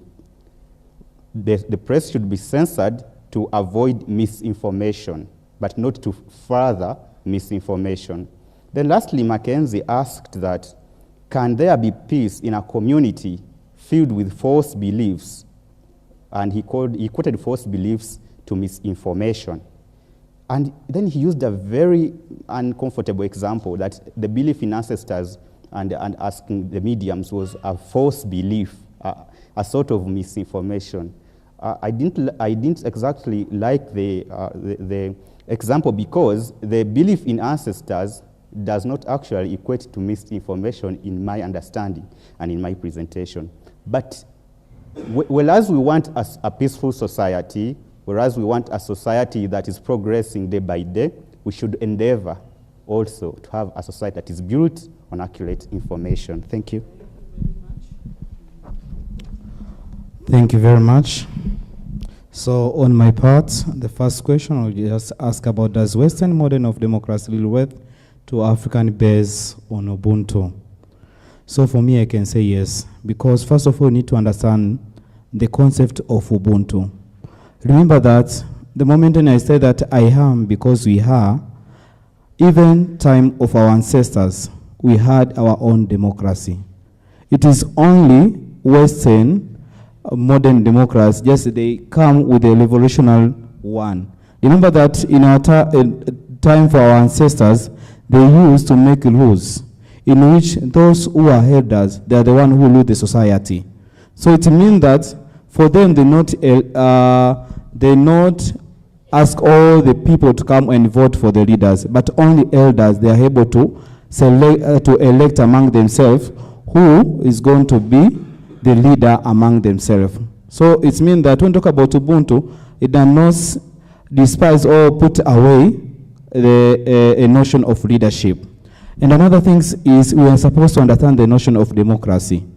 So, as we know from the explanation of my paper, democracy I define as a system of governance where powers is shared by leaders and citizens. So, note down that in democracy, power they're supposed to be shared.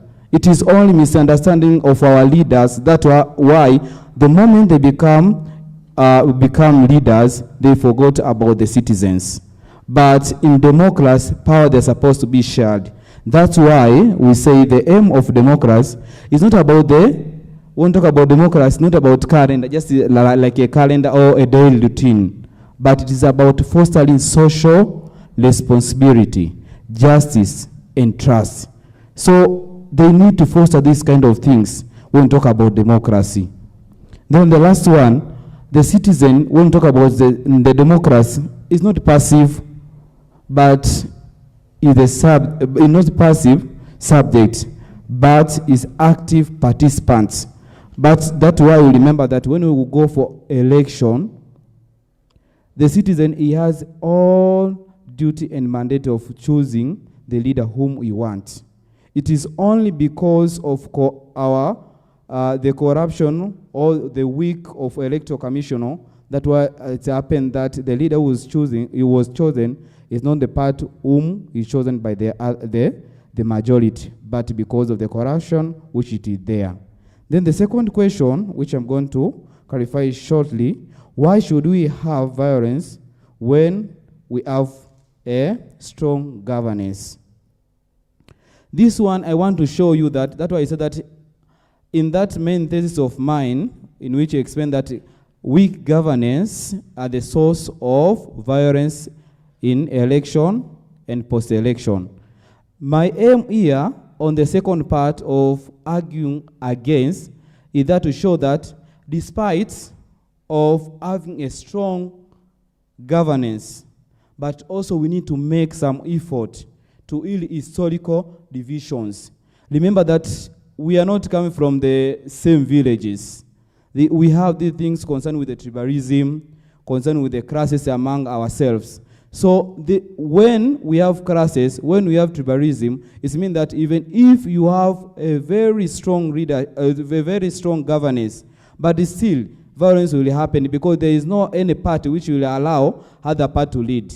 For example, let's just use the example of Kenya here. If I'm a lawyer and I know that the president who is going to be selected is not a lawyer, so for me, the moment I know that the one of the candidates is a lawyer, so I will promote for the lawyer people. So it means that the moment when that our lawyer candidate is not being chosen as the leader, so I will just come up and start some kind of demonstration because I want at least to see my lawyer president there as my lawyer candidate as a president. That's why I show that a very strong sense that even by using the example of Ghana, yet they have very weak governance, but still they are able to do election without violence. Because of what? Because there's a very strong sense of civic duty and respect for democratic principle. People, they are there, they respect those kind of things. So the moment when there is a respect, it means that even the governance can be able to govern by itself. Thank you. Thank you very much. There were questions directed at Timothy, and he had to leave at some point.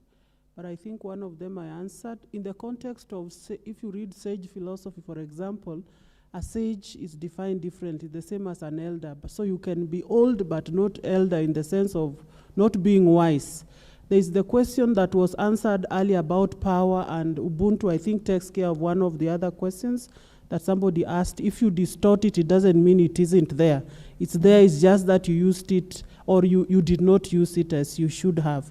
The other question of culture, it is not true that people who are in the slums don't have a culture.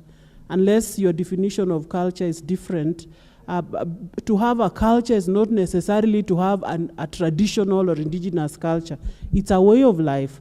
And so in this case, then the question is there anything in their way of life that promotes peace? Can it be digitalized? Maybe in the context of what Timothy was talking about. And there is, like if we talk of indigenous African practices like using music to be able to promote peace, those are good things. What is the equivalent of that to somebody who is in the slum? It will not be the same as the person who has been in a rural community, but they have something that they can use. And so, trying to digitize that could be the way forward, as probably Timothy's paper was trying to present that information. Thank you. Thank you. I will say something on whatever been asked here. I'm not sure whether I got everything. Regarding the last question of Father Dominic, a question of fearing these digital technologies and all that, and then after formation of conscience, so what next? Especially in the area of practice and what we've seen also in some of our leaders, like Kenya and Tanzania. You see, even when conscience is well formed, it is not an automatic thing that it follows the guidelines that ethical guidelines, for example. Because of what call self-interest motives and all that, we see also some of our leaders who are very well educated and want to think that also they are well informed when they are young and all that. We see them acting contrary. That's very unfortunate. But what I was emphasizing is that a well-formed conscience will be able to be sensitive, especially even using this digital content in a destructive way, for example. Yeah, that's what I can say with that one. Then there is another question about UNESCO's role, and also some of these digital content coming from West. Actually, it does not matter where they are coming from. What is important is the role of, as we receive them, what is our role? Are we able to, even whether we are being influenced by the West, whether we are able now to use our conscience, especially to distinguish that which is harmful to us and to the society, and that which can cause conflict, and again, that will not promote peace. And by the way, even UNESCO itself is Western. UN itself is dominated by United States. So it is not that even what UNESCO says, it's all good news for Africa. And then there's a question about the reference point when we are using this digital content and all that. I would say that the reference point will be our ethical values, our ethical principles, and following the moral principles, do good, avoid evil. That always will be sensitive to that. Whatever I'm consuming and whatever I'm spreading, is it doing good or doing evil? So my reference point is that universal moral principles that guides us, actually. And the question of values, what are my values? If I'm a Christian, what are my Christian values? That's what is my reference point when I'm making decisions in regard to this digital contents and all that. And then some use it also for economic gain, and also there are others for integrity and all that. I would say that even if we are using, or some are using this digital content for economic gain, so again, it depends the choice that I make according to my value. Do I, for example, water down my dignity because of money or because of the economic gain? You see, and many people we have seen people making choices, even hard choices, despite of the gains that come with the choices they would have made. So it is not a question of what are gain, but we are all looking at what good does this word do to us. Whether I have money, am I going to use that money forever and ever? Can I say that I have the whole world, and then I get whatever I get the whole world, and then I lose what is valuable to me? That's what I want to say, my dignity and all that. That's what I would say. Thank you. Thank you so much, Mr. Nyaga, and all the presenters for answering the questions. Now, let's just stretch. Stand up and stretch a bit, because we are on the last lap. We don't want to release you outside because coming back will be a problem. Yeah. So just forgive us only a few minutes so that we go to the last lap of our presentation. We can stand, we can sit. We can now sit. Thank you so much, and thank you, Madam Buya, for taking us through that session. We are going to the last lap of our presentation, and therefore, our first presenter is Father Leandro Jose Langa. I think this is a Comboni missionary who is also doing Masters of Philosophy student at the Catholic University of Eastern Africa. He's going to present a paper on the role of philosophy in shaping ethical digital policies. Most welcome, Father.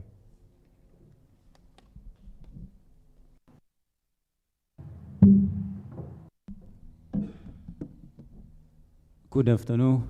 I know that we are tired.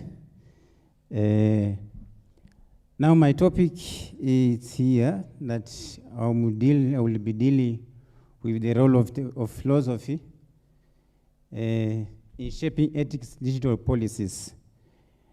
As we know that, I don't know if the great man there has presented slides. Now, in this topic, in the second slide, or that slide, we find here the books and the computer, whereby it's invisible, we find also in internet. We will explore how philosophy helps us to understand and guide the rapid change in our world today. So we have talked about the technology, we have talked about digital issues. Now, how philosophy gives us this response. So we are going to deal with it right now. Now, we have seen that we live in a world of globalization whereby everything is changing. You as a philosopher, I as a philosopher, how am I going to respond to this problem we are facing today? One of the great philosophers has joined us in his imperative responsibility. He said that as a philosopher, you have to deal that whatever you do as a technologian, even a philosopher, you must deal in consideration of the nature, in consideration of the future generation. Now, philosophy provides us with the tools necessary to understand this change and interact with the thoughtful thinking. Whereby the ancient philosophers, they give us these tools, they give us these necessaries to shape the ideas and the beliefs that govern the society. Today, we need these intellectual minds, great philosophers, Aristotle, Plato, Socrates, all those philosophers, they help us to understand which kind of ethics you as a philosopher, you must deal in this era of technology. Now, let us start by looking how philosophy affects our understanding of technology in a world whereby we are in a world of changing. Here, what are the ethics and social implications of technology? We find here this picture, each picture here, it's version in that slide, it represents you as a philosopher. When you find here, they say this slide, the fourth slide, whereby let us understand, looking how philosophy affects our understanding and technology in the world today. We find technologians, we find philosophers, we find psychologists, we find different people, the main phase is the digital age. Now, how philosophy is going to respond in this era? Philosophy helps us to explore these questions, to analyze the relationship between human and nature, between our understanding and the value of a human being. Those impacts, it helps us to understand this too. The role of philosophy is not limited by technology alone. It extended to understanding the environmental and social change. Here, we find in different societies, there are different challenges. Right now, in 2 weeks' time, in Mozambique, we are facing the flood. Now, you as a philosopher, how am I going, me as a philosopher from Mozambique, how am I going to help those people?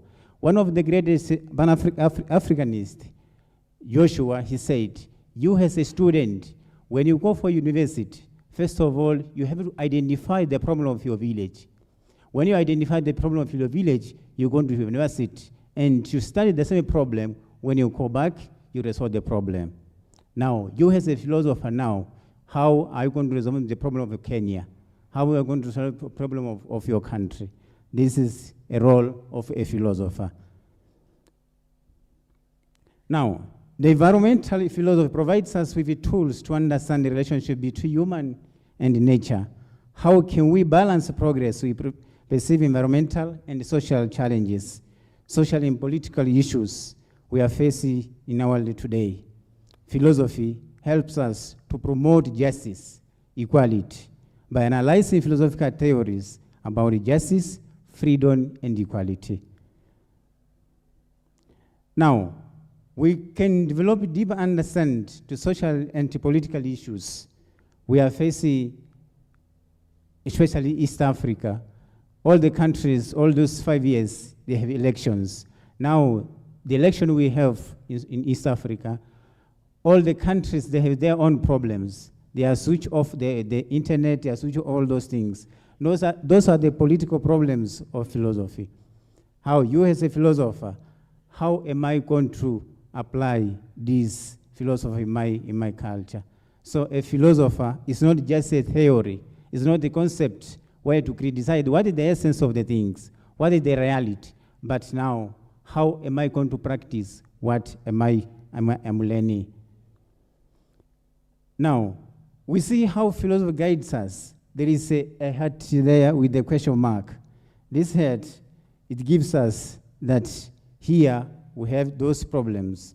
We have classical ethical theories whereby you find virtuous ethics of Aristotle, eudaimonia, living, flourishing, well-being, to represent the society. Now, we come on theology of ethics, where we can find Kant. Here, he focuses on the rules of the duties to respect the human being. How am I going to respect, as a philosopher, a human being? We find here two philosophers, Bentham and Stuart Mill, utilitarianism.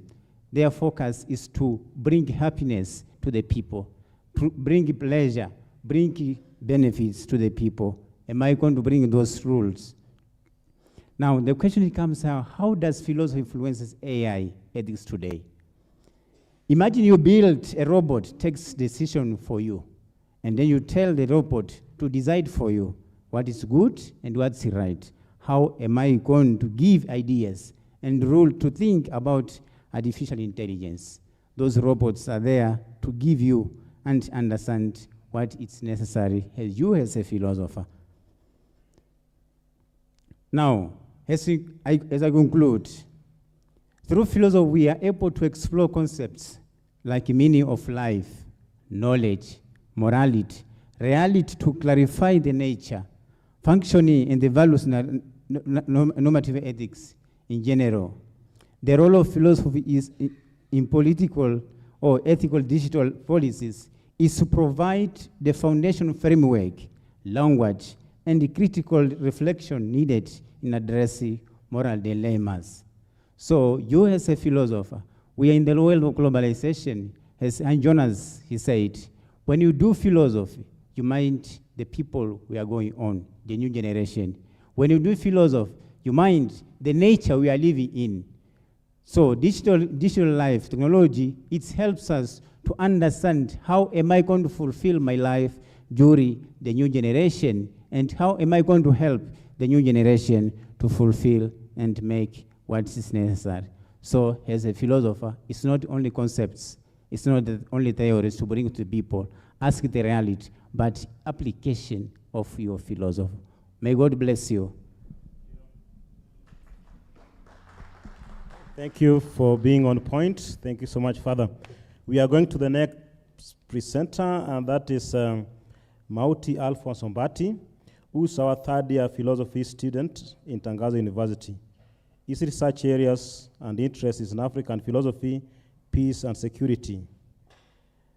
And therefore, his title is Indigenous African Wisdom and Peace Building in Digital Learning, a Philosophical Insight. Thank you, brother. Most welcome.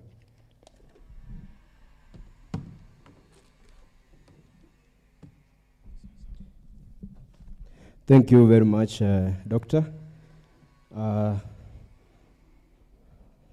As he has told you, I'm going to deal on the indigenous African wisdom and peace building in digital learning.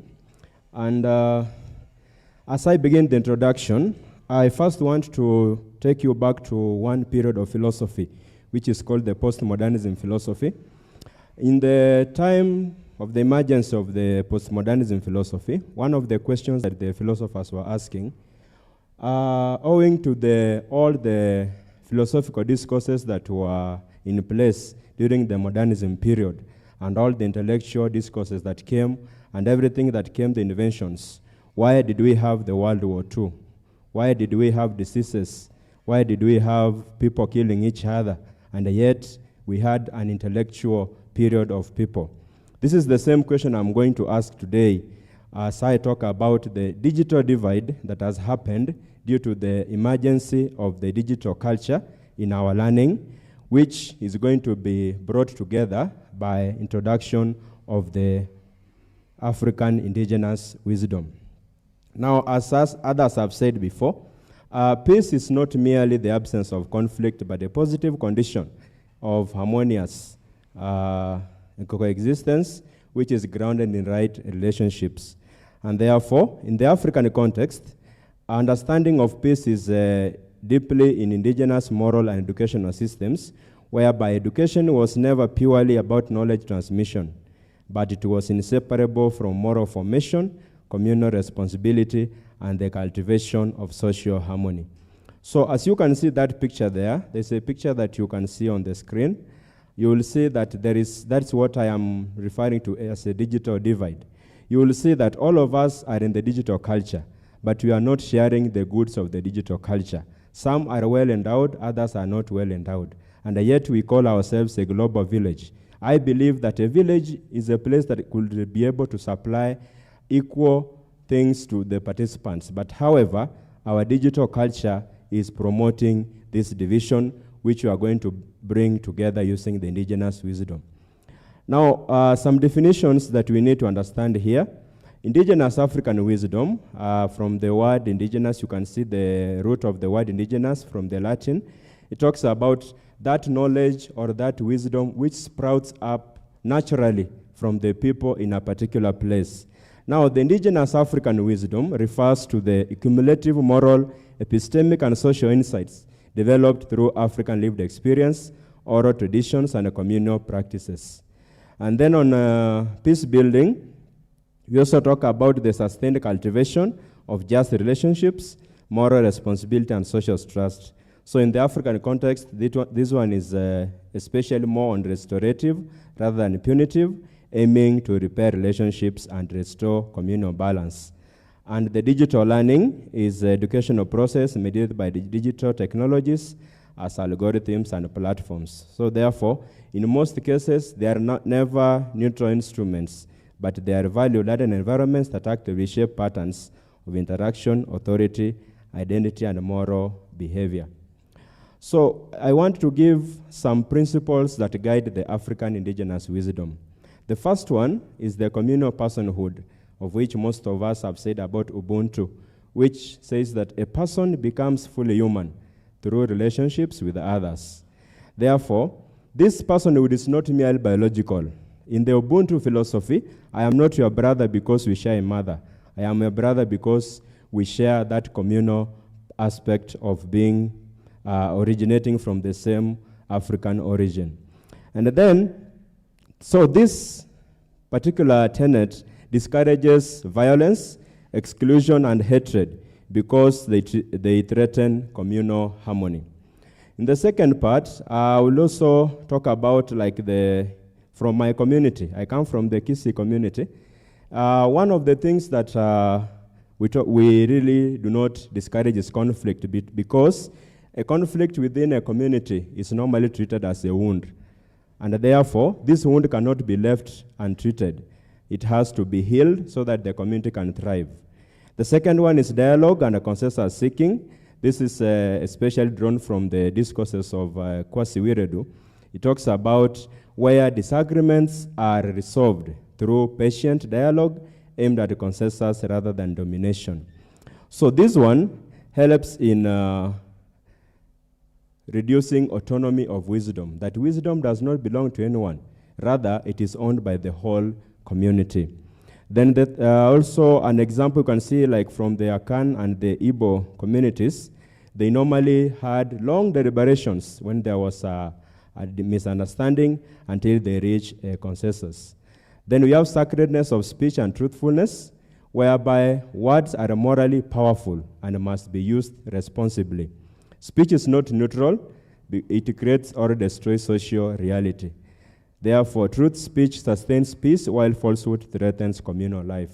So this one discourages lies, insults, and inflammatory language that provoke conflict. The tongue has no bones, but can break the heart. A common African proverb that discourages people against misusing the tongue. The number 4, we have the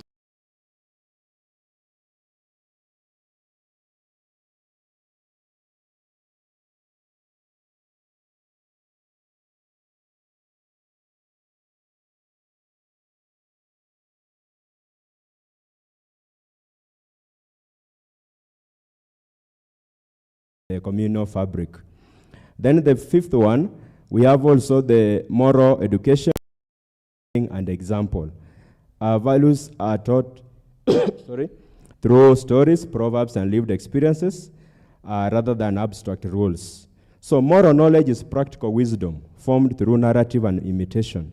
Therefore, peace is learned, not imposed. You can also see, for those of us who might be conversant with the Rwanda,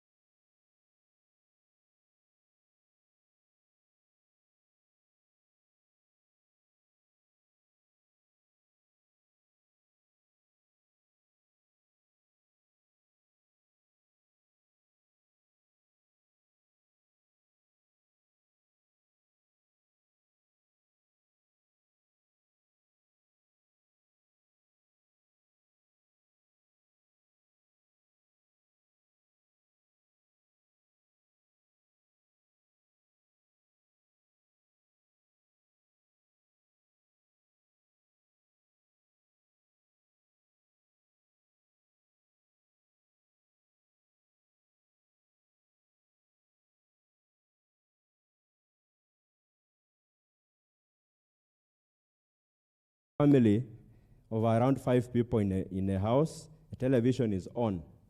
And they are also on their phones. Nobody talks to the other person. They need money to go and do something.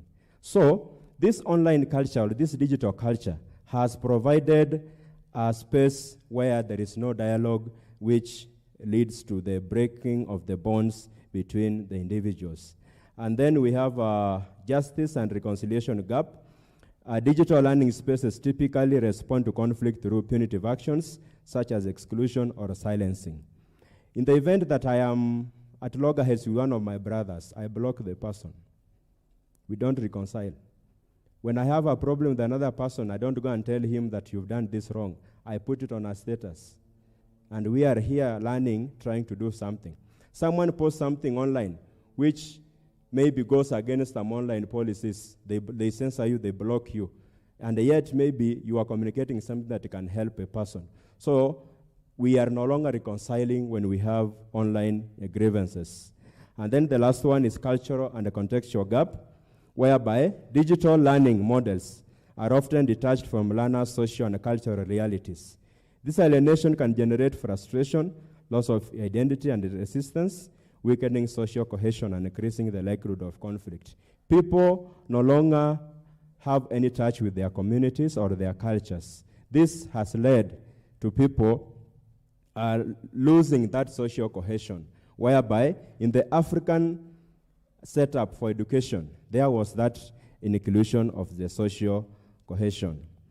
I want to just give a brief thing about Kwasi Wiredu's consensual ethics. Kwasi Wiredu talks about ethics as a moral and political approach grounded in the African tradition of communal deliberation.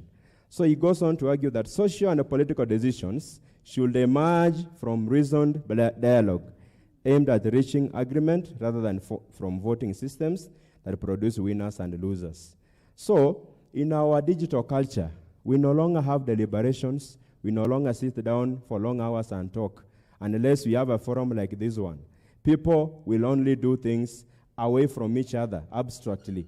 And then we ask ourselves, how are we going to relate? How will peace come when this education sector does not promote this form of dialogue? And therefore, to apply the consensus ethics means structuring digital learning spaces around respectful dialogue, moderated discussion forums, and a collaborative problem solving rather than competition and domination. We encourage the learners to listen, justify their views rationally, and seek shared understanding. So there's a critique there where Kwaswirid also talks about majoritarian systems. The winner takes it all. If you have the best internet system, you are the one who will access what is online. So if you have a weak digital platform, you lose some of those things which you need. It has not been one or twice when you need a particular article from the internet, and then you are told, you put there maybe Tangaza University, and then they tell you the location of your university does not allow you to access this article, and yet it is what you needed to do in your work. Now, indigenous African wisdom, to seal these gaps, it can do the following. Number one, restoring communal responsibility, whereby we emphasize that individual actions impact the whole community. This means that no being is isolated from community matters, as we have said the dictum of J. Mbiti. Then number two, promoting dialogical ethics, whereby we learn to dialogue. Let's learn to talk away from the digital devices, but we include them in also our studies. Number three is integrating moral formation, so that we bring back the storytelling, integrate the knowledge with the ethics and the character development. Let us not work on results only. Then we should also uphold human dignity by using the Ubuntu principles. Example, like the Zulu people, they understand that a person is a person through others, which reminds us that learners cannot be reduced to data points.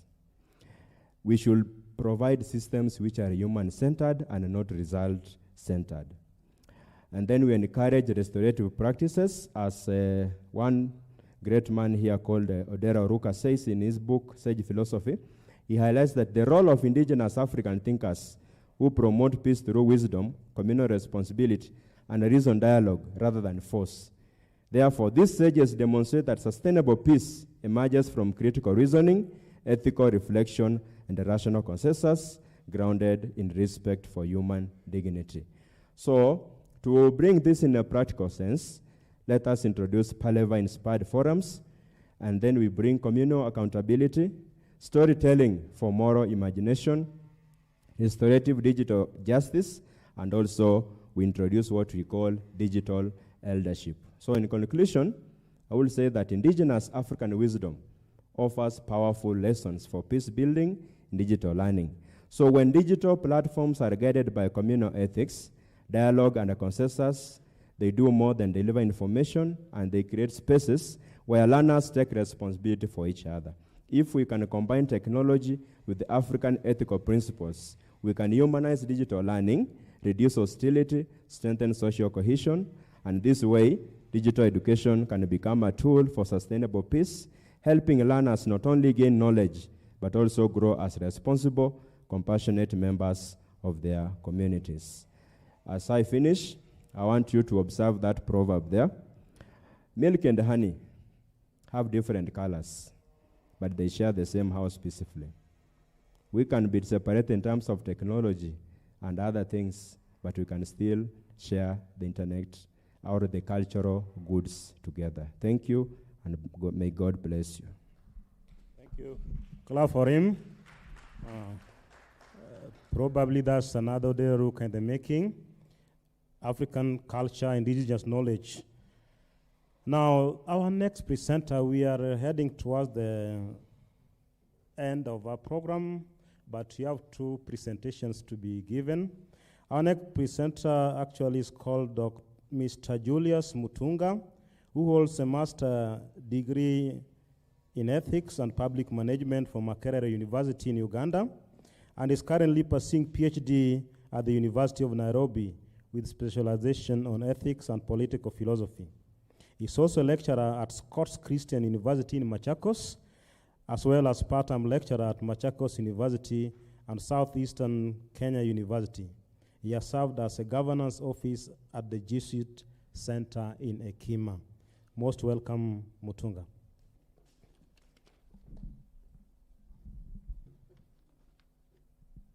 Yeah, thank you. My presentation is Digital Totalities and the Ethics of Liberation. We want to reimagine competence-based education for peace in Kenya. So let me go straight to the point. Ladies and gentlemen, Kenya is implementing educational reforms through the establishment of CBC, that is competence-based education. Now, CBC or CBE is a departure from the previous system, which was a content and exam-laden curriculum.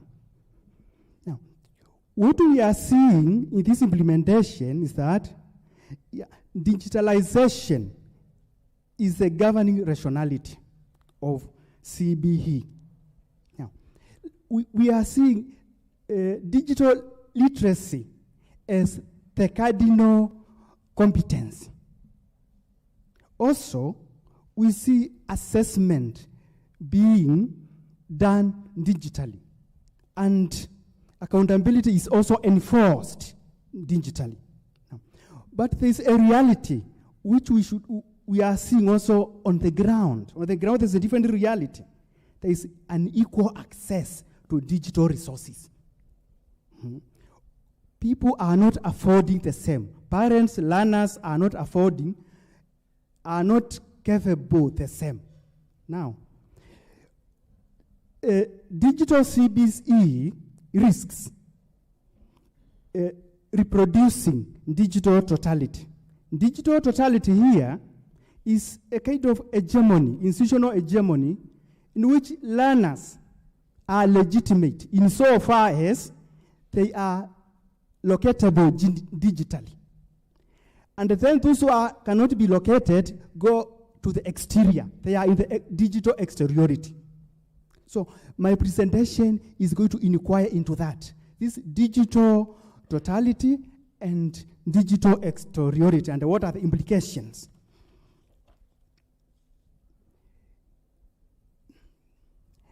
My research or presentation is trying to answer these three questions.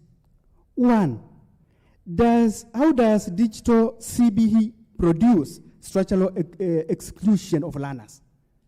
Two, what ethical and epistemic implications arise from this exclusion?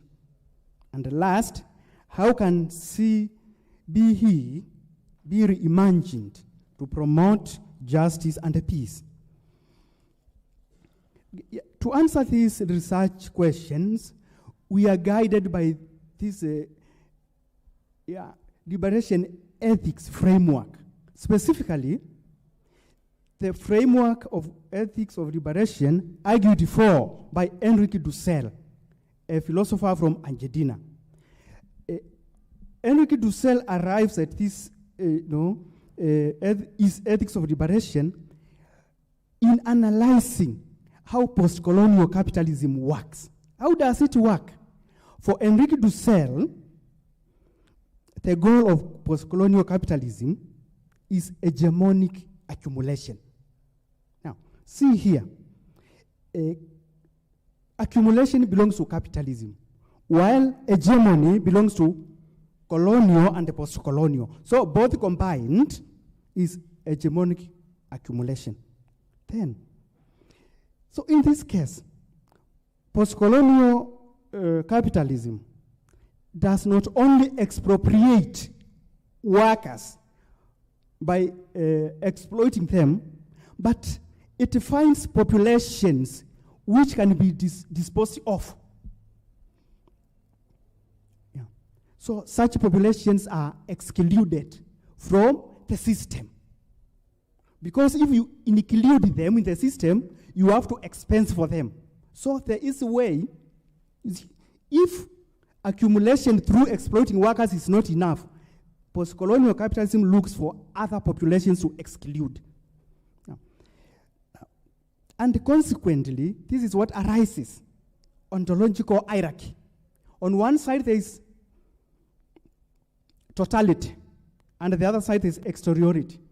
Totality is a dominant system in which existence and legitimacy is found just there. Outside, there is no existence. Those who exist outside are not regarded. So totality, in totality, there are workers, and then there are those who there are workers and the ruling elite, while exteriority are those populations which are excluded. Now, so ethics of liberation, especially the one argued for by Enrique Dussel, says if we must be ethical, we must do analytical critique. Let us begin from those who are excluded by the totality. Now, okay, my methodology is this. I'm using critical hermeneutics. Here, my critical hermeneutics begins with suspicion. Looking at those documents, policy documents which constitute CBE, and look at them as representing a certain population and not others. I think hermeneutical suspicion is something that has been explained with comprehension by Paul Ricoeur, the French philosopher. And then there is analytical critique after suspicion, trying to foreground ethics in CBE from those who are excluded by the system. Now, to do that, I get sources. In other words, the policy documents I look at basic education, curriculum framework. Another one is a competence-based assessment framework.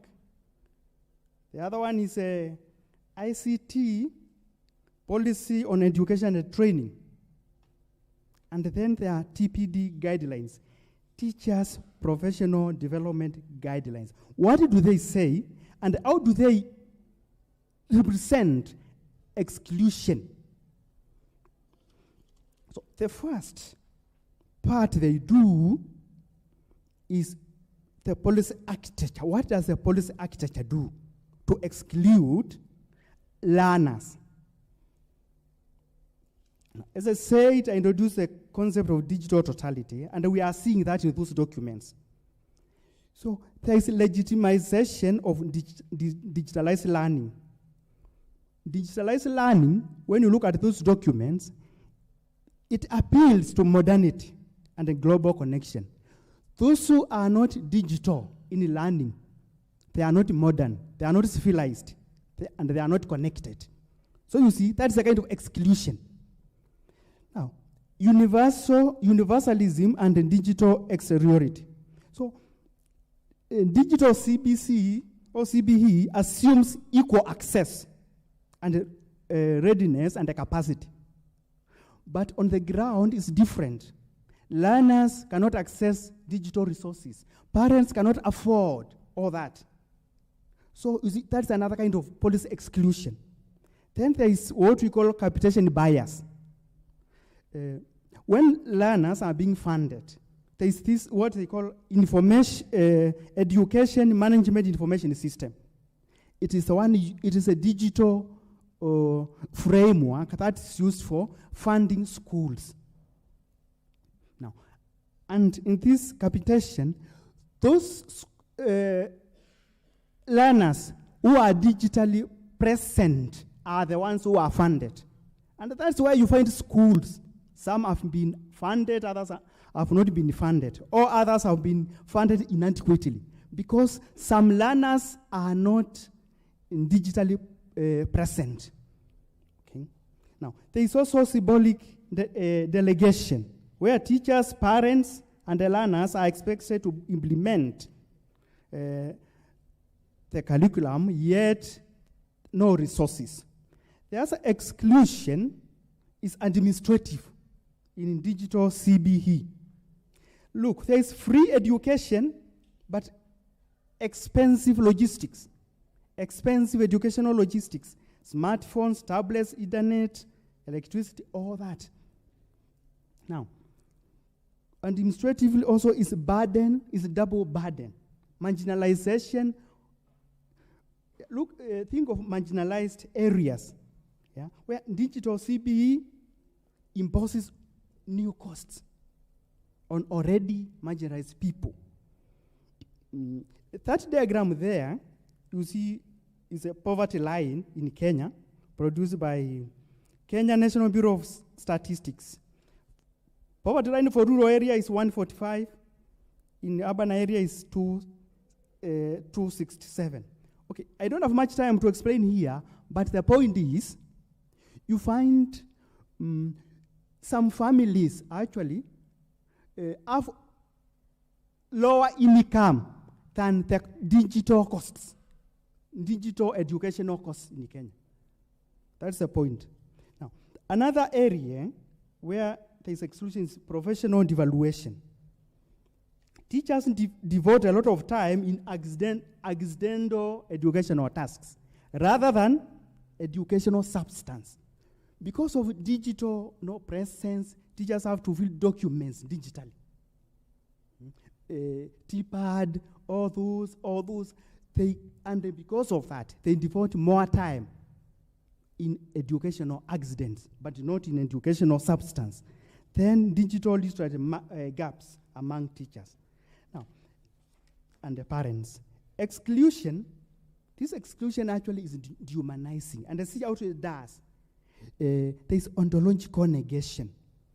So this is a normative and a structural denial of learners being or their existence. I think this point that was has also been talked about by Paulo Freire in Education for of the Oppressed. Now, there is also ethical violence. Yeah, misrecognition of learners, moral agency, especially those who are not digitally present. And also, there is moral alienation of teachers. How are they alienated, teachers? Look, they have to work for this digital totality.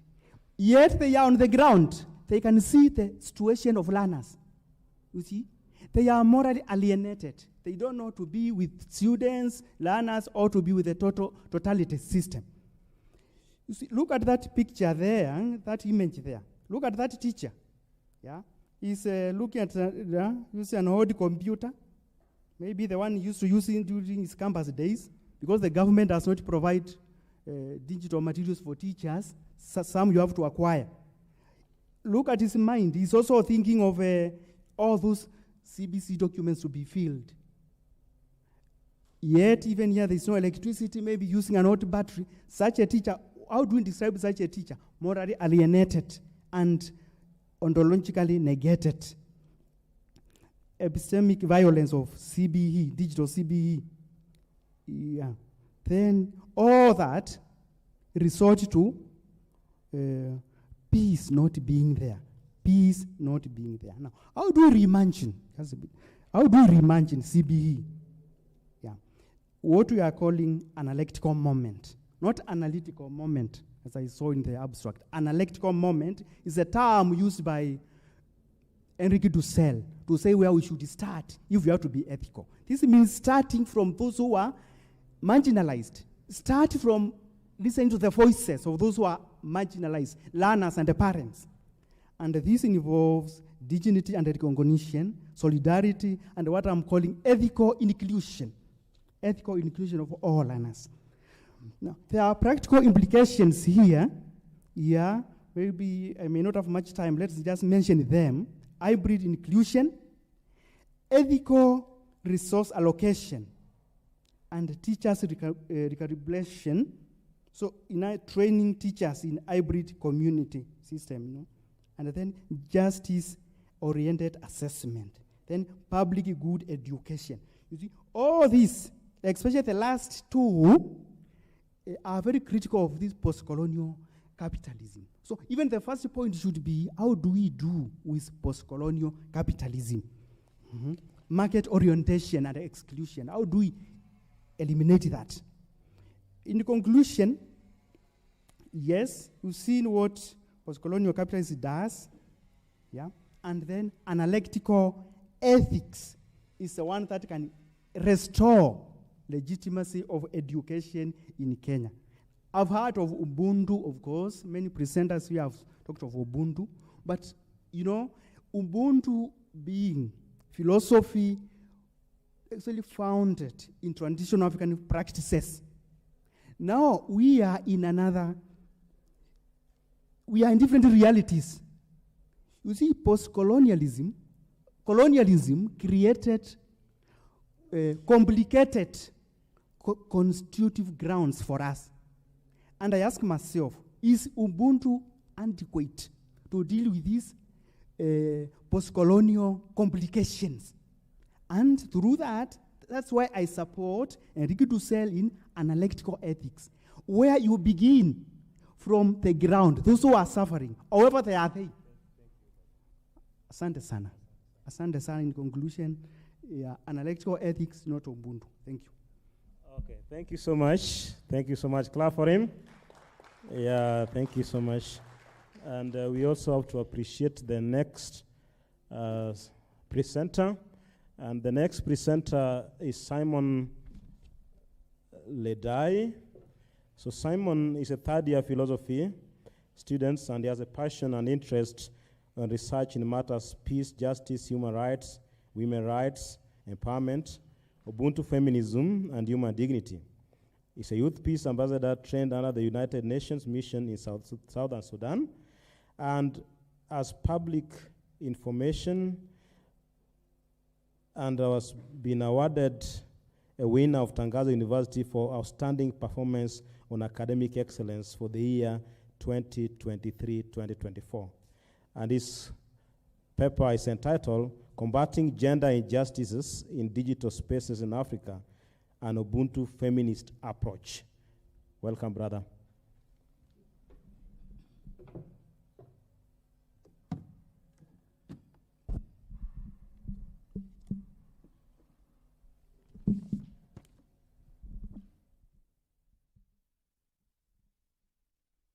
Good evening, everyone.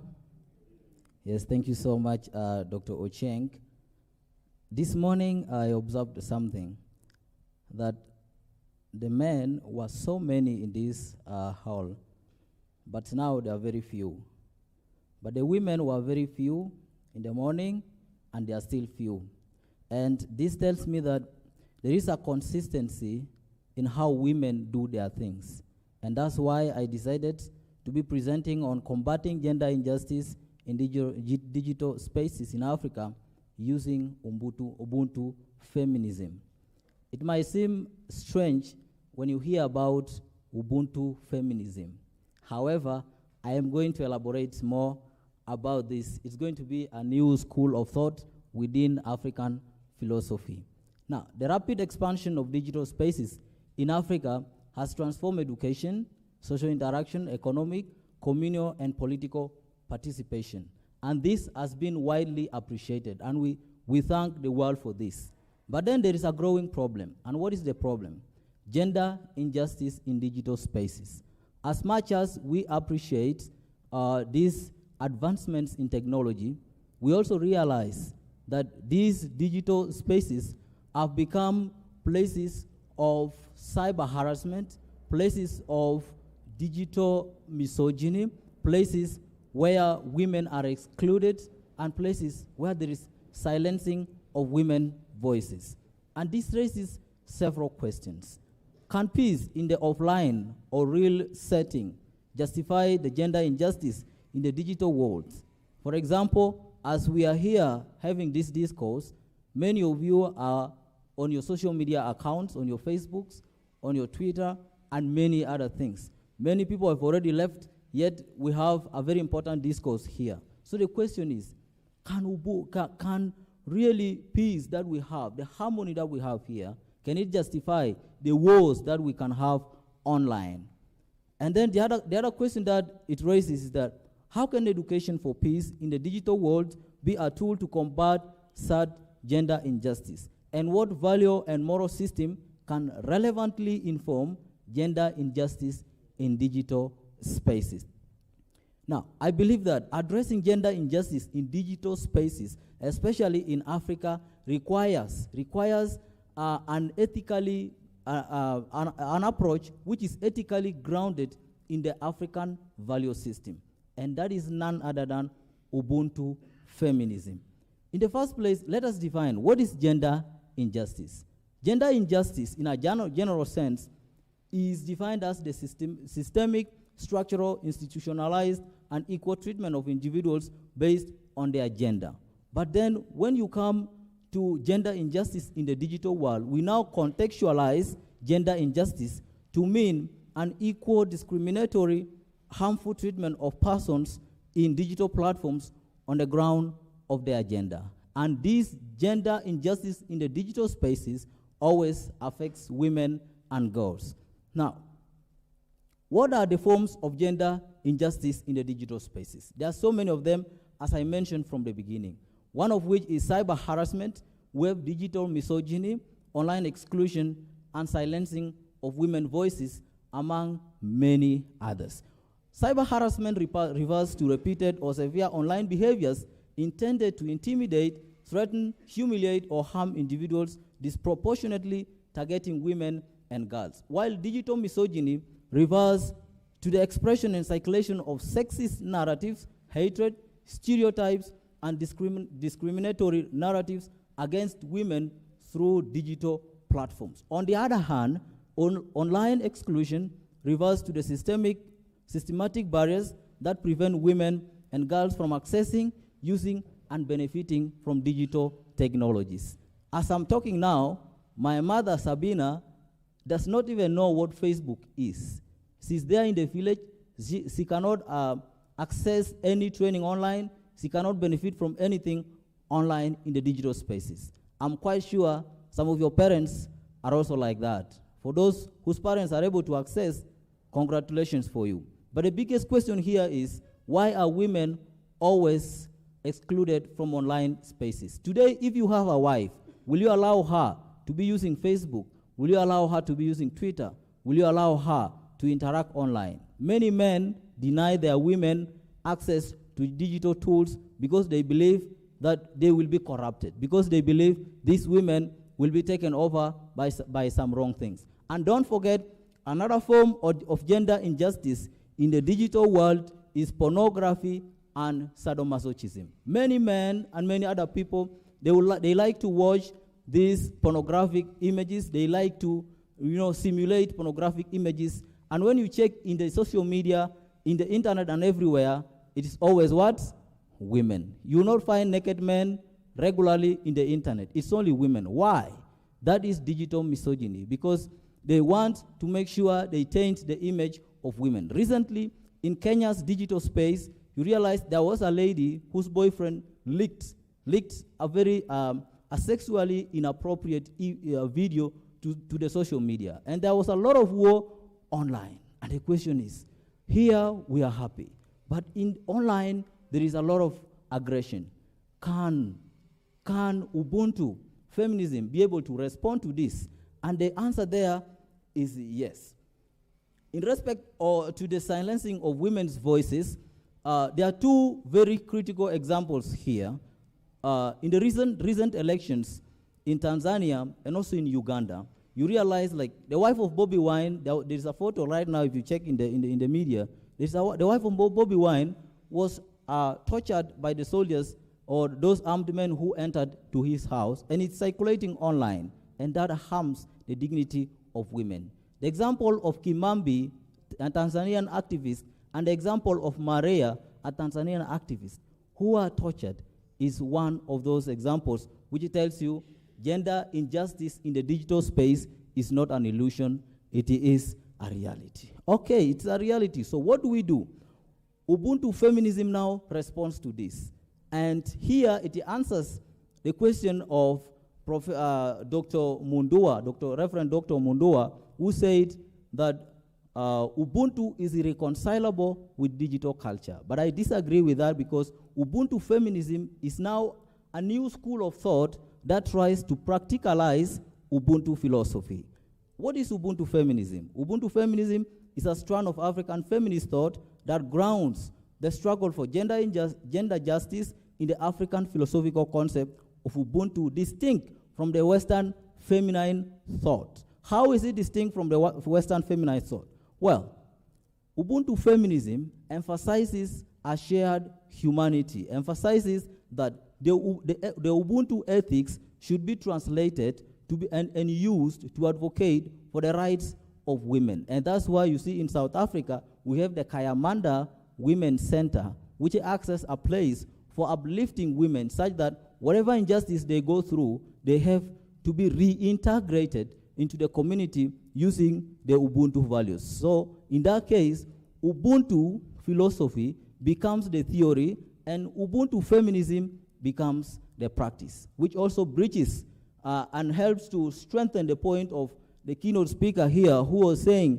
that theory without practice is empty, and practice without theory is blind. So in that case, with Ubuntu feminism,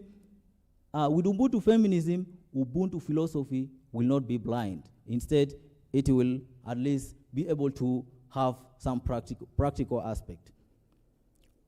And then the other part of the presentation, just to sum up, apart from Ubuntu feminism, education for peace can also be able to respond to this. And what is education for peace? We say this is the integration of character-based materials which promotes peace building and coexistence into the curriculum in order to produce ethical, responsible, and morally upright citizens. So in Africa's digital spaces, we have to make sure we translate the Ubuntu ethics, the ethics of Ubuntu feminism, we translate them into the digital space. Whatever policies we have that regulate online interactions, they have to make sure they are not biased.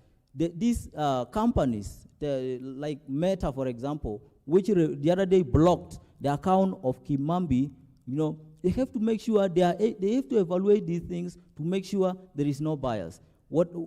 Africa should also develop its own systems, its own digital systems, other than relying on Western or other systems, because these digital systems that come from outside, they have their own values. They come with their own cultures. And therefore, if we are able to have that, then this education for peace can be integrated to that. And in that case, it will enable learners across Africa to understand human rights, peace and justice, and human dignity. In summary, I may say that Ubuntu philosophy is the theory and Ubuntu feminism is the practice, because it now uses the Ubuntu ethics, especially this aspect of relational personhood. It applies it into practical life to advocate for gender equality, either in the digital space or in the offline setting. For that case, there cannot be peace in the online setting when there is no peace in the offline setting. Because if we mean really community, if we really mean interrelatedness, then when you harm the dignity of women, you are rupturing the community. You are rupturing the dignity of the community, and it is a false Ubuntu. Thank you so much. Thank you very, very much for trying your best to finish within that required time. So, ladies and gentlemen, we have an opportunity to ask questions to our presenters. And if you can raise your hand and then you direct your question very precisely and clearly to the presenters. If possible, let us ask one question only to the presenters, unless you have one for each. So let's raise our hands. Yes, the mic, please, the microphone. All right, thank you. Thank you very much. I want to direct my question to the last speaker. I want him to try to help and explain that can this digitalization, all the digital platforms that have come up that show the conflicts that go on, these conflicts can be publicly shown everywhere. But as in the international law has a limit how like another country can interfere into the space of another country. For example, the circulating video of Babi Chaguranyi, it is disturbing so many people, but it was posted by the CDF of Uganda, but another country does not have any power, according to the international law, maybe to intervene. So do you think the digital world that has come, is it of any importance in fighting conflict in the world? Thank you. There is Father Dominic there. His hand was up. Yes, then we have another one at the back. Two, actually. All right. Two questions, one to Mutunga and another one to Salvatore, which are really not questions as such, but for me they are points of concern. For Mutunga, I was hit by your punchline as you left the stage. When you said that we should forget about Ubuntu and focus on analytical, what was the term? Something. Ethics. Analytical ethic or something like that. And I'm really worried, by doing that, are we not abandoning our identity? I mean, it's like telling me stop being Mutuku and embrace a Smith or something like that. That's worrisome for our own identity as people of Ubuntu. The other concern to Salvatore, first of all, I love your charisma in your presentation. Congratulations. But I'm also worried that we're also contributing to a growing problem these days, the problem of women emancipation at the expense of men. I think these days there is a growing concern, there is a lot of empowerment for women, a lot of protection for the girl child, but who is talking about the boy child and who is going after men protection? Of course, your presentation was mostly it had these, sexual exploitation and stuff like that, but also for you to learn that actually nowadays there are many men who are facing sexual harassments and stuff like that. And I'm afraid I was Caroline Mbuya, please excuse me for this, but I think some balance is needed somewhere. Thank you. Yes, as the microphone goes, I teach gender philosophy, and at CLM, I teach gender and leadership. There is a debate, I agree with you, and one of the documentaries I use comes from India in my class that is talking about, is titled Men, the Forgotten Gender. And so it's there, but I think it's also good we will hear the response of the presenter to try and harmonize. But there has been an injustice. For that, I will agree with him to a great extent. There has been an injustice on the part of how women have been treated. Thank you. Next. Okay, good evening. I'm Yusuf, a philosophy student. So I have one question for Brother Simon Lodai there, which is not far from what Father Dominic has said. How can we resolve the issue of unequal treatment of women without creating another problem? Like, for example, you have given an example of Mange Kimambi. That account was blocked by the petitioning of the Tanzanian government, which is led by a woman, and it was not because of her contents, but it was because of her activism of promoting maandamano of election day. So it was not blocked because of, there is nothing like sexual harassment, but it was about protecting the presidents of Samia. So how do you resolve the question of unequal treatment without creating another problem in the future? Thank you. Next, Father Mungeri, I think.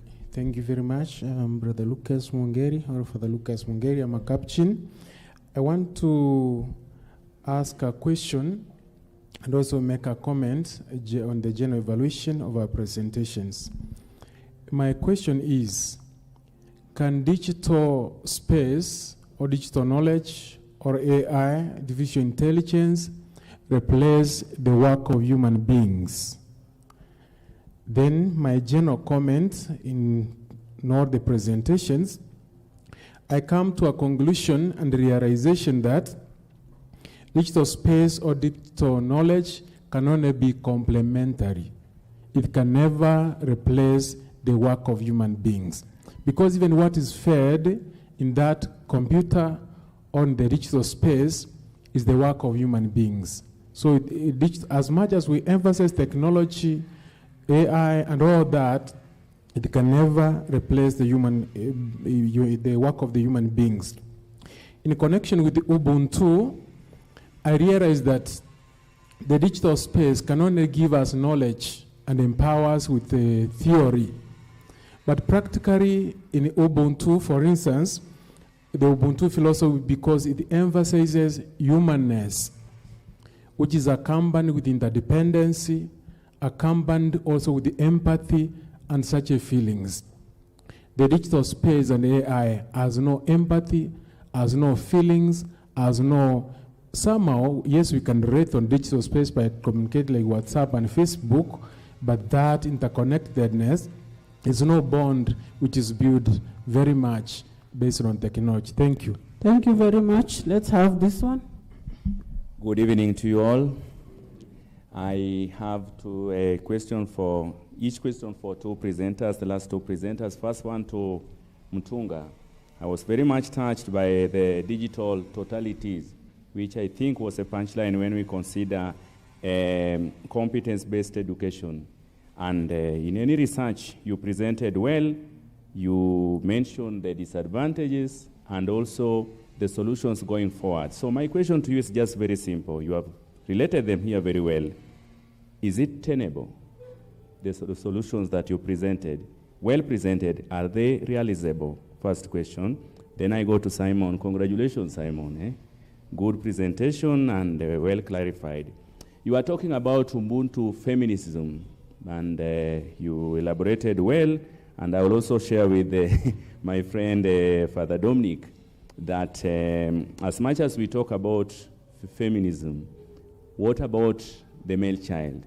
And my question to you is, now that you are talking about Ubuntu feminism, and you know we are in Africa, isn't it? Is it also achievable? Thank you.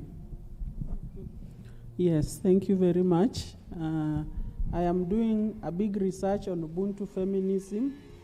I don't want to respond. I will give the researcher who has been on the floor, but it's itchy. I know it's normally a little itchy, but thank you. So I want to call upon the presenters to please respond in a brief way as you are able to. Excuse if you can receive one question from... Oh, there is one more. Yes, okay. yes. Actually, mine is with regards to questioning is statistics, and most especially on matters to do with the sexuality, things of pornography and stuff. In as much as we might be then told to men for consuming these things, for consuming this pornography and stuff, we have to understand that you cannot pierce yourself and again complain that you are being hurt, because 90% of this sexual content are posted by women themselves, either through their accounts, either through like this OnlyFans account, or maybe for media admonitions and all that stuff. So is it right for someone to hurt themselves and then blame others? It's like literally being a wink of a kind. Maybe you can give us clarity on that. Thank you. So let's have... Yes, Father Dominic. I think Ubuntu is not just to be pushed away. Actually, what I'm suggesting includes many elements of Ubuntu. Now, Ubuntu, as I said, is based on traditional African moral practices, which were very good, but very good and adequate for small communities.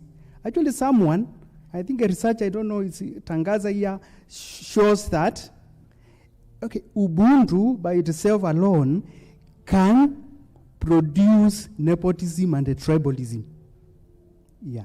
Now, anyway, but also look at our realities today, post-colonial realities of colonialism, which destroyed actually even our moral imagination.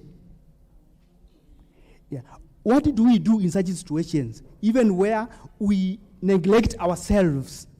What should ethics do? Should we not start? I'm suggesting we start what I'm calling analytical ethics from this exclusion, from this disfigured moral imagination. Let us, because that shows, it's a kind of healing before we go to others. But analytical ethics, as I'm saying, includes even inclusion, which is also a part of Ubuntu. Dr. Eric, are the solutions tenable?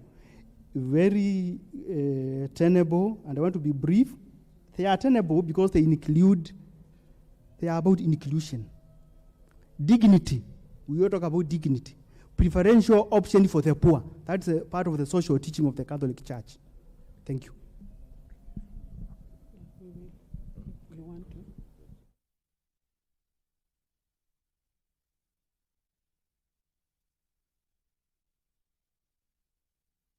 Okay, thank you so much. I love your questions. It shows you have been attentive to my presentation. The first one was asking about, was centered about the wife of Bobi Wine. Okay, and somebody was asking if the digital world is still of any importance, given the fact that no country can intervene in that case directly. For me, I said the digital world still holds relevance. If we apply this ethics of Ubuntu feminism into our digital systems, like if Meta would, for instance, put policies that would make sure any content that goes against the dignity of any person should not be published. And then this kind of accounts posting things like that can be restricted. And that way, we can protect the dignity of women. So though no country can interfere directly, we also have regional organizations like African Union. What is their use? What role are they playing? Otherwise they are very useless if they cannot intervene and ensure that member countries are in peace and harmony and the dignity of every person is respected. The next person was my professor here, Father Mutuku, and he was asking about women and masturbation. What about the men who face, your question was centered, okay, you started with women and masturbation, and you brought, sorry. sorry.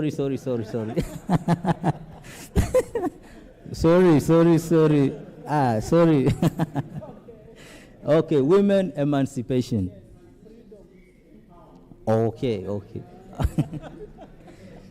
Thank you so much. It's okay. Women emancipation. Okay. Now, I'm going direct. Of course, I understand there are men and there are boys who also undergo what? They are also discriminated. The empowerment of women, many people see it as sometimes also trying to degrade the men. But for me, Ubuntu feminism offers a better perspective, because for Ubuntu feminism instead of focusing only on uplifting women, Ubuntu feminism looks for a harmonious society where this shared humanity, this relation of personhood we are talking about, it is ensured for both sexes, either men or women. So it will not neglect the other.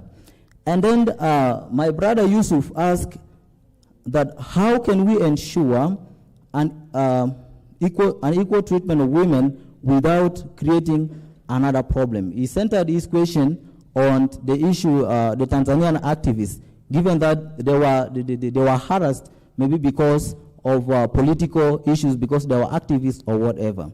But then the question is, does the government have right to harass anybody? And then looking at the case of Maria, who was captured actually here in Kenya by some people, and you see when you go to BBC News, she narrates how she was captured, she was tortured, she was taken to a place nobody knows, and they were demanding access to her what? To her social media account. What do they want to do with it? What do you want to do with the social media account of this lady? So yes, it may be that one, but then you have to handle everything according to law. You don't handle things behind the scenes. Instead, you handle according to law.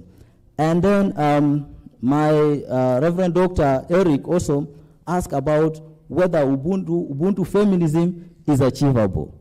Ubuntu feminism is not just achievable, but is already on the ground working. I mentioned about the Kayamanda Women's Center in South Africa.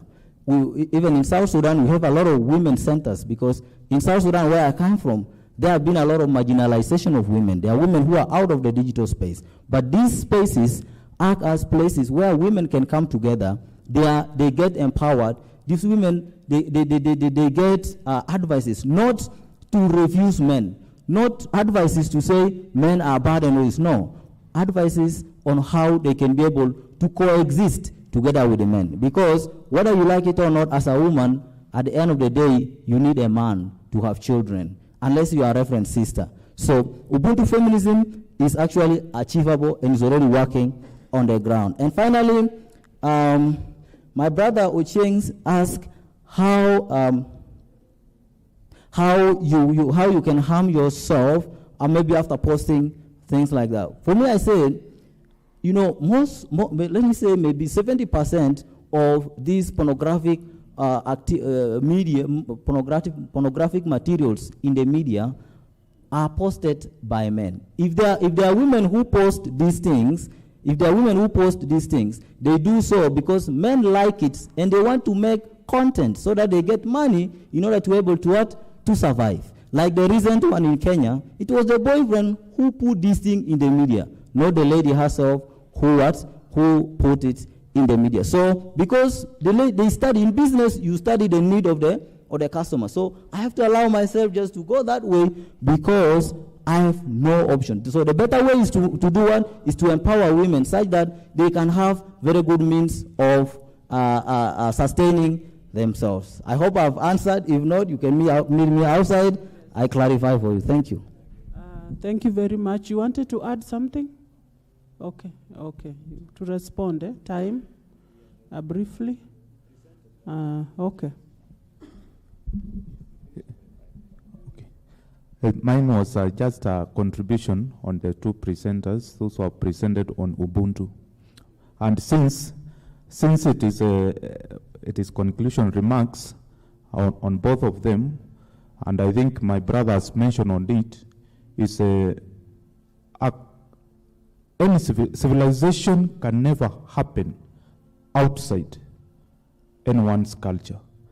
If we want to transform Africa from any point of view, we must grow from our culture, and our culture is Ubuntu. All the societies are built on moral philosophies, and those moral philosophies are the ones which take time to evolve and come up with something. So, as long as we live, if we want to live our culture, if we want to live our philosophy, to grow outside of it, we will just be living in lies. So, that was my contribution. I think Father Mungeri's was a comment, not a question as such. Yes. So yes, it was a comment, unless you really have to clarify something. Okay, thank you very much. So let's give a round of applause to all our presenters this afternoon, please, even as we proceed to the next section of this particular symposium. So I want to welcome Dr. Etriga Munguchi to continue. Thank you very much. It is often said that it is easier to have a 1 week non-stop disco dance than to have 6-hour philosophy conference. And you can witness from here. Fellow symposiums, being thankful for such a wonderful day is itself a philosophical gesture. This is because to give you thanks is to acknowledge that thought is never solitary, that knowledge arises through encounter, critique, and shared vulnerability. We thank our speakers, participants, and all stakeholders for this wonderful day, for reminding us that philosophy remains a communal pursuit of truth.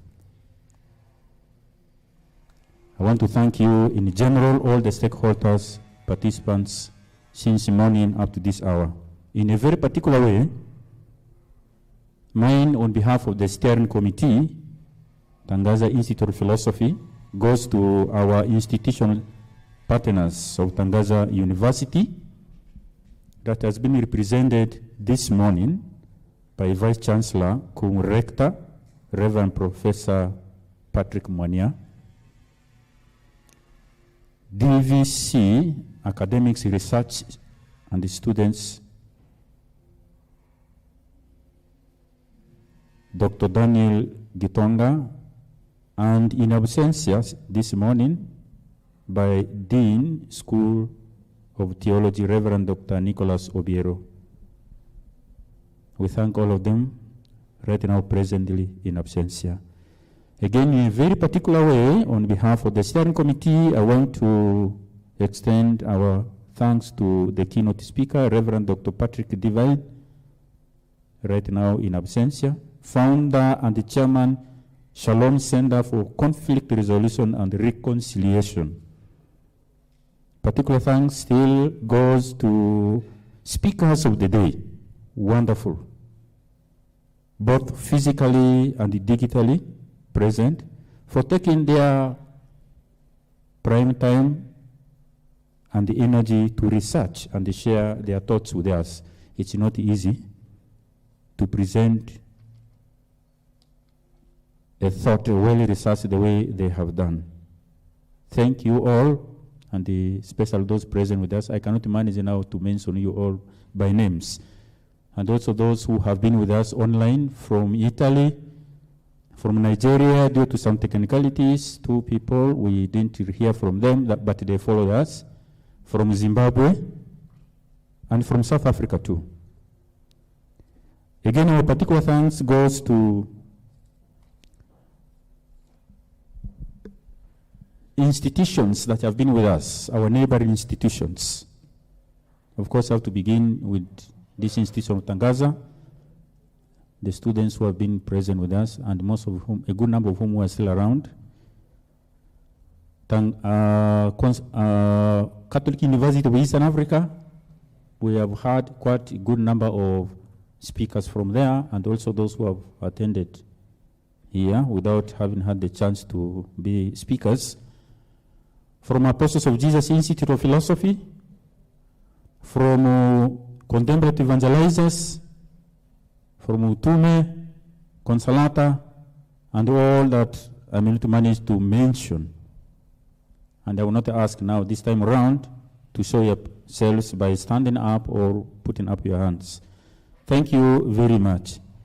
Again, in a very particular way, I want to thank the team of Capuchin TV, the crew that is present with us here. Thanks so much for always being there whenever we extend our invitation to you, even if it is very late, like the way it has happened. This time around, you're always here. Not always here, but even the first, you come to wait for the rest of us to come. Thank you very much. Convey our regards to the rest of your team that is not here. Then, please allow me, I don't have any other better adjective to convey this to the organizers, termed the Symposium Committee. Those who are present, may you just come forward and really let the audience see you. Just kindly come. This Symposium Committee.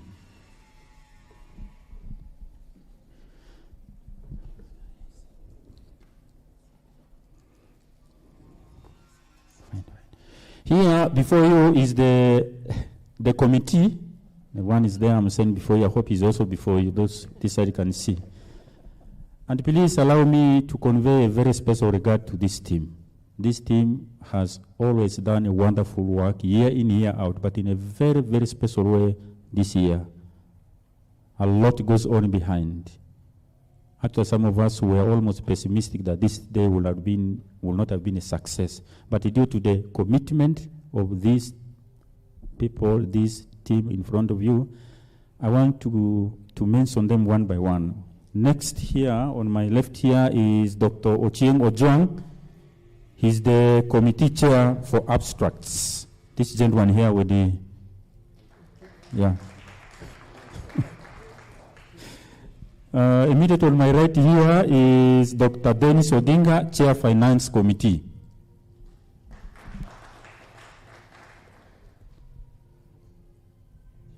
Next here, the only Madam present for now is Caroline Buya, Dr. Caroline Buya. Actually, in many institutions, they call her philosopher queen. Specialization in philosophy, as you see her here. She has been the MC of ceremonies. That MC maybe now mistress. I don't know, master of ceremonies. I don't know what will be the opposite now. Mistress of ceremonies. Yeah. Then immediately to him is Mr. Anastasio Nyaga. He's a PhD student in Korea actually. He's almost finishing his program there, but he's also the leader of philosophy with a focus on peace and security, Tangaza University. In this committee, he's the chair publicity, this publications, printing, he's the one responsible, Mr. Nyaga. Then the extreme end there is Dr. Eric Otieno, chair, who has been responsible for vistas and all protocols. He's there. In front of you there is Father Dominic Mutuku, also student PhD, philosophy in the Catholic University of Eastern Africa. In this committee, he is the chair of communications and technical team. The technical team apart from the Capuchin TV is there. And then in absentia, we have John Mundoa, who has been with us, but a few minutes ago he has moved out. He's the chair, organization and conference hall design. And again, finally, in absentia, we have another lady accompanying Dr. Caroline. She is Miss Anne Ndanu, chair secretariat of the committee. This team is the one that really, to a greater extent, has made this day a great success. Applause to you all. Then particular thanks goes to ICT from ISC. They have always been with us, and they have been here. I see gentlemen there and these colleagues, some of them just gone out. Thank you so much. Thank you dearly. And to everybody, once more, I will say finally, in the spirit of Ubuntu philosophical tradition, we give thanks in recognition that I think because we think. This symposium has affirmed that wisdom emerges from shared reflection, grounded in context, dialogue, and responsibility to the community where we live. Thank you all. May God bless you.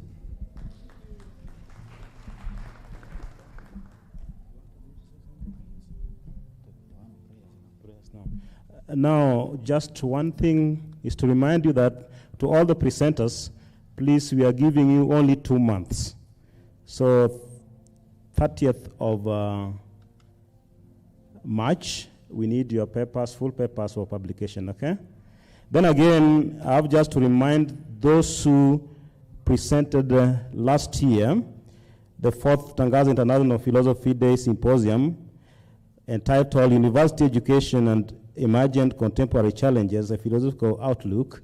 Please, we need urgently your pending papers because the publication is in the process. So thank you so much.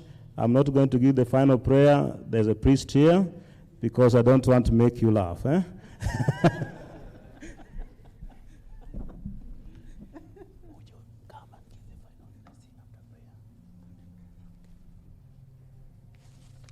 Let us stand for the final prayer. In the name of the Father, and of the Son, and of the Holy Spirit, prayer of St. Francis of Assisi, prayer for peace.